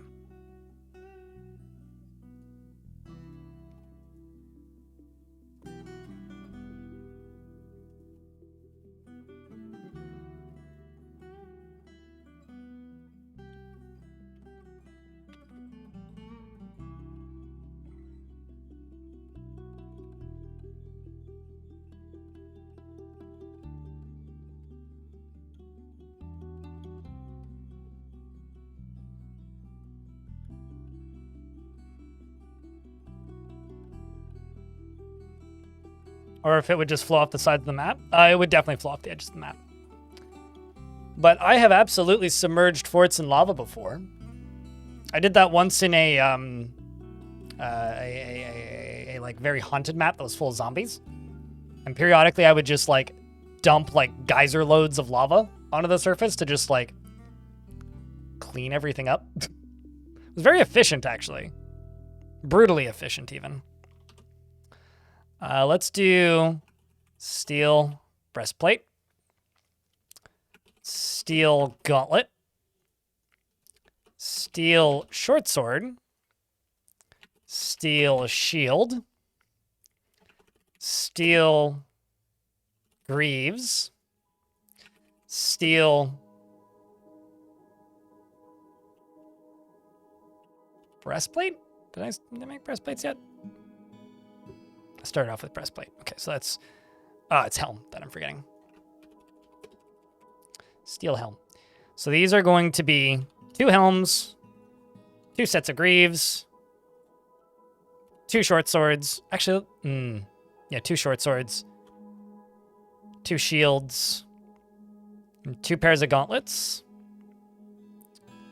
and lastly 2 breastplates. And these are all going to be lizard men size.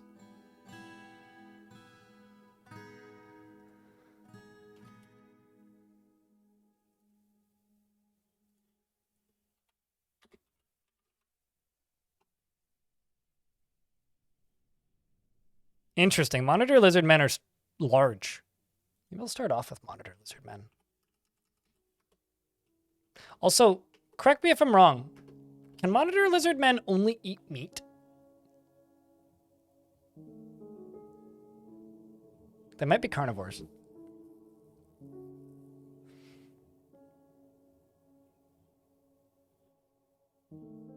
Will your dwarves chuck it in the lava?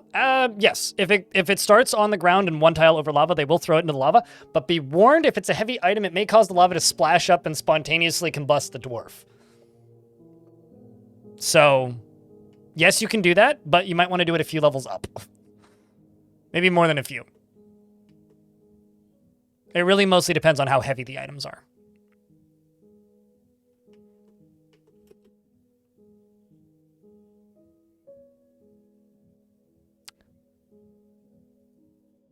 So, I don't think anybody got bit. But this is a werepanda.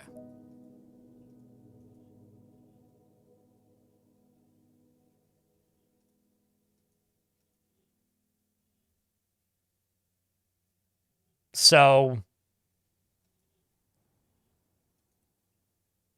yeah.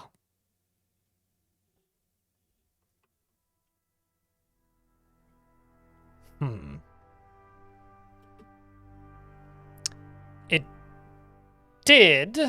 Are carnivores? So yeah, probably. Okay. Noted.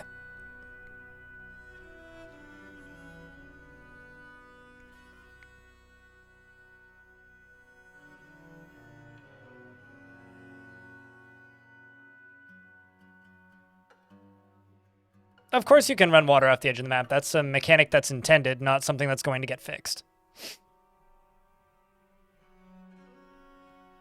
You can also run water through the edge of the map via holes in the wall, if that's what you're referring to.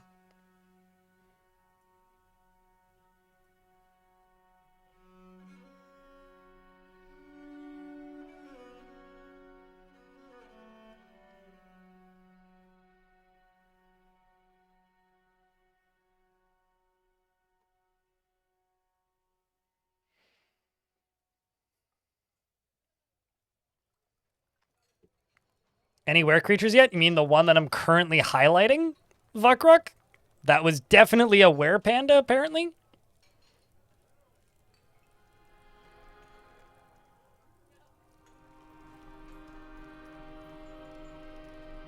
Not great, Thanatos. There's some things this game does that just, it's not going to run well. Just period. Like, yeah, things will still absolutely bring the game to a crawl. But things bringing the game to a crawl isn't the point, right? How well does it run in idle? I can have 350 dwarves at 80 FPS flat. But the second where creatures and a necromancer start punching each other, yeah, hell's going to break loose. You're also a captain. Captain of what? Faith of Glimmers. And the Infamous League. I tell my squads to go kill you.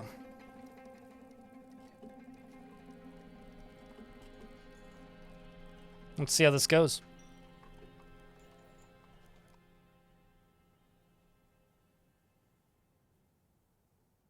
I'm actually really curious of if they're actually going to go grab weapons. Probably not. None of them have any training, by the way. But this is a were creature.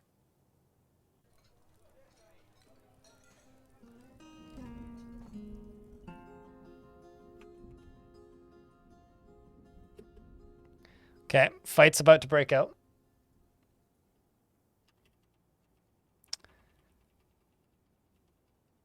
The dwarves begin surrounding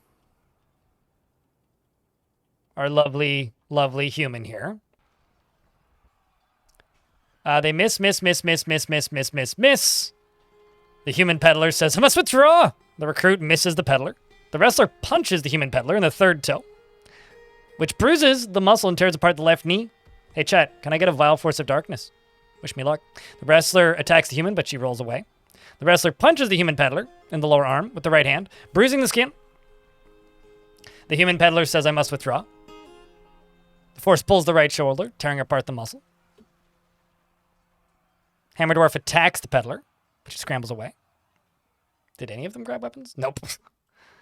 Human peddler strikes the Hammer Dwarf strikes the human peddler in the head with a bismuth bronze shield. Okay, somebody grabbed the weapon. You must have. This dwarf has sided with us and is helping, and does in fact have a weapon. The dwarves are continuing to just duel around. Thankfully, the only blood that's showing up on the ground is human blood and not dwarven blood. The Hammer Dwarf strikes the human peddler in the right upper arm with her unabridged farm. So this dwarf right here, their only equipped weapon is the unabridged farm, which is a book, and they're thwacking it with said scroll. It's a scroll, not a book, but they are whacking this peddler with the scroll, who's now unconscious, and the dwarves seem to just be curb stomping at this point, most likely. Yep, punching in the right hand, bruising the muscle. Punches the peddler, bruising the muscle. And they're probably also all terrified while in conflict. Errol, however, says, I feel so good, and is euphoric due to inebriation. Very drunk. Meanwhile, over here, Kadol is kind of rusty in a lot of skills, but is content after putting on a well-crafted item. I wonder what that be. Probably the backpack, which has plump helmets in it. I love how, like, their idea of, like, going to combat was this one just went and grabbed the flask. And, like, the rest of them grabbed backpacks, which is great. You want martial training? Well, now's an opportunity. And they just eventually blunt force trauma the thing to death. Well done, dwarves. Well done.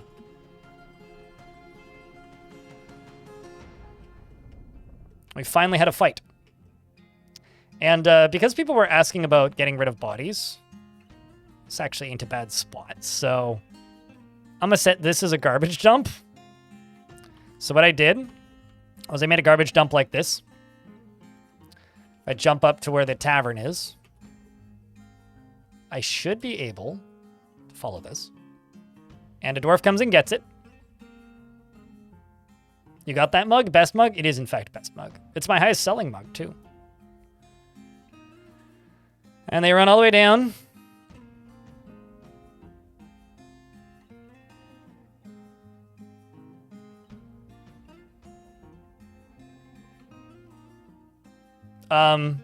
the one human body would have come back to life, it wouldn't have been that crazy. And then it sinks down into the lava. It also wasn't the full moon, so it wouldn't have been too bad, Vakrak. I also wouldn't have done it if there was a necromancer near that fight. So, yeah, that's it. It's pretty simple. Now let's go back to our Pumpy Stacky.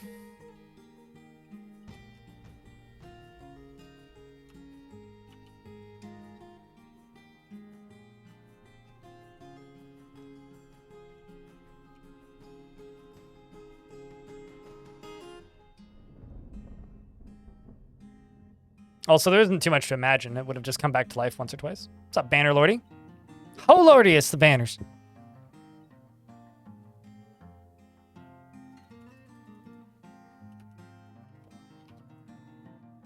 Playing a nerdy game? Your point is what exactly? I mean, if your whole intention in life is to just go around and say nonsense, do that elsewhere.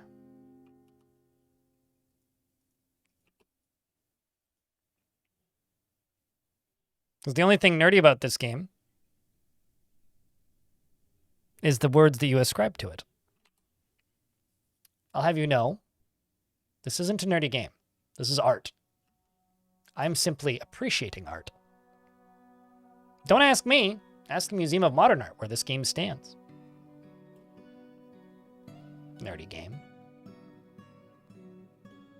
Person with bad takes. Nee. Anyway, what up? How's things, Banner Lordy?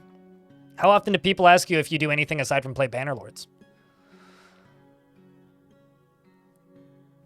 You've seen nerdier games? Yeah, it's called Europa Universalis.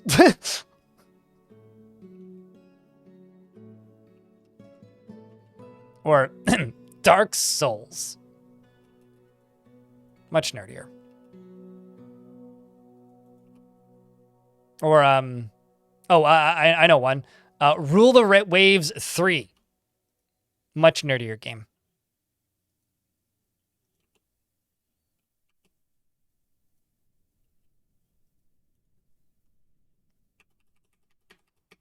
We're almost there. Almost. Almost.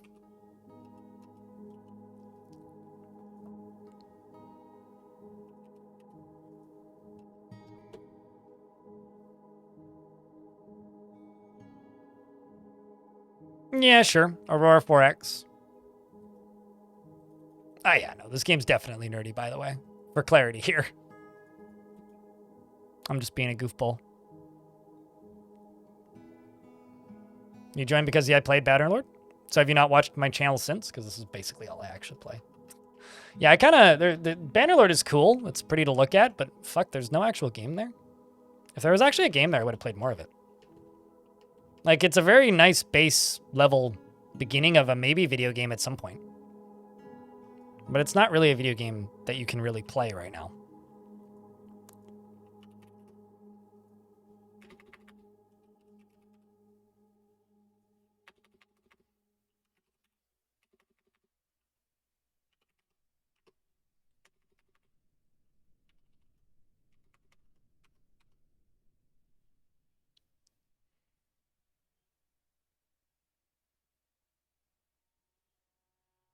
It's under 20 minutes, you don't click? Well, then you're missing out on my awesome 18-minute long masterpiece. And that's a fault of your own, not mine.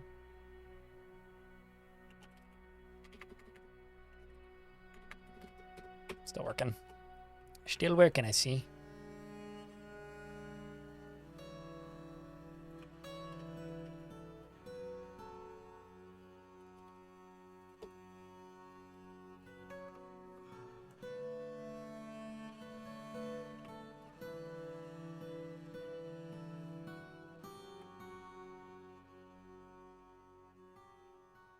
You're happy I find joy in what I do. You don't know me very well at all, do you?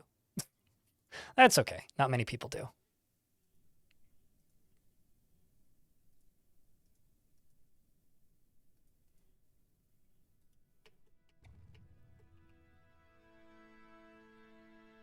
Snail still planned to be a wrestler? Well, I said that would be funny, maybe. I think probably what we'll do first is to monitor Lizardmen. And then what I'm thinking I'm going to do is every single adventure, I'm going to stack a few more adventures on top of it.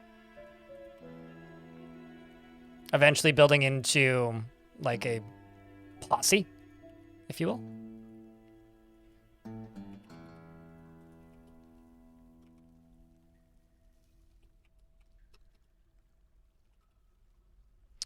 And also, whenever adventure mode releases, I'm probably going to do a Dwarven adventure and just, like, go with a strangling and throwing build.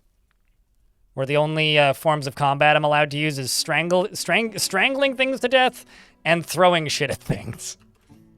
It'll be a good time.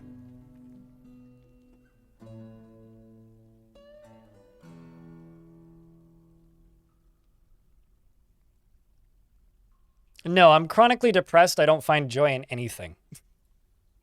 What I do find, like, satisfaction in is people appreciating the stuff that I do. Which is why I'm saying, if you're saying you're happy that I find joy in what I do, it just means you don't know me very well at all. Have I heard of chicken nuggets? Unfortunately, yeah. They're disgusting. Thankfully, there's food that isn't disgusting in this world.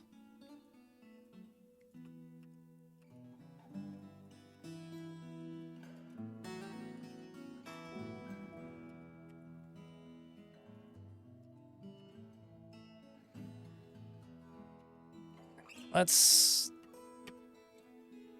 funny.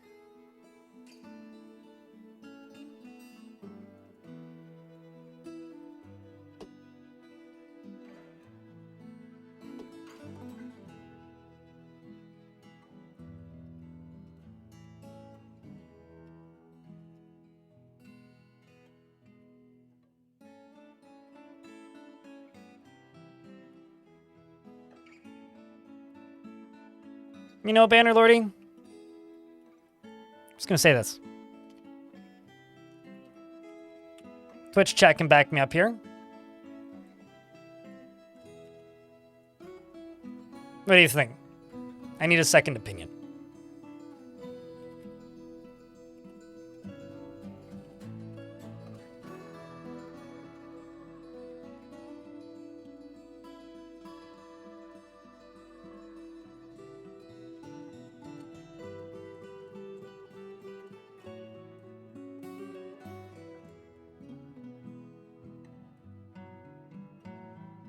What the fuck is that nonsense? Good question. That's what I'm trying to figure out.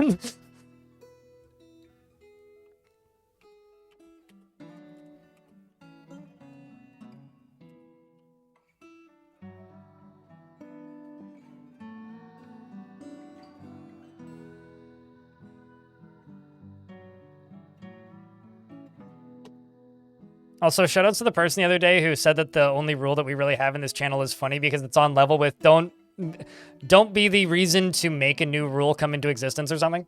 It's like don't be the reason I actually have to make rules.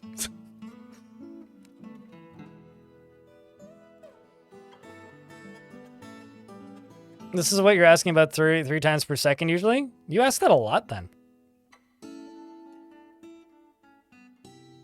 Sounds like somebody just fell down the stairs in my apartment building. It was like thunk, thunk, thunk, thunk, thunk, thunk, thunk. At least the door opened and closed, so whatever it was, it must have been fine. That definitely wasn't a troll. That was somebody who did watch the stream for one day months ago.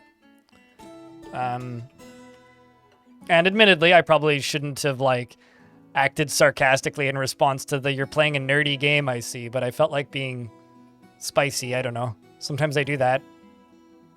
And then their maturity level just, like, dropped down to ant level. I mean, they started off as, like, peanut and then dropped down to ant. And then from there down to just ball of jello. And unfortunately, if you display such exquisite levels of lack of maturity, I will just time you up for 10 minutes. I don't care. Just, like, speak like an adult or just go away. Answer mature. Okay, fine. An ant larva.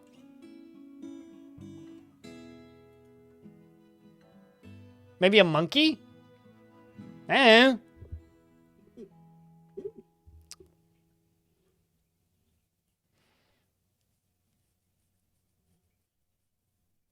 Can you explain what this contraption is? It's a pump stack that is going to pump lava from where my forges are to just underneath my fort inside of a glacier that's made of ice. Because nothing could possibly go wrong if I fill a glacier made of ice up with lava, right? And if you think there is something that could go wrong with that, do not tell me otherwise. Because I'm here for fun and excitement, and I don't need no party pooper. Yay, sauna, exactly. Basically, I'm gonna melt a bunch of the surface for fun. Because everybody needs a hobby and a side project, and that's what this is. It's a hobby and a side project.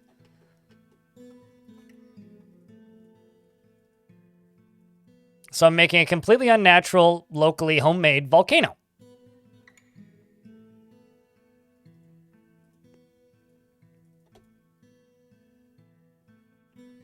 Whoever loses, we get entertainment. Is more like what this is more the way I would describe it, but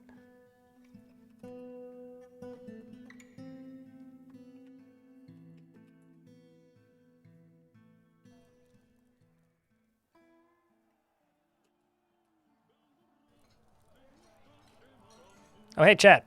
It's party time. Do you know what that means? Let's go grab your favorite party emotes and post them in my chat. As the game saves. Because timing is always perfect. Can't help it. Song still slaps.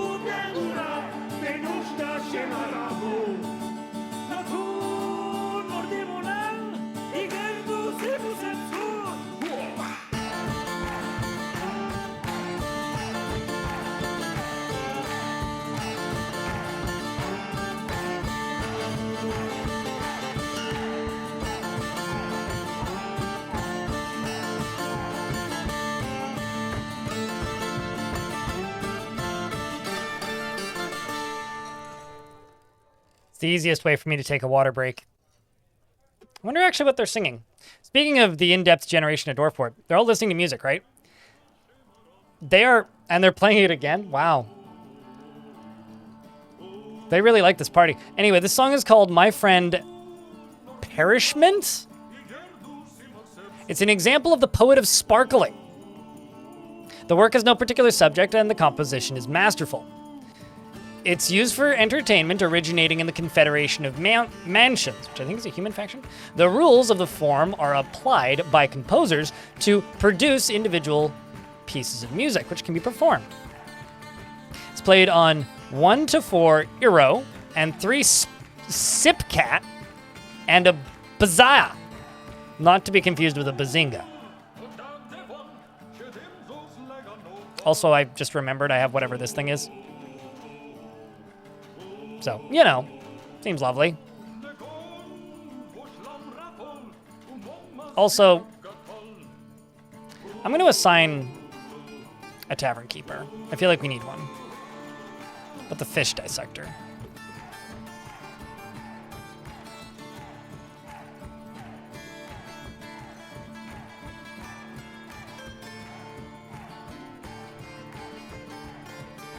They're working on it, US Mic viewers. That's something that's coming alongside of Adventure Mode eventually. Is UI that makes clicky noises. Which, yeah, I agree. But, you know, takes time. I think we're just about done here.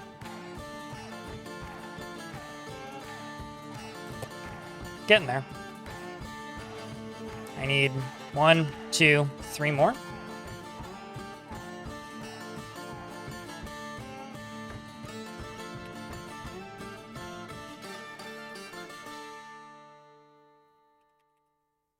Thought there was a bug on my monitor and it was just my hair falling into my peripheral vision.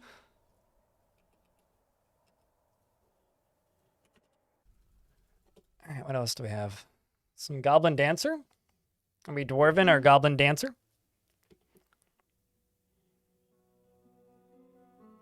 Why would they do that, Tygo?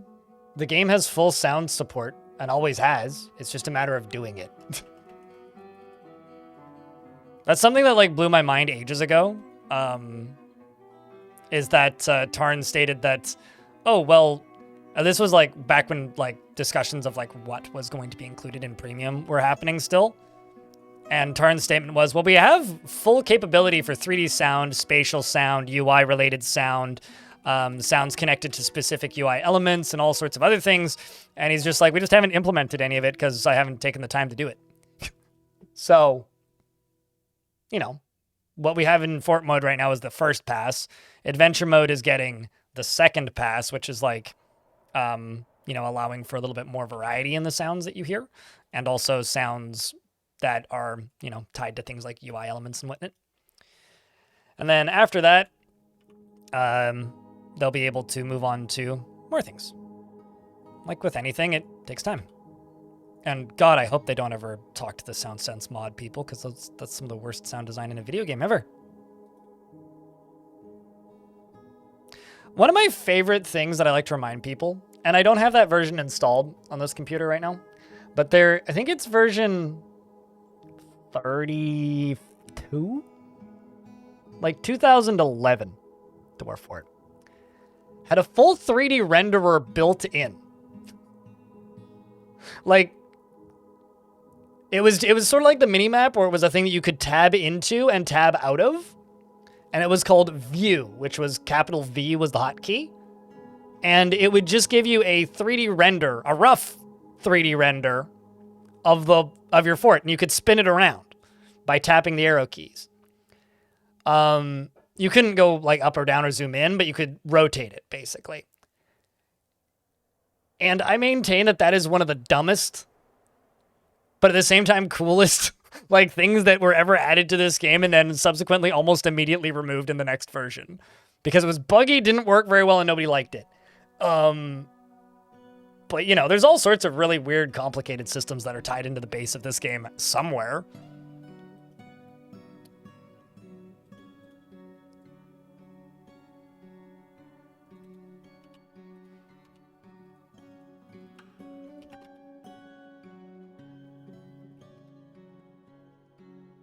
And also, I don't think that spatial audio is that complicated.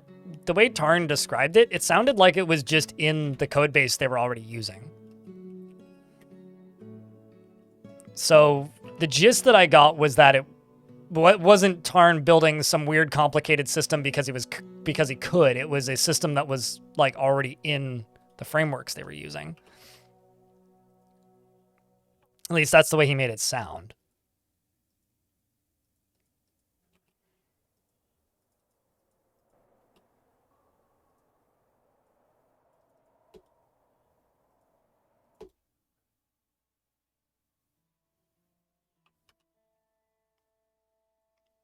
Cool? More like chill.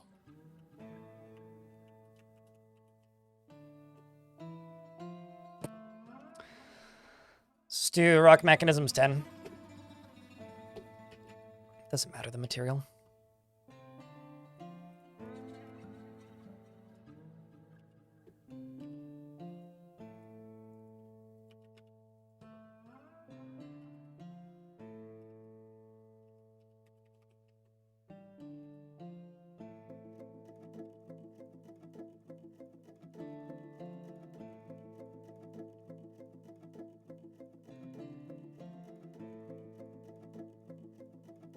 It's so funny hearing people talk about ray tracing algorithms in the context of Dwarf Fortress in the current year. It's one of my favorite things because it always just confuses people. Because they're like, wait, why would Dwarf Fortress have ray tracing? It's like, well, because I don't think you know what that word means. Neither do I, but I have an idea approximately of what it might mean in some contexts. And in this context, it is something Dwarf Fort uses.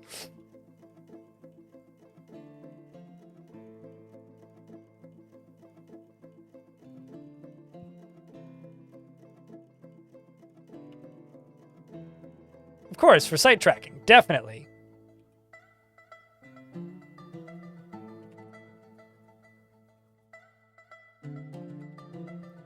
Definitely.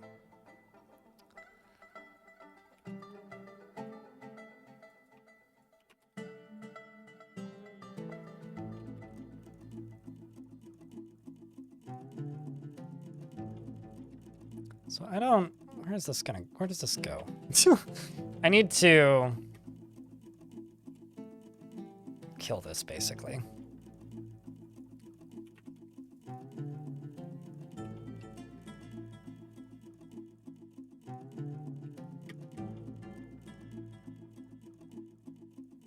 So how much power is this gonna take? 500? It's generating 640. It's plenty.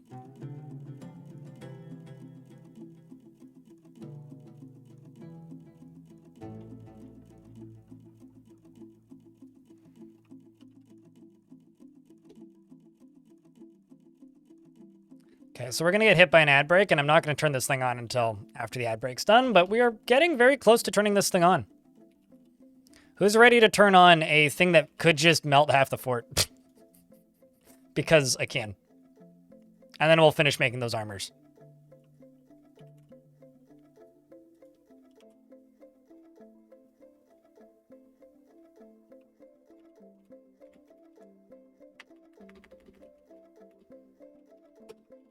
So there's a pretty famous Soviet mine, Travenoid, that dug through permafrost. And the way it was constructed was dynamite and jet fuel. This is the dwarf equivalent. It's like, it's not quite dynamite and jet fuel, but not that far removed.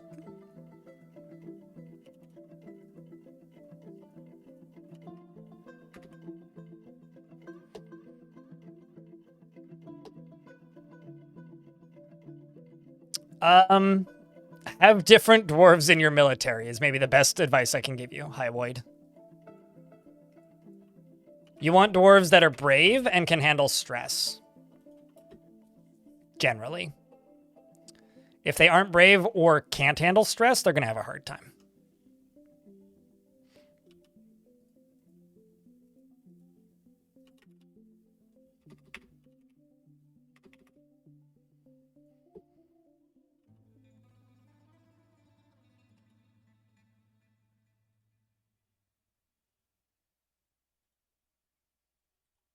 Also, I'm in an ad. I'm just going to let the game run.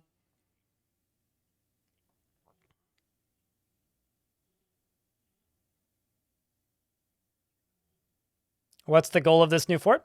It's almost done, actually, the goal for this fort. It's a very simple little fort. The goal is to kind of get an idea of the flavor of the fort, have a bunch of guests, name a couple dwarves, get some notable figures into the world, and build a bunch of suits of armor for adventurers. And then go do some adventures. So probably in the next hour or so here, maybe a little longer, sometime in the next hour and a half, I will be starting some adventurers. So you're going to see a completely different mode of play in a little bit. Placing them is the only real solution? Not always, but often. And without being able to read the descriptions of your dwarves, that or they just need a break. I think a lot of people put dwarves into the military and then they just get them training indefinitely. Just remember they do need breaks. So if they've been training indefinitely for a really long time, they may just need a break. Another artifact has started. My broker.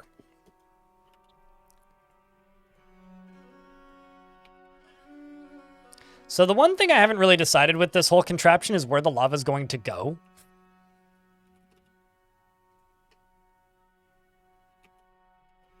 I kind of have no idea.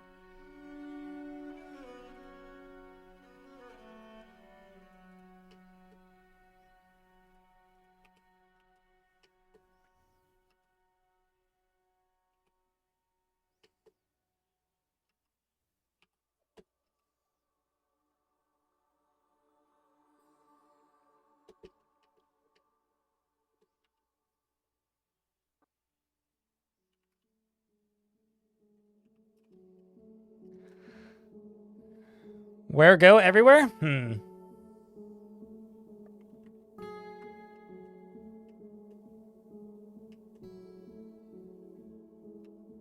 Well, I also need to hook up an on-off switch, which some of you may refer to as the coward's way out, and I would agree, but I'm going to respectfully decline. And also, it's a very good chance a bunch of my walls up here melt.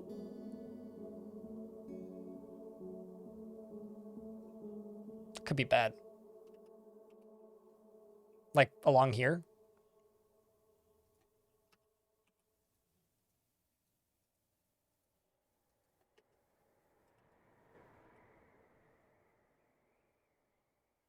It's fine. Could possibly go wrong.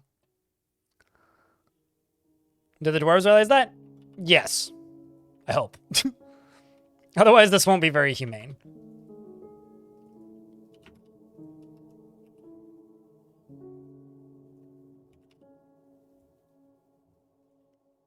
When do the dwarves truly realize anything that I'm doing, though?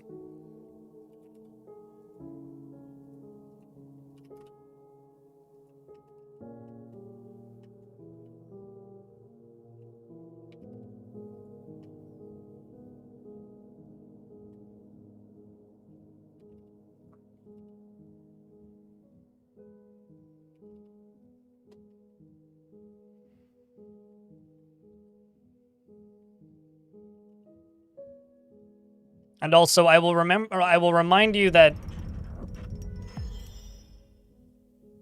jagged iron greaves. Eustace the broker has created Stetetablibad, jagged iron greaves, and offers it to the brew of frost.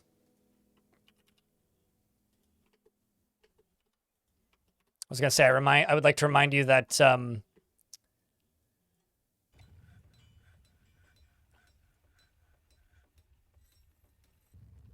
constructed ice walls are lava safe and don't melt. This is a jagged iron greaves. All craftsmanship is of the highest quality. On the item is an image of a thread in iron. On the item is an image of waves in goblin cap. Well, that's pretty cool, but I'm not certain anybody can use it. So I'm just gonna chuck it right there. And here, I'm going to go greaves, just one.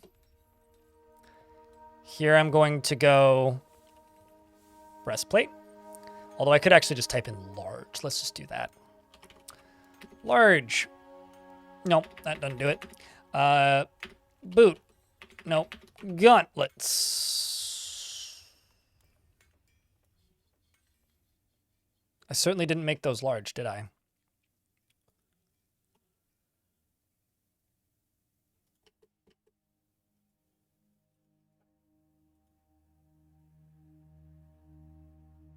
I was gonna say, are you also large? I guess so. You know, when you think about it, a self-destruct switch for a fortress is just on-off switch for your dwarves that you can only use once lol. Noted. Noted.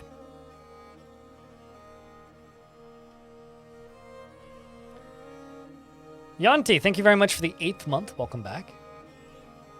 Appreciate you. I do have Greaves. What are you talking about, game?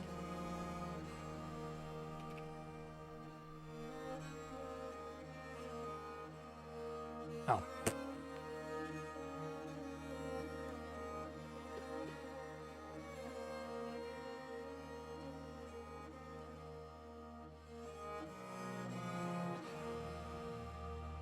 What's up with the statues? This is the whole point of this fort. So this is going to be a fort that is... This fort is being built as a home base for adventurers.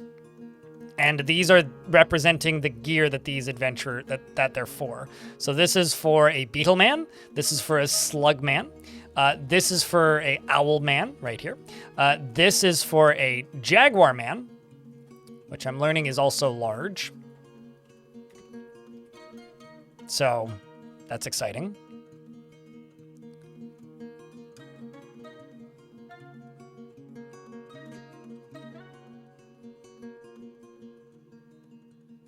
Presuming a monarch butterfly isn't large, I must have made too many here.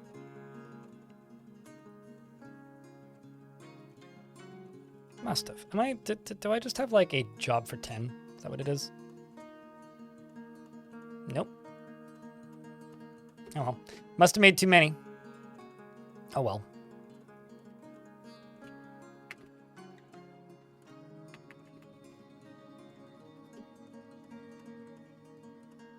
Hopefully they won't scatter.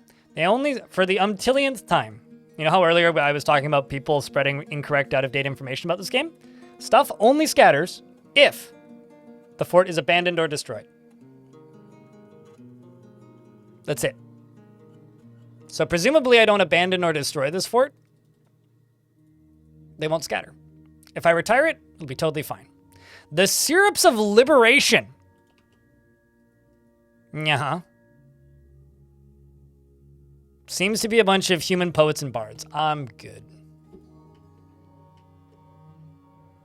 Can't it be destroyed while you're away? No. Because only if stuff can only be destroyed in what's it called? While you're in fort mode.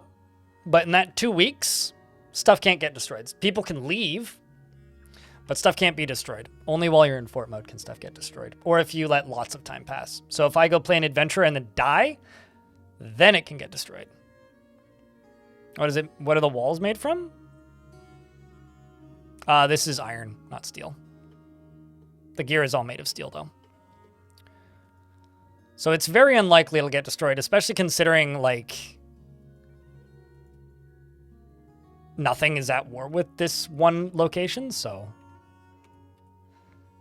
Like, I'll be honest with you, I kind of put it in the middle of nowhere so that that wouldn't happen.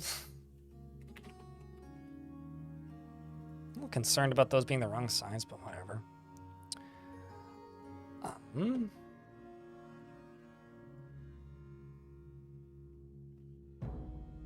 Shield and sword.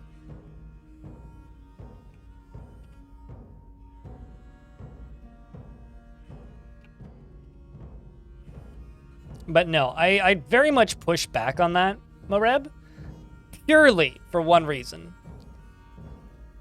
People repeating that makes people scared of retiring their forts. People shouldn't be scared of retiring their forts. Because since that change has been made, it hasn't happened to me once. And I've retired and revisited a lot of forts.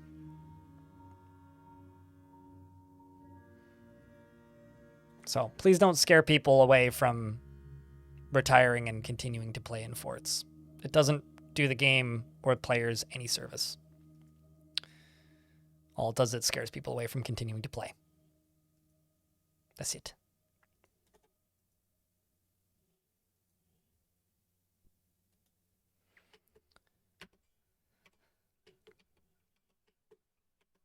Okay, so let's jump up to the surface up here.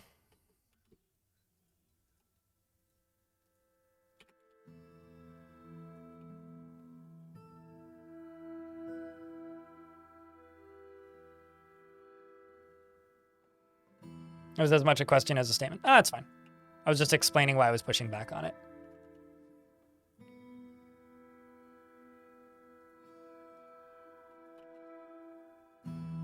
Let's go this way.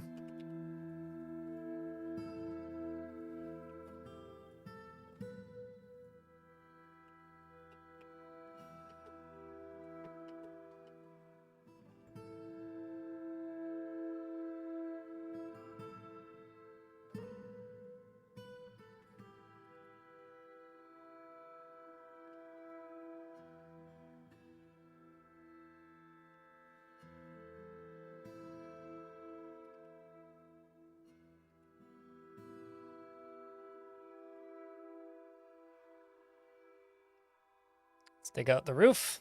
Should have just done this first, but yeah, no, they've very much fixed the vast majority of the long-standing annoyances with reclaiming fortresses and abandoning fortresses. Like, as an example, if you retire a fortress and then reclaim it afterwards, it is exceptionally unlikely that you will actually have any issues with people taking it over. And it's also exceptionally unlikely that you will run into problems with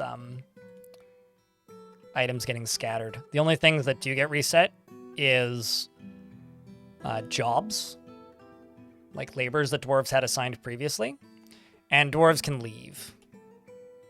Those are the only things that really happen now. So, you know, if it's something that you're worried about or bothers you, just don't be.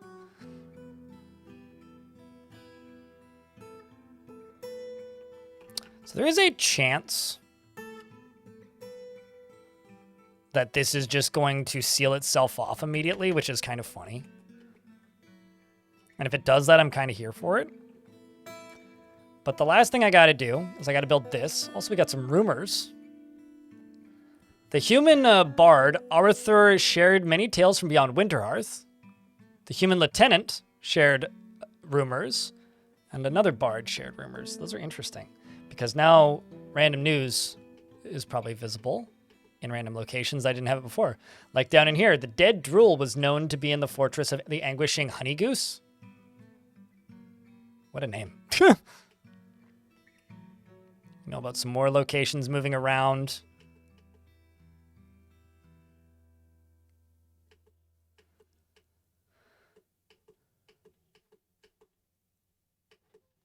Just seeing potentially where they're from.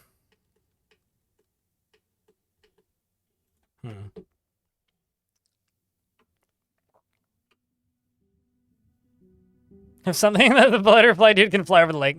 I'm more concerned for the dwarves that are actively living here, not the adventurers. The adventurers will find a way.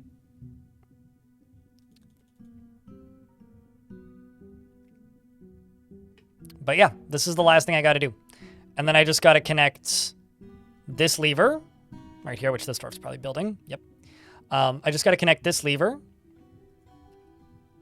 to that and give it a pull. And I got a few more wall pieces down here to build.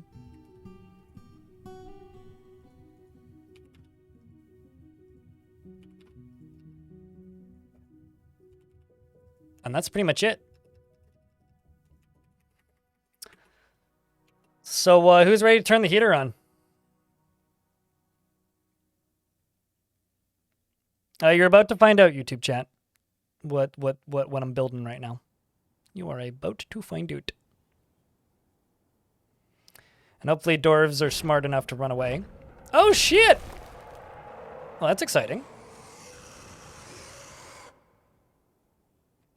The Forgotten Beast Sodor has come, a great blob composed of steam. It has a square shell and a bloated body.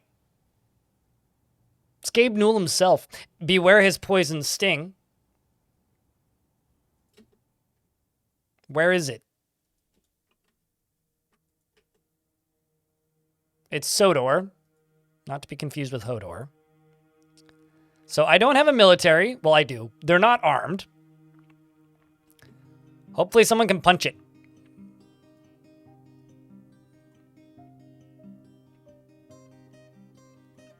That's Sodor. It's a very adorable threat, one could say. It's 500-something years old. It killed... How the hell did you kill a blind cave ogre? Like a friggin' troglodyte could kill you with, like, the Great Slappening. Okay, well... What did you even do? Okay, so... Runs up, bites the Forgotten Beast, breaking away a piece of the tissue, dodges out of the way of it a couple times, scratches it, punches it in the head, breaking away the rest of the tissue, and says, I've improved my fighting and that was satisfying. He is satisfied and is not upset with the conflict.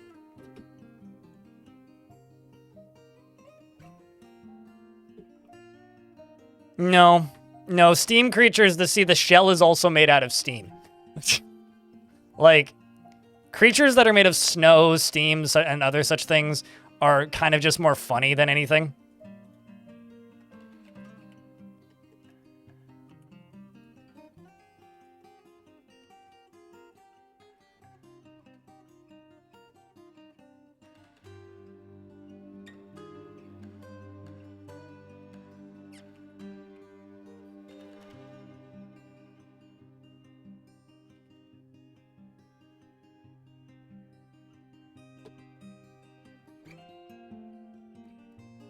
The dwarf bit it and then slapped it.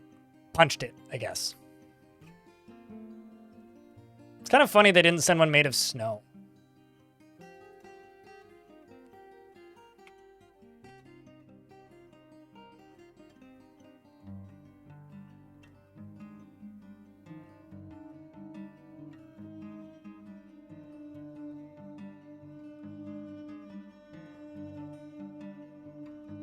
One could say that Forgotten Beast was just full of hot air. Okay.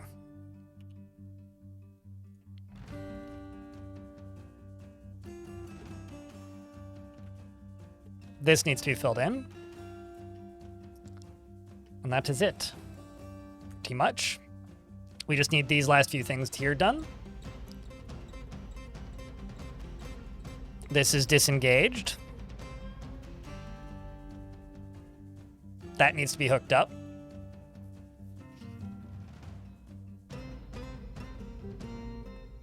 Did the dwarf just blow in his general direction? Sure, we'll go with that. Oi.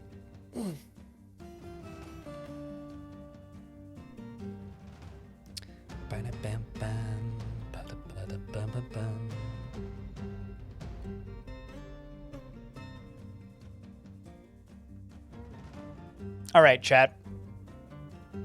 I'll be back in a sec.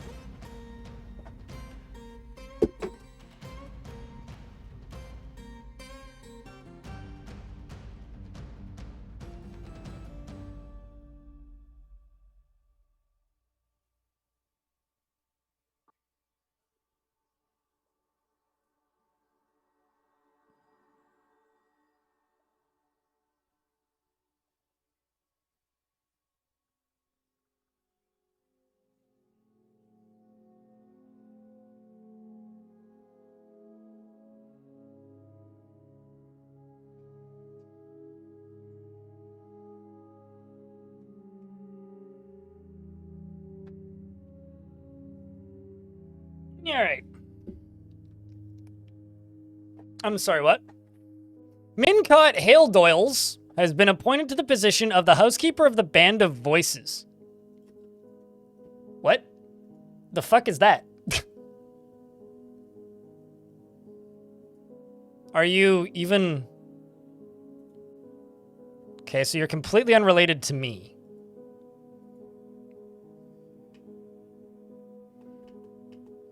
All right, I don't know who that is or what that means or why, but thanks, game, for informing me of that.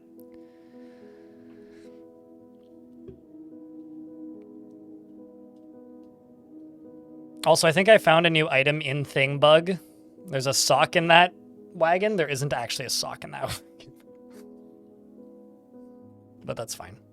It's not a big deal. It's just kind of funny. And this is fine. We could just get rid of all that. So you are all hooked up.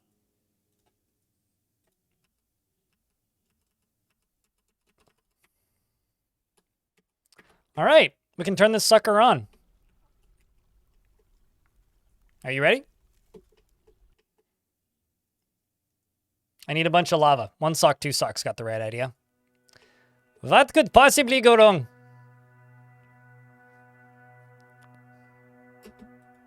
So the way this works is this dwarf's going to go pull this lever. This lever right here, okay? Now this lever has power coming from these, which is being transferred down through these mechanisms into this axle, down a layer, into this axle, and then up. And when this gets re-engaged, when that lever is pulled, it's going to power this. Now this is a pump stack. It's a pump, and underneath this is an open space, as you can see up in the top thing where it says screw pump. And then one layer down, that's going to power the one below it. Rinse, repeat, all the way down. Now if we go all the way down, at the very bottom is this. Lava. So this is going to start pumping lava. As soon as that dwarf pulls this lever.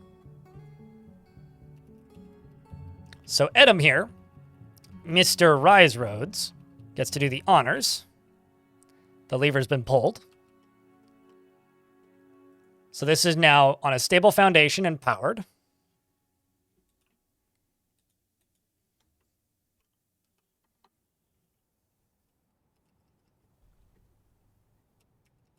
And now let's watch it go up in slow motion. Because I don't actually know what's going to happen here. This could be fine. This could be kind of whelming, or this could be...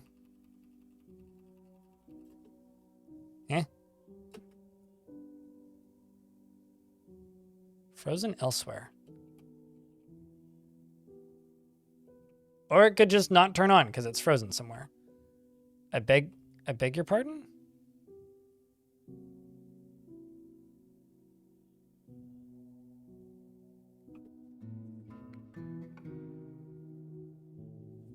Is it because you're constructed on ice?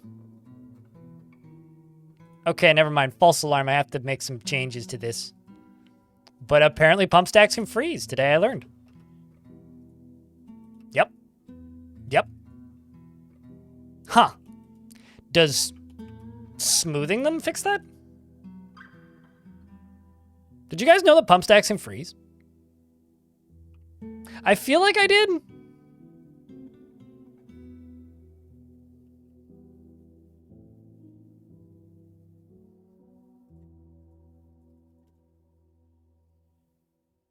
Still frozen. All right. Well, this will be easy to fix.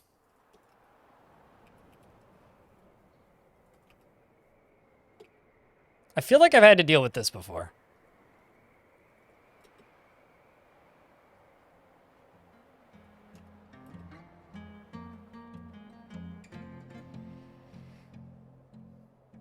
I feel like I heard this one. It wasn't active knowledge. It certainly wasn't recent knowledge in my head noodle.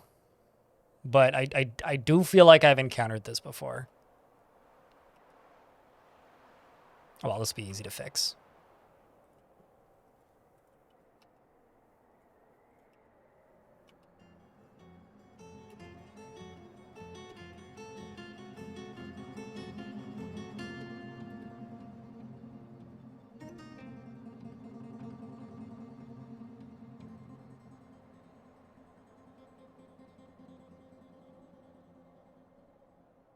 Oh, never mind. That's going to be a little bit annoying. Actually, no, it's not. I can just ignore it. Never mind. I do have to go get it.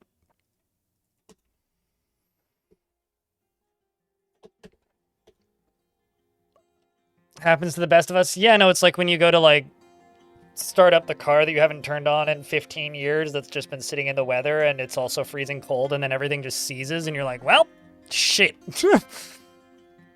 Dwarven engineering isn't immune to mechanical failure, I suppose.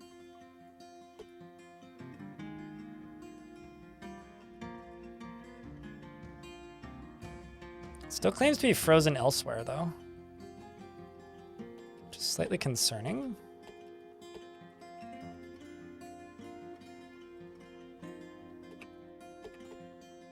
Okay, so this isn't frozen now.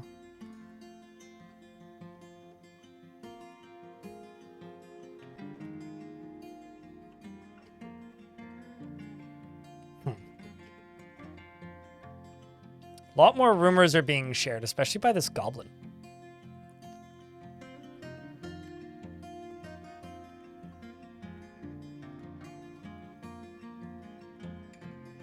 Actually, you know what? Let's forbid this. Cancel that. Cancel that. And say build this. I used the wrong material.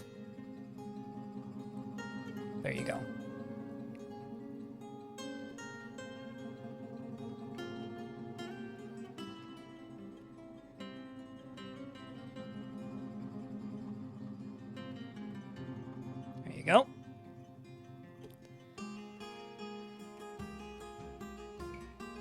Okay, so it still claims it's frozen elsewhere. I don't know where, though. So I'm just going to go all the way down until I see one that says frozen here and just be like, what?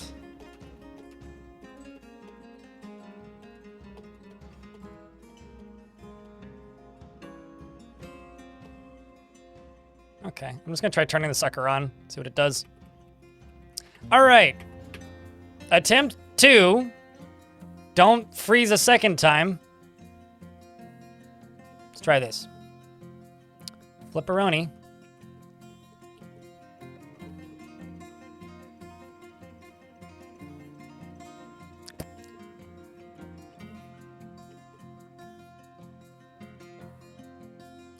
Okay, so you know what else can freeze apparently? Axles. I don't play in very, very cold biomes very often, can you tell? So I need to build floors underneath them. I wonder if the one underground is also frozen.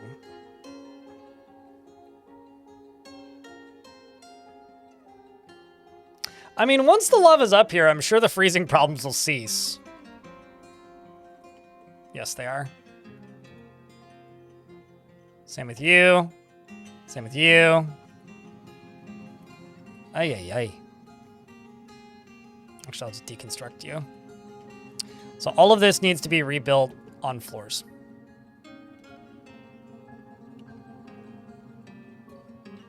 This will be, again, a quick run.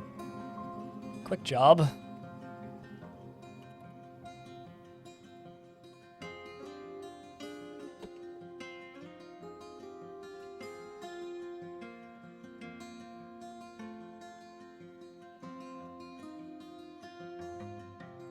Good thing I'm getting the lava up here so I can unfreeze them. Yeah, def.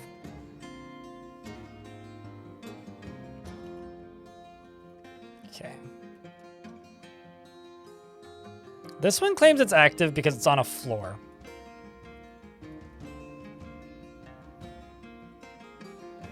Fortunately, this is a very easy oopsie to fix. It's not going to take long at all. Ads are about to run, but I'm just going to let them finish building this because nothing crazy is going on. Unless something crazy starts happening, then I'll pause.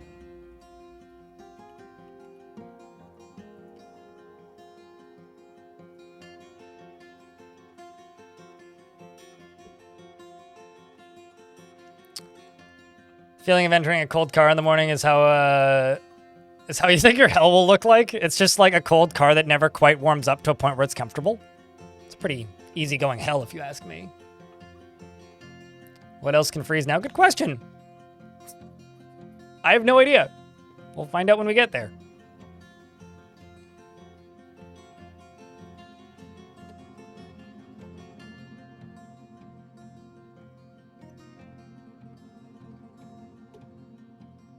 Don't know why wood is trying to be moved here.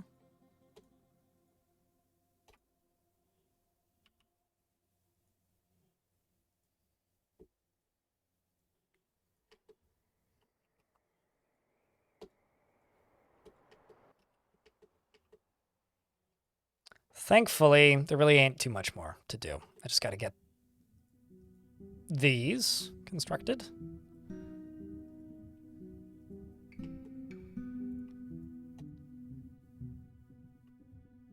This is so fire. I mean, it's pretty chill right now, actually. Hopefully it'll be fire when I'm done.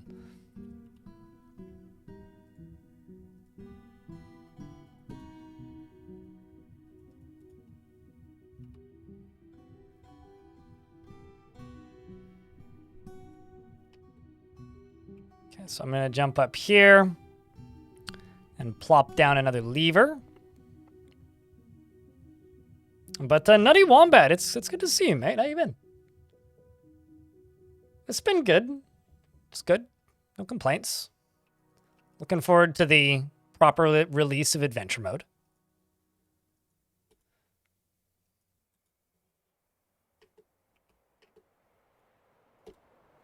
That's the main thing, really. I'm trying to move, People on the video I uploaded this morning have been speculating that I'm trying to move specifically to the UK so I can live with Tarn. And no, I'm not. It's too many airplane rides for me, thanks. Because that's apparently where Tarn moved. Is Potash worth it? I literally never. Chat might have more informed opinions. I literally never use it for anything.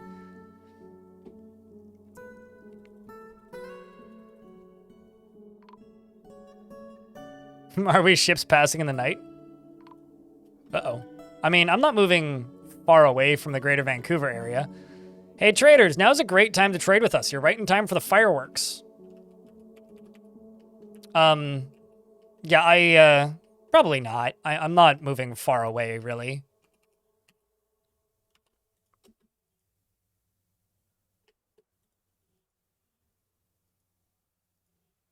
Okay, let's just give that a plunk. Then the last thing I gotta do, be this. All right, wish me luck.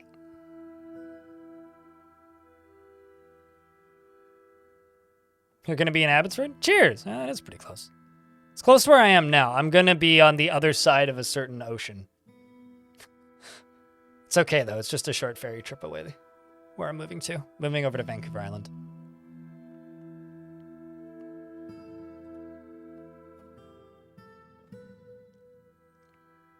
Is there a reason to use floors instead of paved roads? You can't construct anything on roads.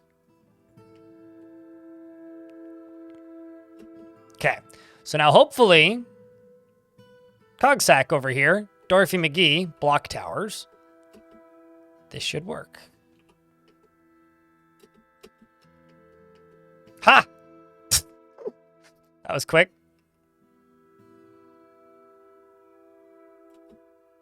I don't know what I expected. But, that worked, I guess. I guess what I should do is just go up top here and just channel out all of this.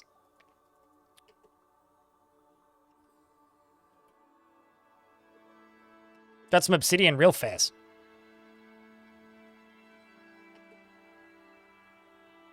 We just need part 2.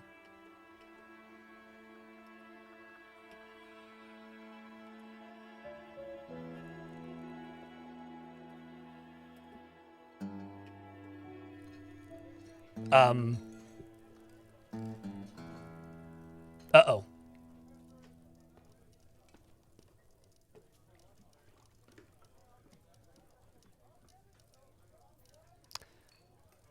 Well, that's not good.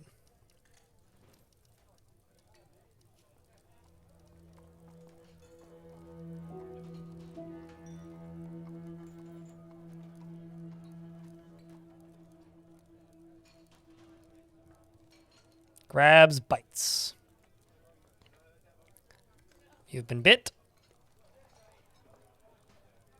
You've been bit. Where panda, there panda. Yeah. Welp. That's not good.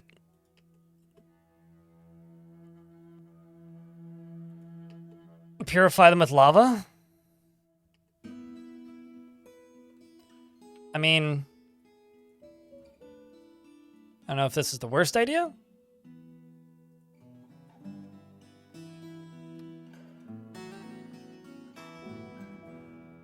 So, all visitors welcome.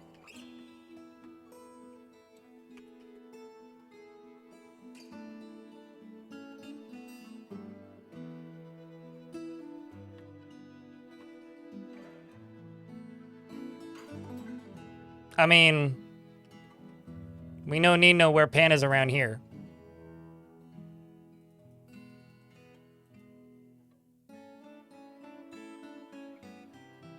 Sorry, poet. And to my militia commander. You were good at your jobs. But, like, I need a fortress that isn't dead. If I send them into the wilds, they'll come back.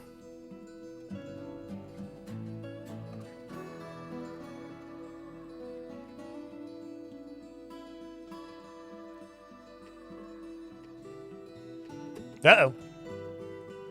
Cattle, what are you doing?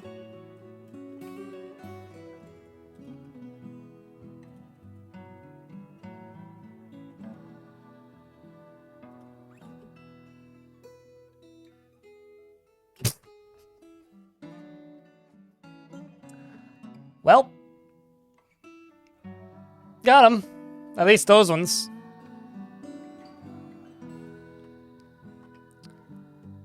Now, cattle. I'm gonna have cattle go and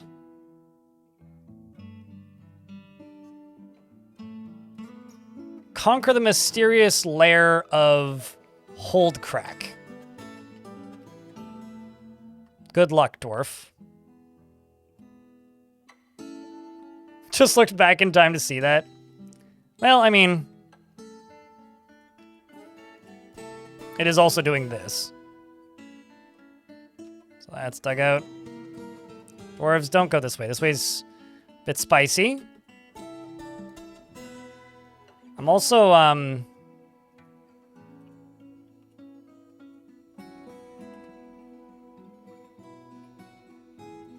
somebody died here. I'm presuming this was the werepanda. Yeah, this world seems to be infested with werepandas, which is kind of amazing.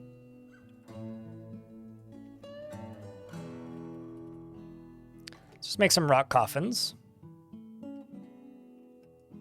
Does anybody happen to know... Uh-oh. That seems like a bad place to be there, human. Does anybody happen to know when the next full moon is? Asking for a friend here.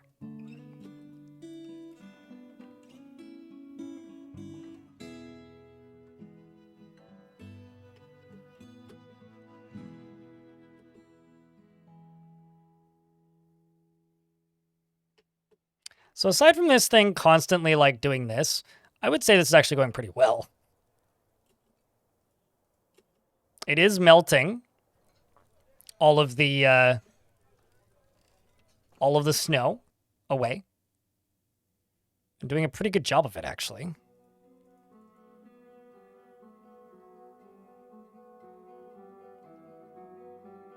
Got an egg roll and some shrimp lo mein. That's good.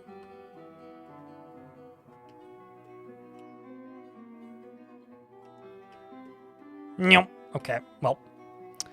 Continuing to work at it. Zoop. Let's dig through this.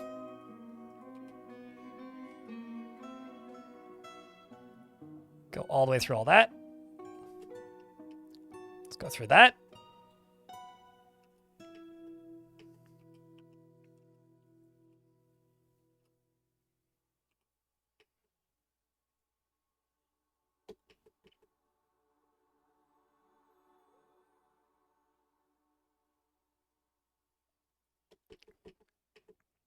Get all of this dug out.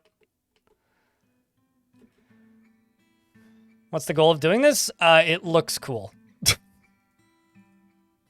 Literally, that's it. There is no practical reasoning behind this.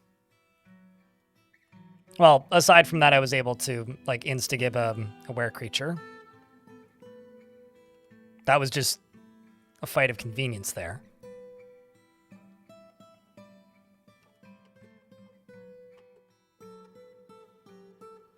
Any moment now?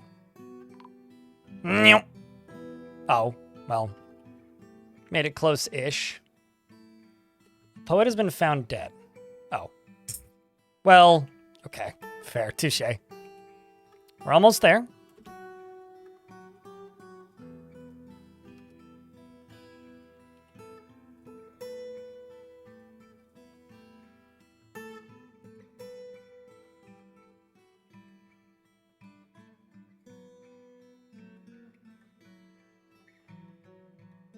We're also getting attacked by were creatures.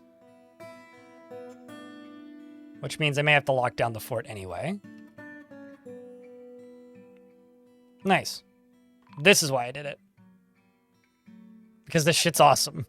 Doing stuff like this is awesome. This is why the physics simulation of Dwarf Fortress is great. Because look at this. Like, who doesn't want to do this?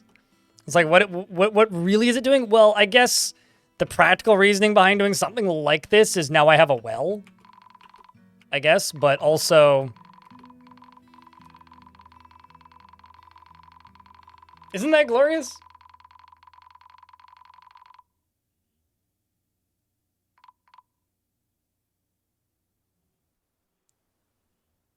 Like, come on. You can't with a straight face tell me that that isn't dope. It's like making obsidian, melting ice, evaporating water, and creating obsidian and like flying up. It's like going up almost.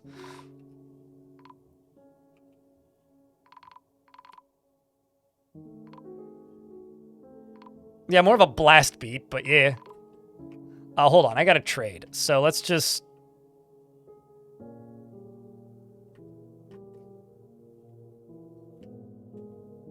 Let's just lock these doors, actually. Merchants will be leaving soon. I'm sorry, what? Cannot access depot. Oh, are you in here? Okay, there you go. I'm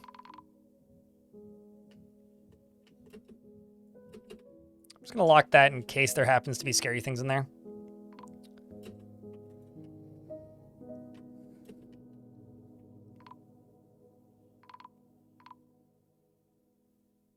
Redirect lava stream to tavern. I mean, I could do that.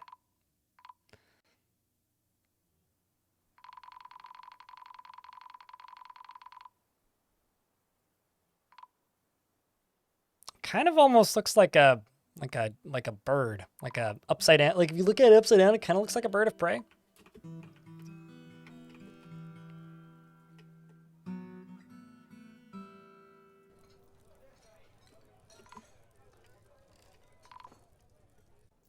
Lava Phoenix, yeah, kinda. It's actually flowing down a level too, which is part of why this is so cool right now. So it's flowing down into here and down into here. It's flowing down multiple levels, which means it's going to keep erupting and making a giant plateau almost. I'll have to shut this off before I call the fort, though. But yeah, why would you do this? Because everybody needs a project. And that's what this is, a project. Okay, well, I asked for marble. So I'm going to buy all of the marble that they brought. And I'll say some fruit and melon. You speak with the liaison. I'll just ask for wood, whatever. It's the first thing I click on.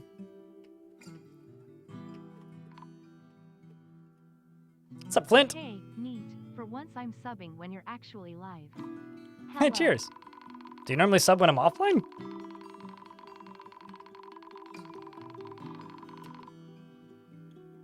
Oh no. So we do in fact have a werepanda infestation. Thankfully, it's only the one dwarf. And they already died. And they live in here. So there is a little bit of a werepanda infestation in the tavern. I may actually have to take your advice and redirect lava to tavern, in fact. Thankfully, this will be easy to do.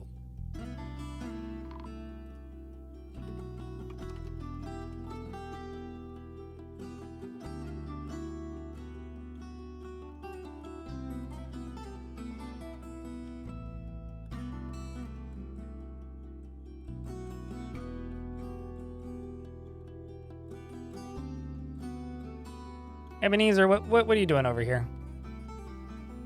Oh, is your office? Your office isn't in here, is it? No, it's not. It's right there. Go do your gerb. You silly. So I do wonder how long this is going to keep going. But I say I just keep it. I just let it keep going. I mean, why not?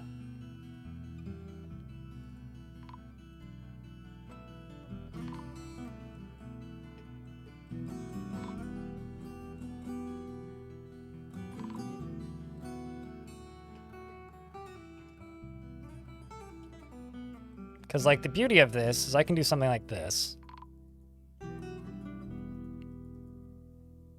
And then just dig through this. And in theory, it should start spilling this way. I can also do something like this. And then dig up there. Same thing.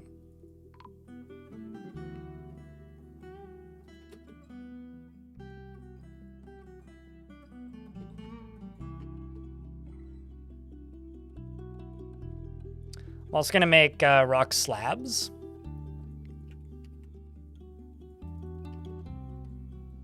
And also, where's Major? Okay, so you're up here doing meditating stuff. I mean, I would be too, honestly.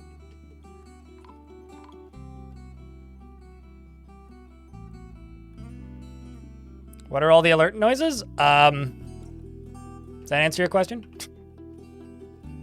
Every time something caves in, it causes an alert noise. Which in this case is literally every single time a cave-in is caused by the nonsense I'm doing right here.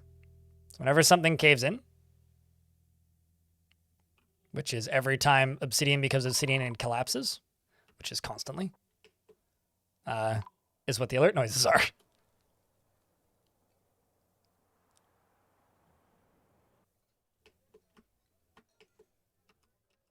Oh. Well, I fucked up there. I need a brave volunteer.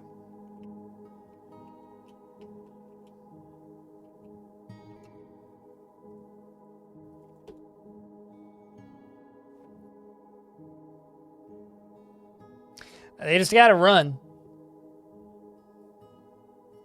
They may have also instantly died, I'm not sure. A forgotten beast named Stalkob has come. A towering quadruped composed of salt.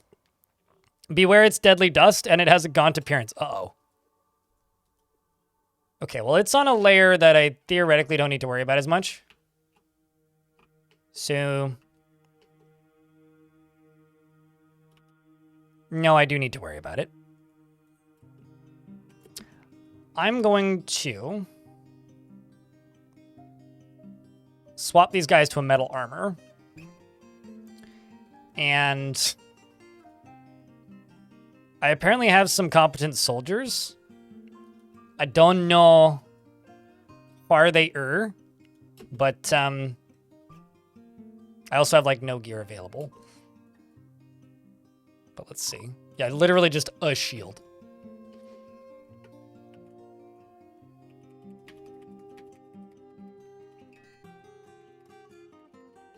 I was walling off. Oh, trust me, this fortress is designed to fail.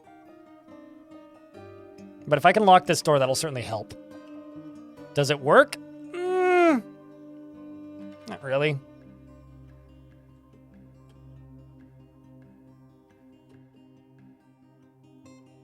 I do, in fact, have monster slayers, though. Forgotten Beast is fighting with rodents. Yeah, the fact that this thing has deadly dust is really scary, actually.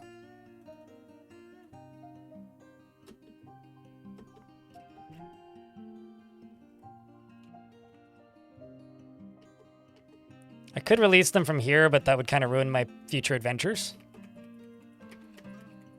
This is making the fort exciting, though.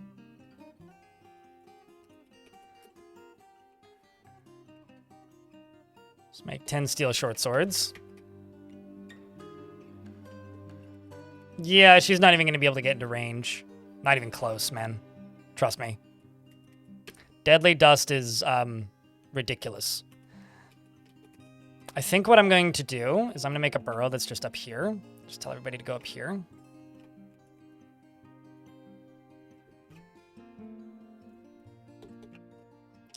I'm also going to go down here. Let's see, did I actually seal that off? Yes, I did. Okay.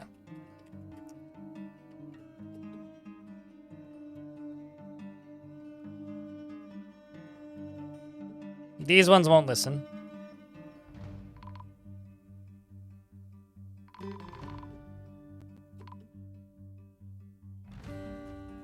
As I always say, have more faith in me, Bone Dolphin.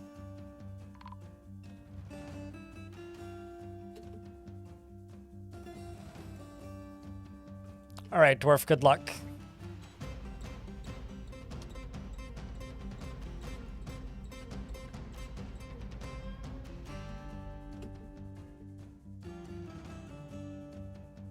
The random monster slayer. But yeah, no, this fort is kind of designed to fall. And the reason for that is this fort's gonna end today. This is just supposed to be a very short, like, tastemaker, I guess, for this world. See, this is why this thing is ridiculously strong. It's fighting with this human crossbowman who's a monster slayer, who managed to actually hit it with a bolt, fracturing it. And is now in 1,000 pieces. But did, surprisingly enough, manage to hit it. So, there's something I'm not telling you, chat. I have a second way in and out. There's something I'm not telling you. So, it's probably just going to take that way up.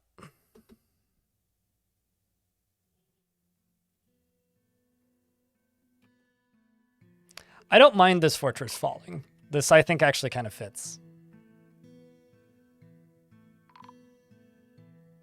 I've seen solid salt before.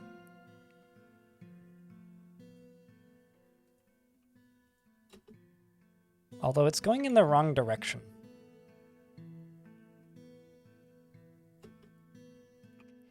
Okay, well, since I was able to get the lower area sealed off, let's jump down here real quick.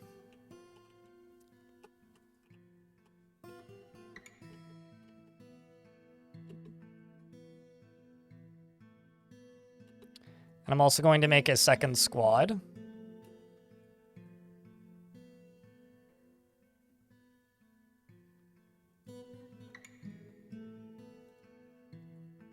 And just see what I have for crossbows. I think I just have the one.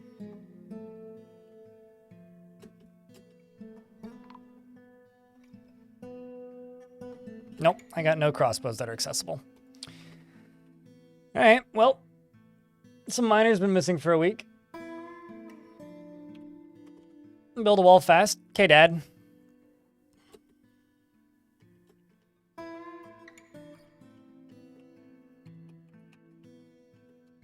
I'll try. No, okay, so that doesn't actually go to this level. I was worried it would touch this layer, but it doesn't. But there is this dwarf down here. Are you going to be a hero now, Lytast? This is just some random monster slayer who's been in the fort for a little bit. Gets flung into the air. Comes falling back down to earth. Seems to have missed every single opportunity to hit. And proceeds to run away. Okay, so what I'm going to do is I'm going to go over to this. I'm going to place a second door. You guys just go to no orders, off duty.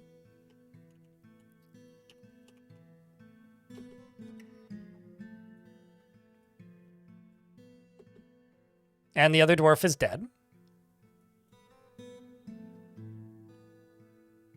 So what I think I'm going to do is I'm just going to crush it. Because I can do that. I mean, if it doesn't move, I can crush it right there, but it'll probably move. So I'm just going to get it stuck in here and then crush it. I just need a door here to get built.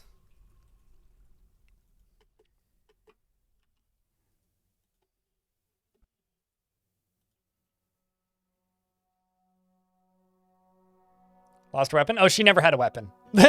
She was wielding a scroll. She was whacking people with a scroll. She was basically running around with a copy of Reader's Digest going thwap.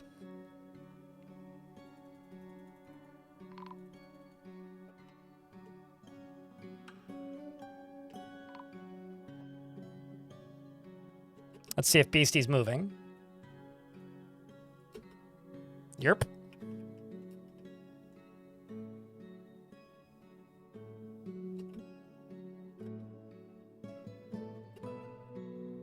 They're a monster slayer. What do you expect?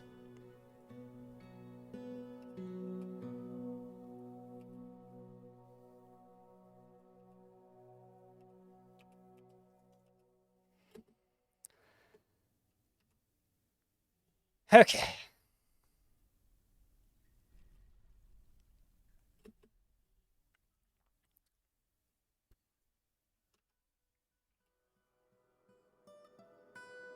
But yeah, no Monster Slayers have any survival instinct. It's like the beauty of Monster Slayers.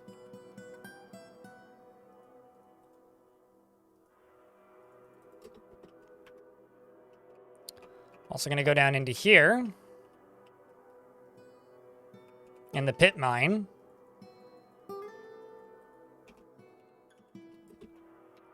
Just kind of scatter a bunch of coffins around. Not sure how many of these will actually require tombs.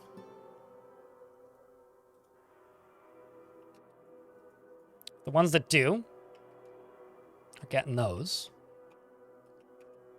And this is just going to take a second, but it will all be connected up to some levers, and we can drop this thing down.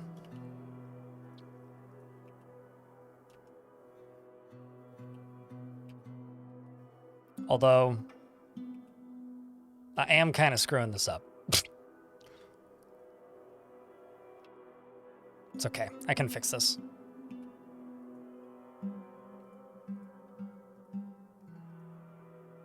I know I need this to go up first. Although, actually, hold on. Where is the beast? Okay, you're over here. Are you moving? No, you're not moving. We'll just pretend you're not going to move then. So then I will just nick all this. So instead, we'll just do right here.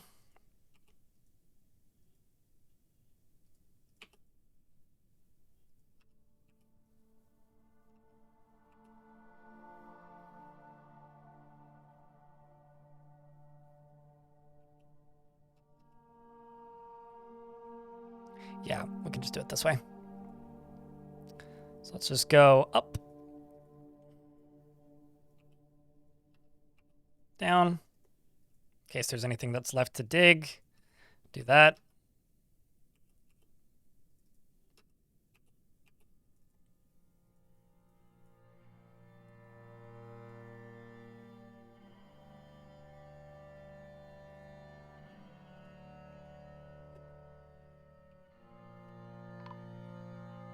Also need you to go up a level, which I kind of screwed up, but it's fine. Go up right there. This isn't the cleanest cave-in I've built, but it's fine.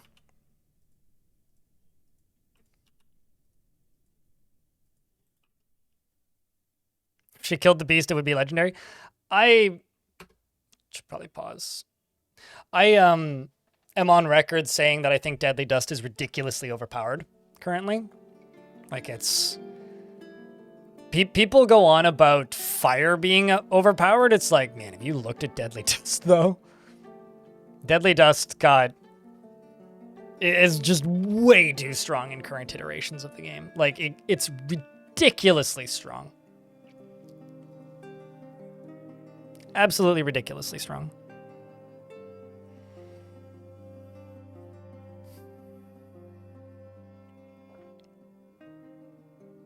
And it's strong not even because of the syndromes. Like, the syndromes don't help.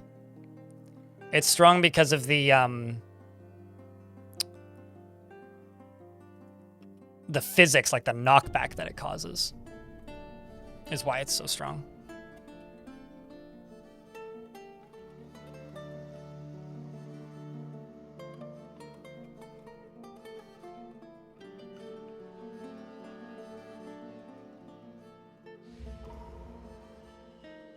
And then all I need to do when we get down here is just channel all this down.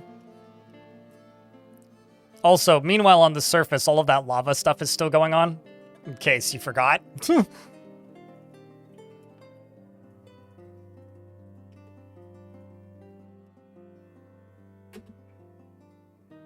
it be blocked with a shield? Nope. Can't be blocked with anything. Fire can be blocked with a shield. Lava can't. So we're about to hit the full moon again. Craftsdwarf withdraws from society, and the frame rate goes bye-bye because Craftsdwarf is trying to leave here. But I'm not opening this door until the moon is done, because that's about to happen. So, you know, The dwarf that withdrew from society has now gone berserk. Kung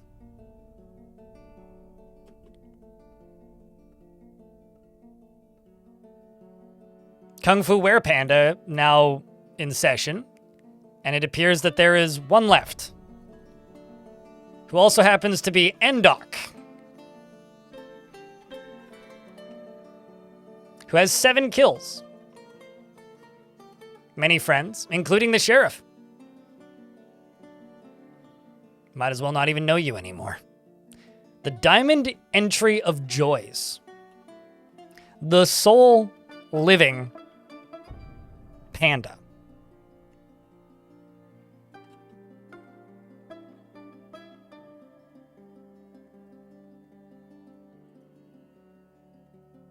Yeah.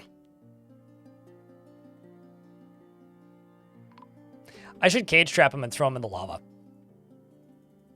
I think that's what I'm going to do. Speaking of lava, it's going pretty good over here. I could also dig through this.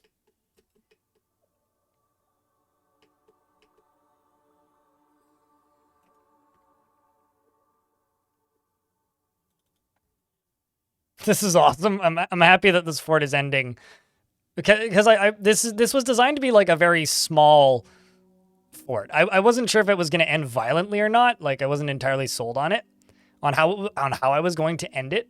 So I'm glad that it's been a satisfying ending so far.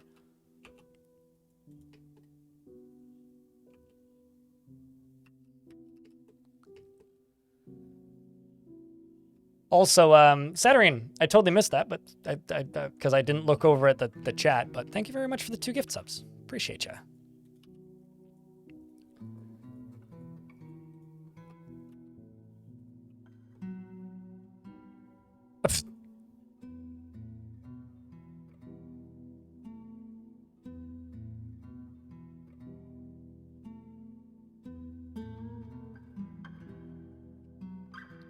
Get all that stuff done.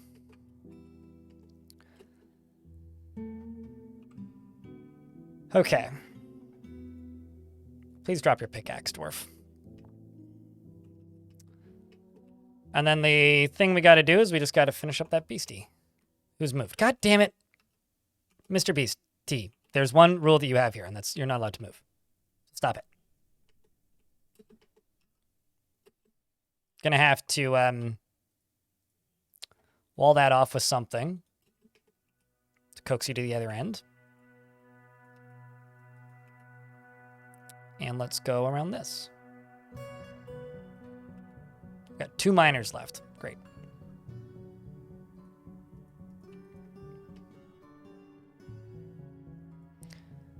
Burrow's also off.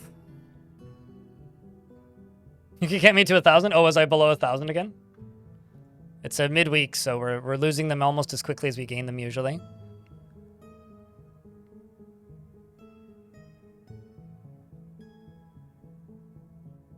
But thank you.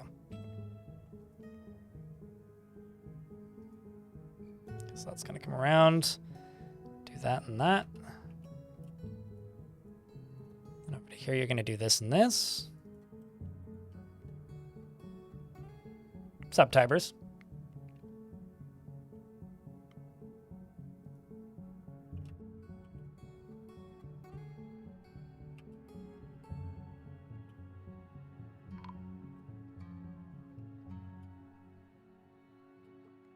Dwarf has been found dead. Did you just spot him dead? Is that what happened? I love how he's just socializing.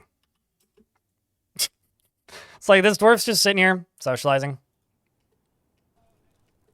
You know, as you do.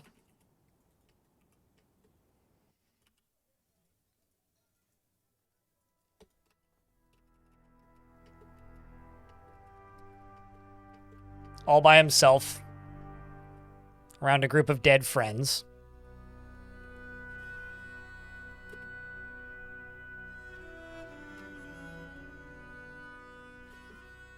You know, it may actually be easier to just do it this way. Yeah, we'll just dig out the walls.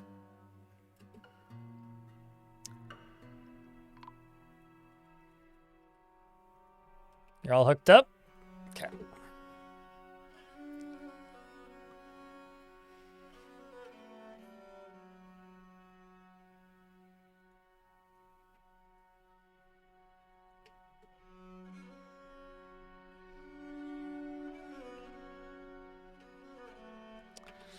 So I need to tempt fate. I need to tempt fate in order to do this properly.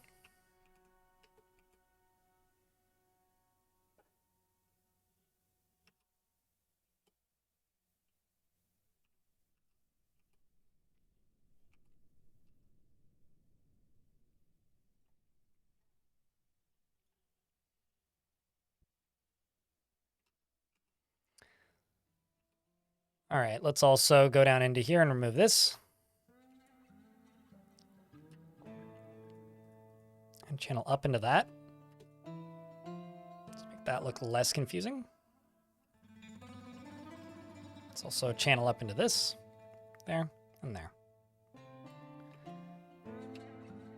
Okay, so you are in the right place there. Well, please stay there. Alrighty, Mr. Beastie. It's the big rule. No moving. Now pull the lever. He was ready to hopefully see a beast go splat. We've got Amaxu, the human bard, who's going to pull the lever. And let's move forward one turn at a time.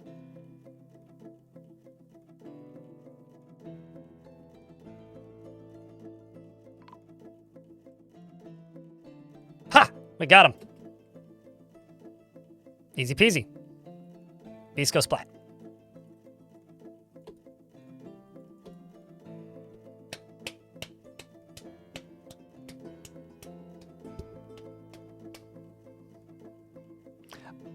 Yeah, it's just kind of a like a gray wall. If you go to the edge of the map. No, stuff's still going out here. And up here, we're now just waiting for the next full moon. Because this is full of a cage trap. This is kind of reminding me of Krug Smash's fort that he did once. Where he played an adventurer that then became a were-creature. And then he built a little tavern. What did I need the lever for? It made this the one piece of flooring that was supporting it disappear. Is what it did. Also, I never did check this because apparently the squad came back.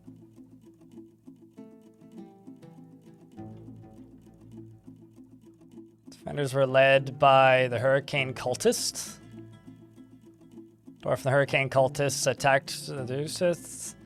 Oh, so you escaped unscathed. Well, you came back and then died anyway, so. I want to say it's the 28th of Timber.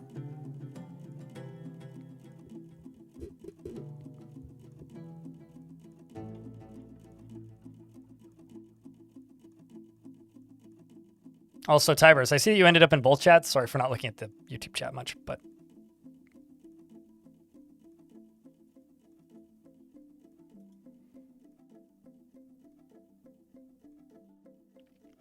But yeah, what Krug Smash did with that one fort is he had an adventurer that became a were-creature, and then he built a little tavern. And then everybody who visited the tavern got eaten by the were-creature.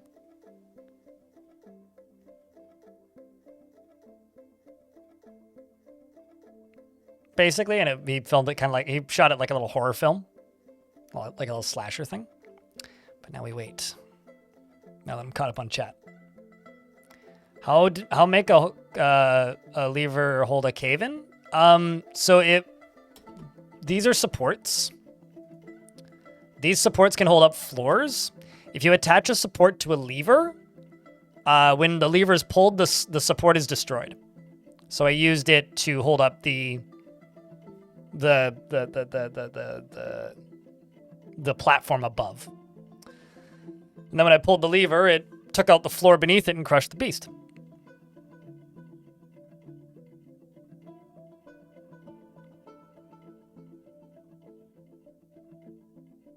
Correct, halfway. Or halfway in YouTube chat? Correct.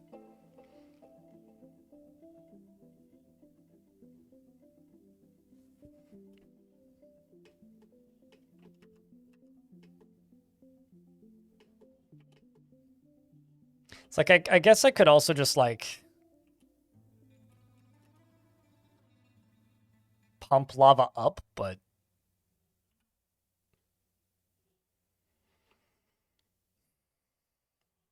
There's no such thing as dumb questions in Dwarf Fort. There's just questions. This is a game where the answers are dumber than the questions by a lot, usually, so don't worry about it.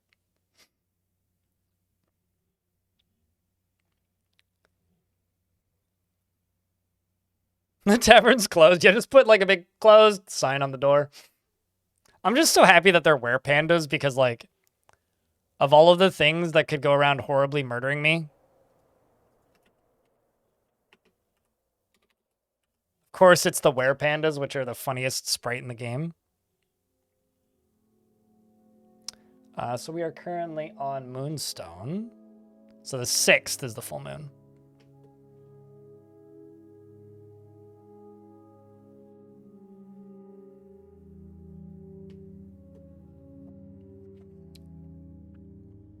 It's okay. We do still have plenty of grog. Don't worry.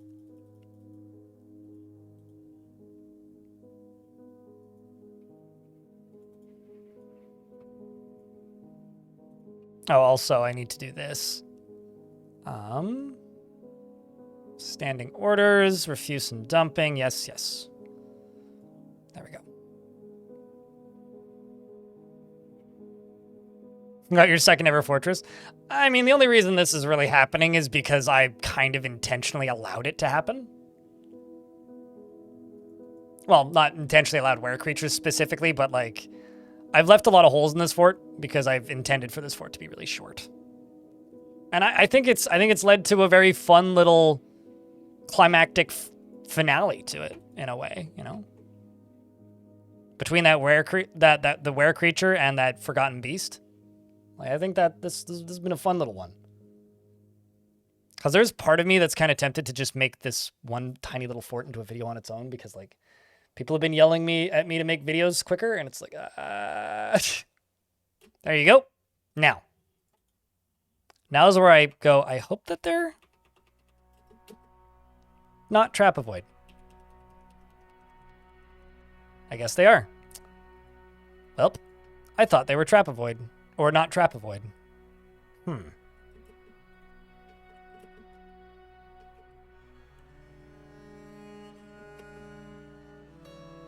Okay, well, that's 1. That's 2. That's 3. We'll just presume you're dead. You're also bleeding heavily. Have you been bit? Yep, you're bit. Have you been bit?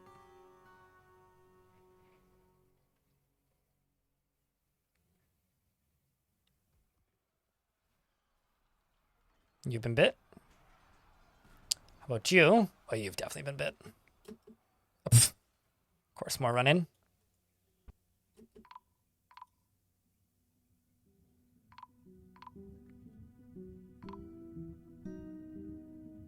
You know, because I'm pretty sure were creatures are in fact not trap avoid. But because that were creature was part of my faction, he probably knew the trap was there and avoided it. So I'm like 90% certain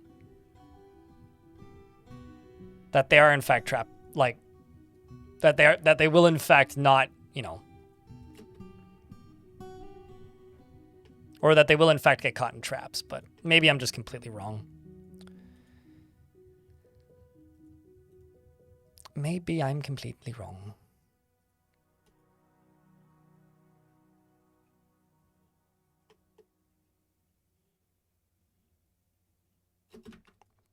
Let's get rid of this.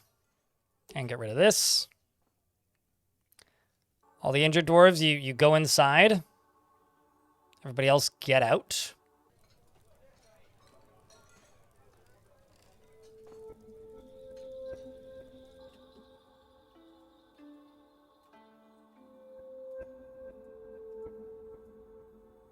Scratches a rare pant. Wow, it may have the dog may have actually killed it. No, he didn't. Looked like it though. Right. I will presume that everybody's walking, who's walking right now, is not a were creature. Did you get bit?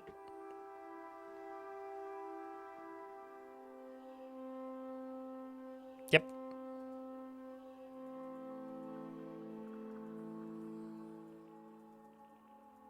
Can you not expel poets? Oh, I see. He's leaving. Same with you. Okay, lock the door.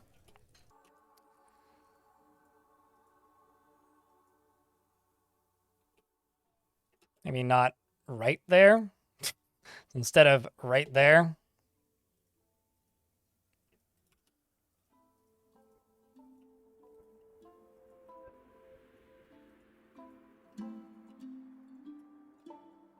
Deconstruct this. This is very inconvenient, actually.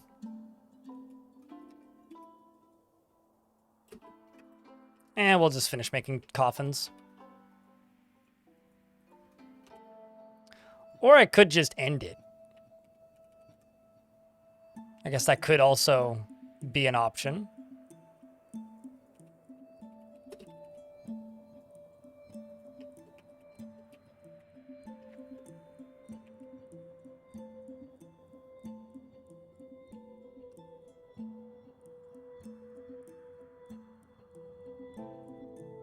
A lot of very elaborate bullshitting. Highwood. And just experience. Mostly experience.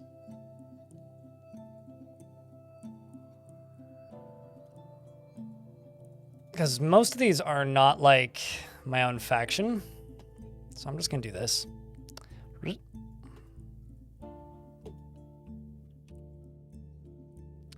Major's still alive.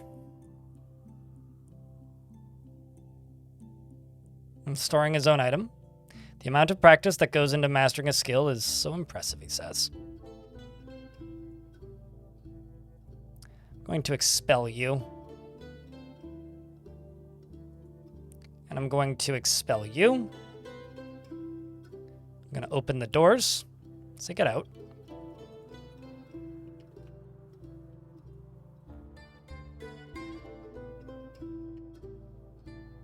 They can crawl off into the dark.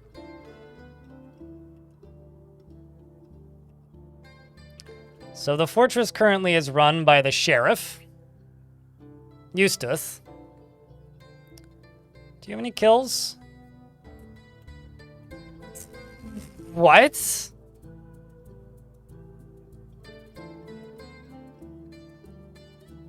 Buddy.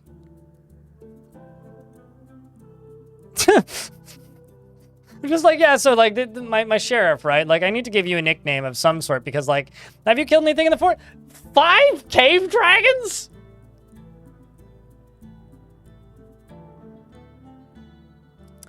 Chat, what do we, I need to give this guy a name. So that we can find him in Legends, but like,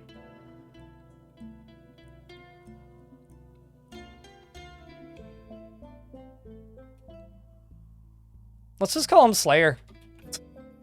Fucking Slayer! Anyway, because what? So there's the sheriff. The tavern keep, who hasn't been bit, to my knowledge. The old tavern keep. Call you keeper, or just keep. The old tav. We've got some random bards, some lashers. And your lover, who's dead. You know what, let's just not dump any of these. Let's just keep them all there. And, I guess I should probably turn the lava off, eh? That's a bit problematic. I think I'll shut the lava off. And this is why you don't need a huge fort to have some good old-fashioned Dwarf fort fun. Because this was lovely. Like, genuinely? This was lovely. The pumps are off. The lava will slowly disperse. And I think it's time for us to say goodnight to Winterhearth.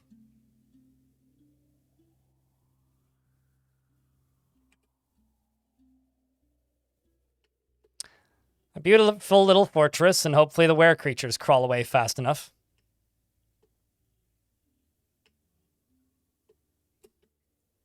Goodbye, Yuzol. Take your mug with you and go. I want to say this was one of the original 7. Yeah. This was one of the original 7. Call you 7th.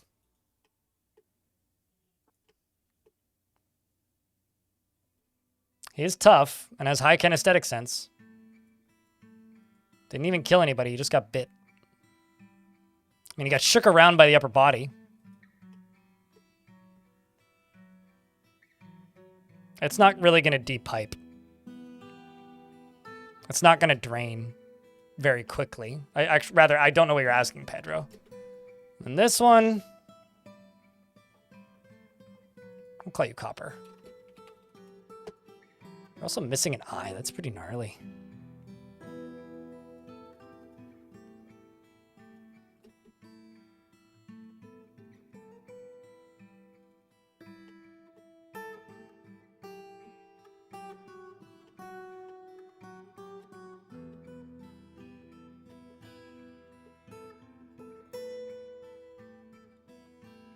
He will go feral in the woods. Oh, as they all will.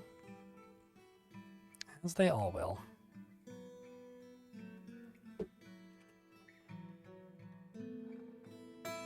We'll delete that.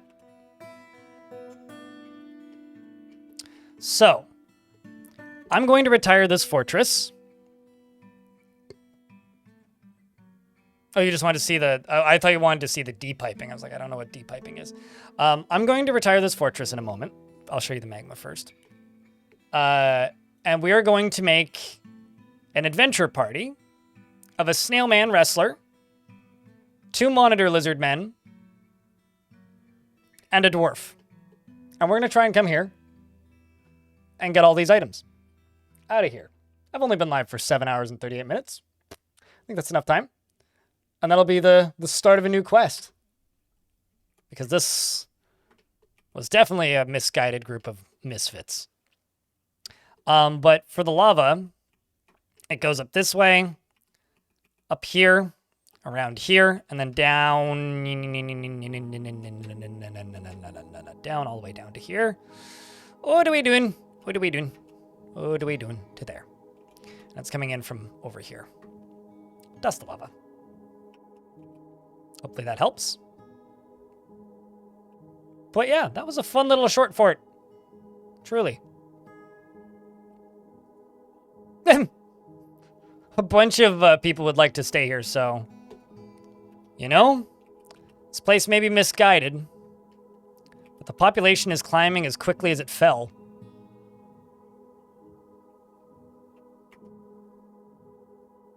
I think it's time to retire this fortress for the time being, chat. It's time to wave goodbye. So Slayer was what I named that dwarf. I need to fucking look him up in Legends. What the fuck?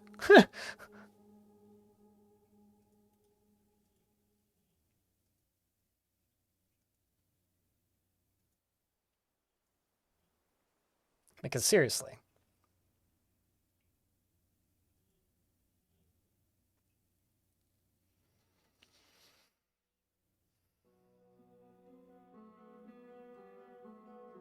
There's an entire Grundle convention in your second lair. Axel Fire Kirby, that sounds about right. This is now a I'll be back moment.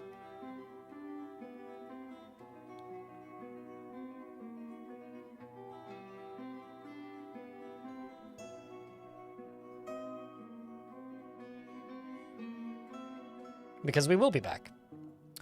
Momentarily. Although specifically first,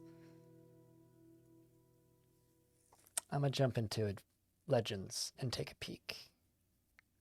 Because I want to know, what the fuck was that dwarf up to?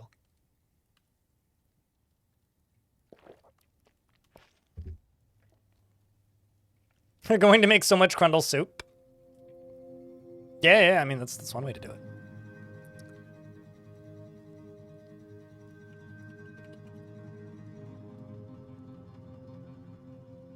So he was born in 210. He was the eldest son of Saigon Orb Crimson, Ponderate, and Ern Cunning, Stinthad, and was attacked by somebody named Labash. My phone's ringing. Goddamn, hold on.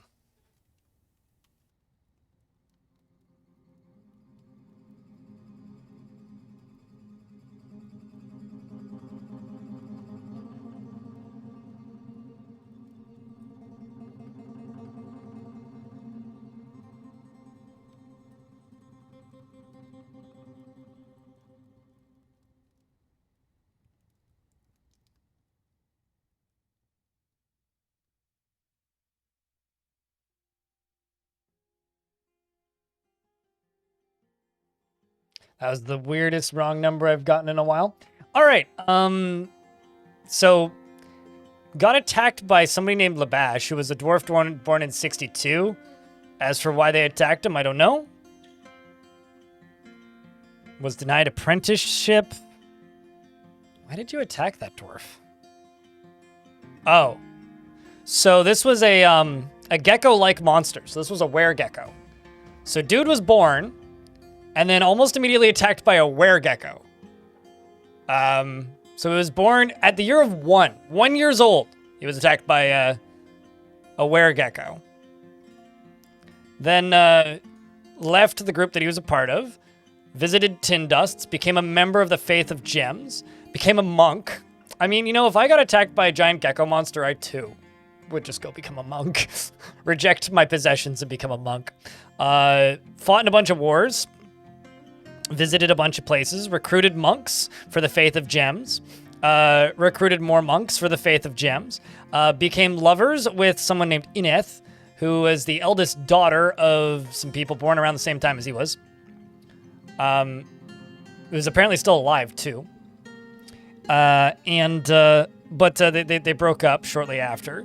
Found another lover named Einod and got married to Einod, Echo Bridged. Fought in defense of a bunch of things. Is Einod still alive? Einod is in fact still alive as well.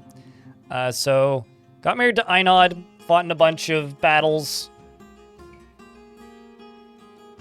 recruited more monks in the year 283, got divorced eventually, became friends with an elf during the horror of combat, found a new lover, visited more places, fought in more battles. Door shocks, I think. Fought in the assault on Heldcrack. Was also a part of the squad that I sent out to fight with the cultist, because settled in Winterhearth in the year 303, settled in Winterhearth in the year 300, became a glassmaker, gave up being a glassmaker, and then fought in the assault on Holdcrack, led by Cadol, and with the were creature who was in charge, attacked the dwarf hurricane cultist and defeated unscathed, and then made it back home. What a dwarf. And killed dragons and dwarves. Where's Glade? Why were you killing dwarves? Yeah, this is where they killed... one of these places where they killed the dragons.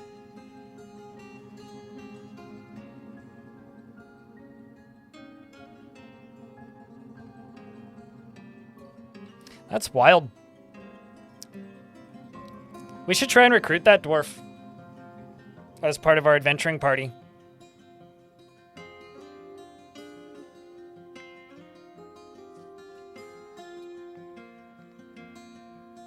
I need to clean my glasses. Hold up. That's nuts, though. I cannot remember the last time I just had a member of my fort. I'm like, oh yeah, you'd be fine for the military. Throw them in the military, and then just look, and it's like, you killed dragons. It's like, That's a cool story that dwarf has. All right, let's play some adventure mode, shall we? What do you think, chat? If you want to say hi to the YouTubes, you can. It's just saying hi to the VOD. In the dead of winter.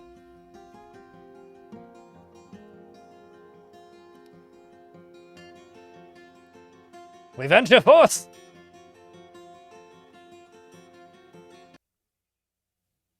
All right, so I think my first dwarf is going to be a hero.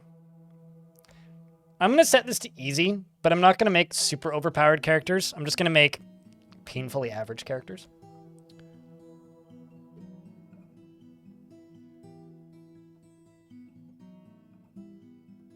Excuse me. Why can't I dwarf?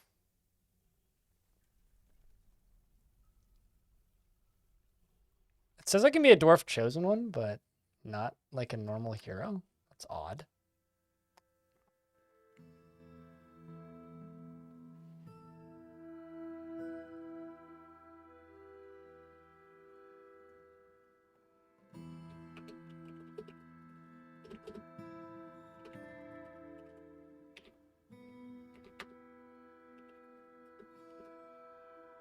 Also, how do you guys feel about this format of streams where I start off with a short kind of planned to die little fort, and then after we finish up the little fort, start up an adventure to then loop back around to the initial spot? Okay, here I can play as a dwarf. Fine.